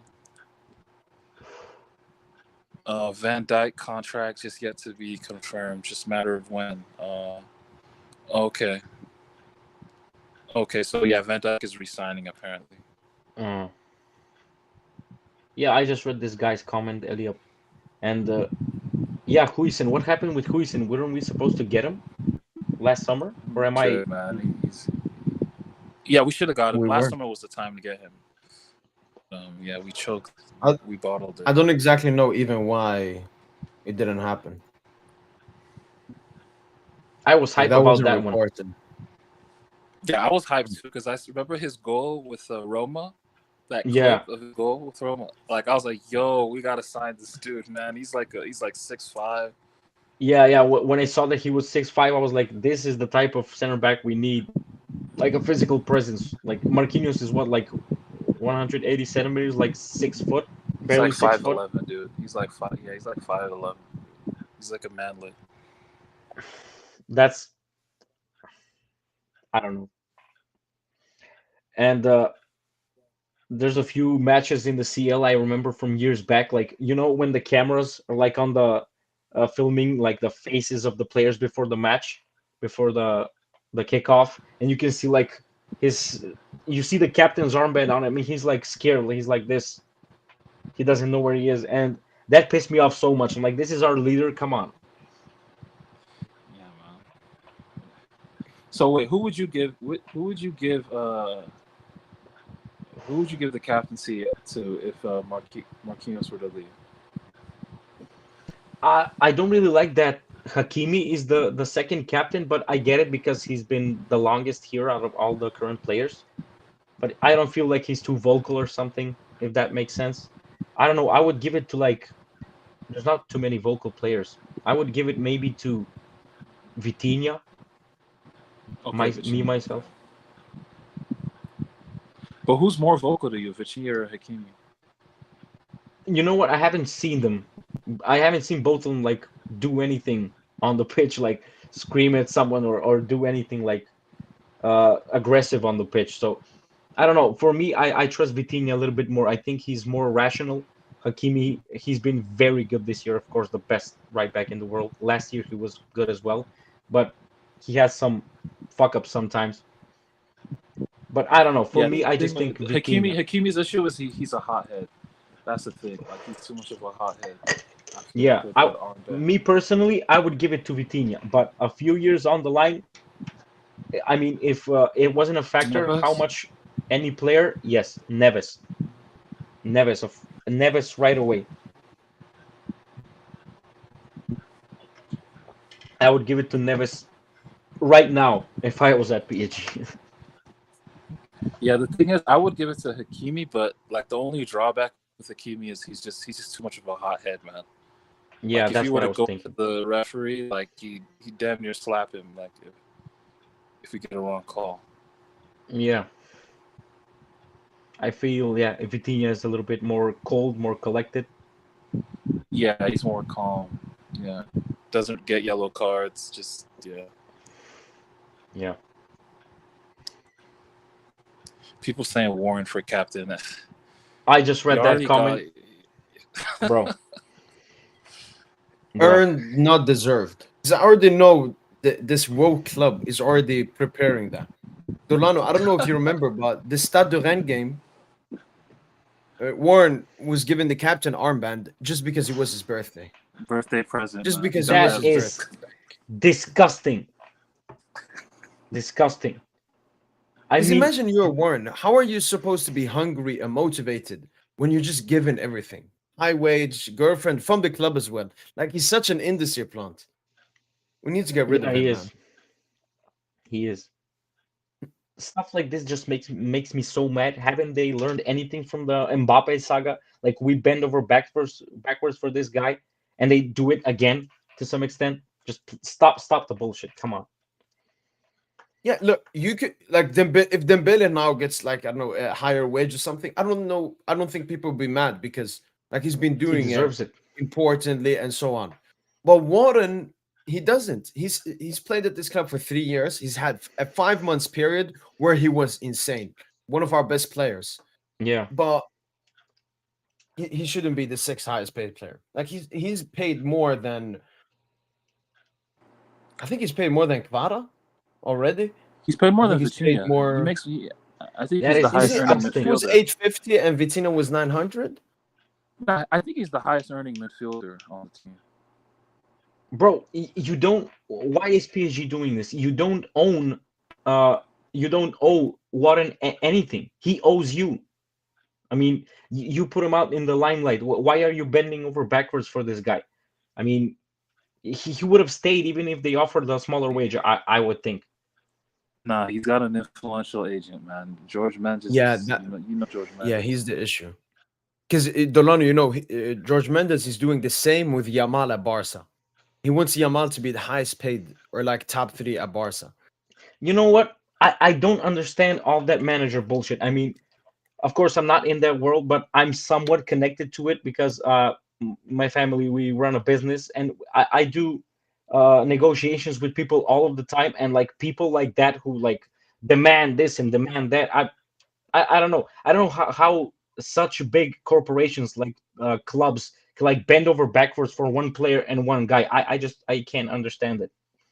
I don't know how it happens No, at all. I even remember maybe it was selling Ugarte or buying Joao Neves or something, but Jorge Mendes on purpose delayed it to get like a bigger negotiation for Warren's extension. Like he played with us. He played with us.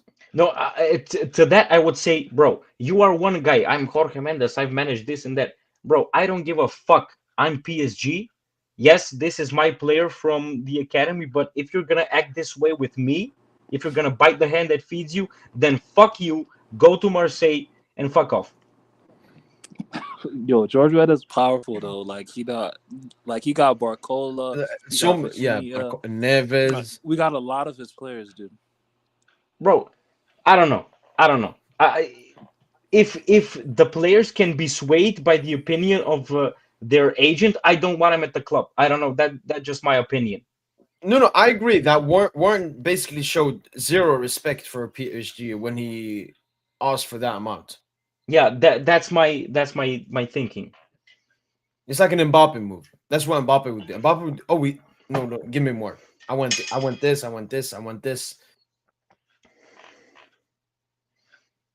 You know, there's like a saying in my country. I don't know if I can translate it. It makes sense in Macedonian, but I'll try. It's like when a guy asks out a girl, and here we say it's the guy's duty to ask you for some pussy, and it's the girl's obligation to deny him. So the thing is, everybody's gonna ask something of you. It is up to you whether you're gonna accept it or deny it, and that's what makes you a man or a bitch or whatever else. And Yeah. I think that this is a similar situation to Mbappe, like you said, and I think we're just gonna create another Mbappe with these actions, Yeah, and 'cause, it's gonna you bite know, us in the ass. one issue when you have really young players, especially from the academy, is making sure you don't give them too high of a wage in the beginning. Because Warren, we're all like expecting he's gonna stay his entire career. So if he's already earning 950, then his next extension at like 21, then his next Mhm. extension at 24, then his next extension at 27. That's what Messi did at Barca. Messi had 6 different extensions at Barca until his wage got absolutely insane. Like he was earning insane numbers. So no, this is something that will bite us.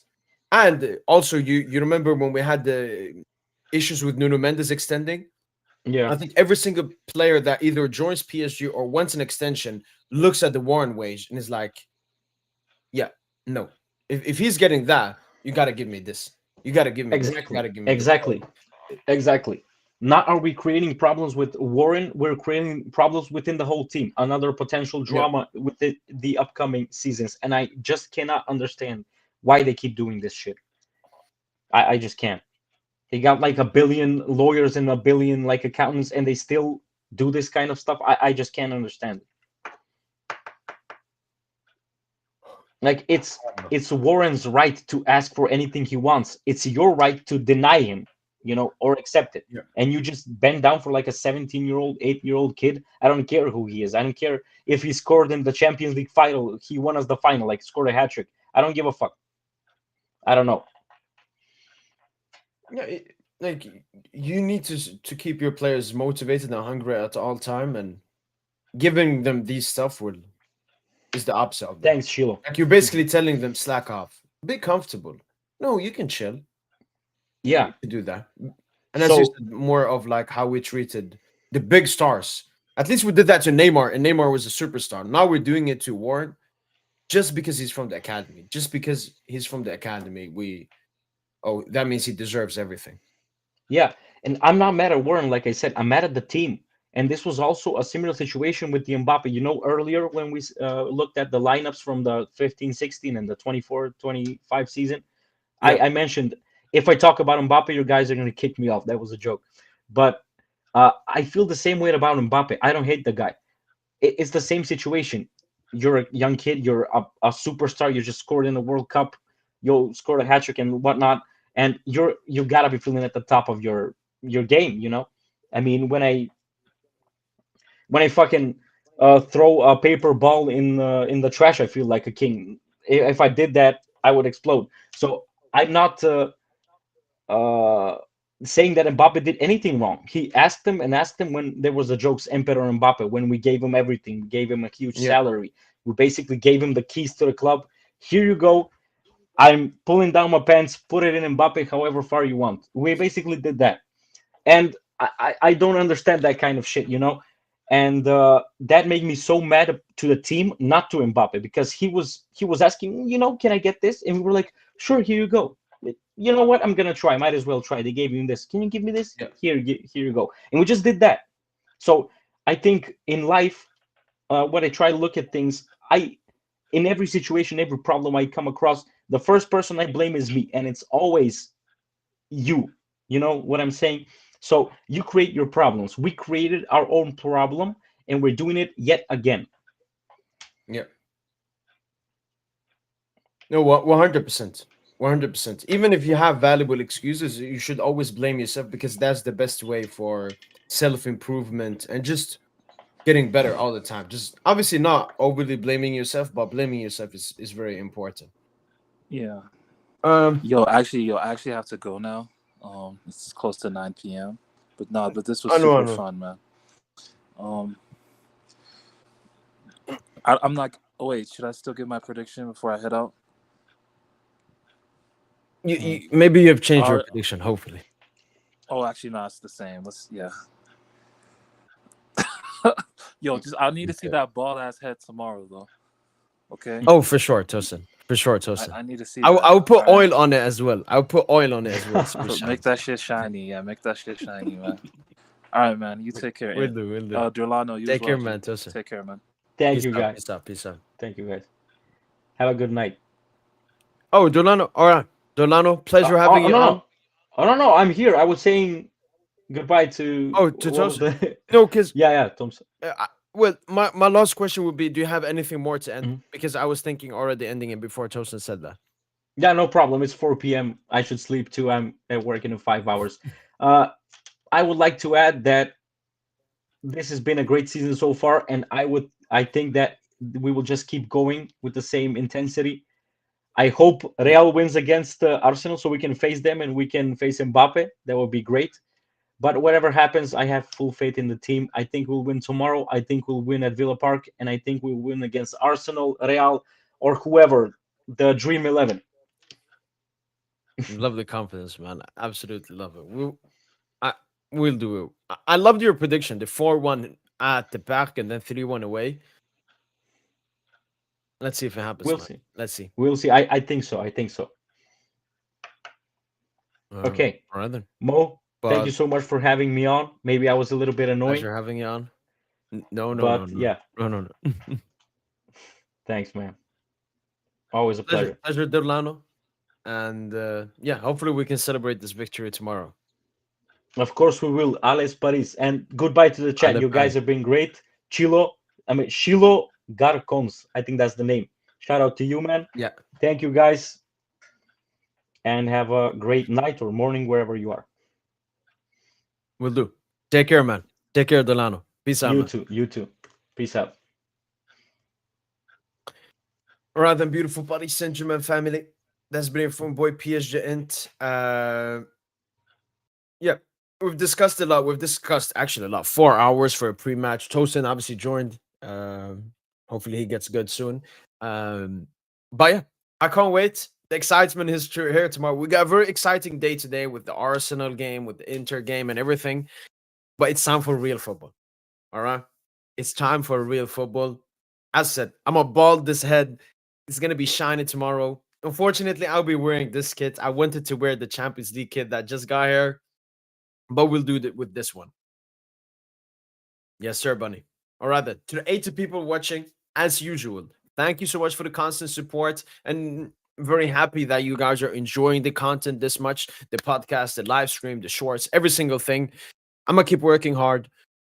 And hopefully, Paris Saint-Germain do us proud tomorrow. And as usual, that's been from boy PSG. And as usual, allez, allez.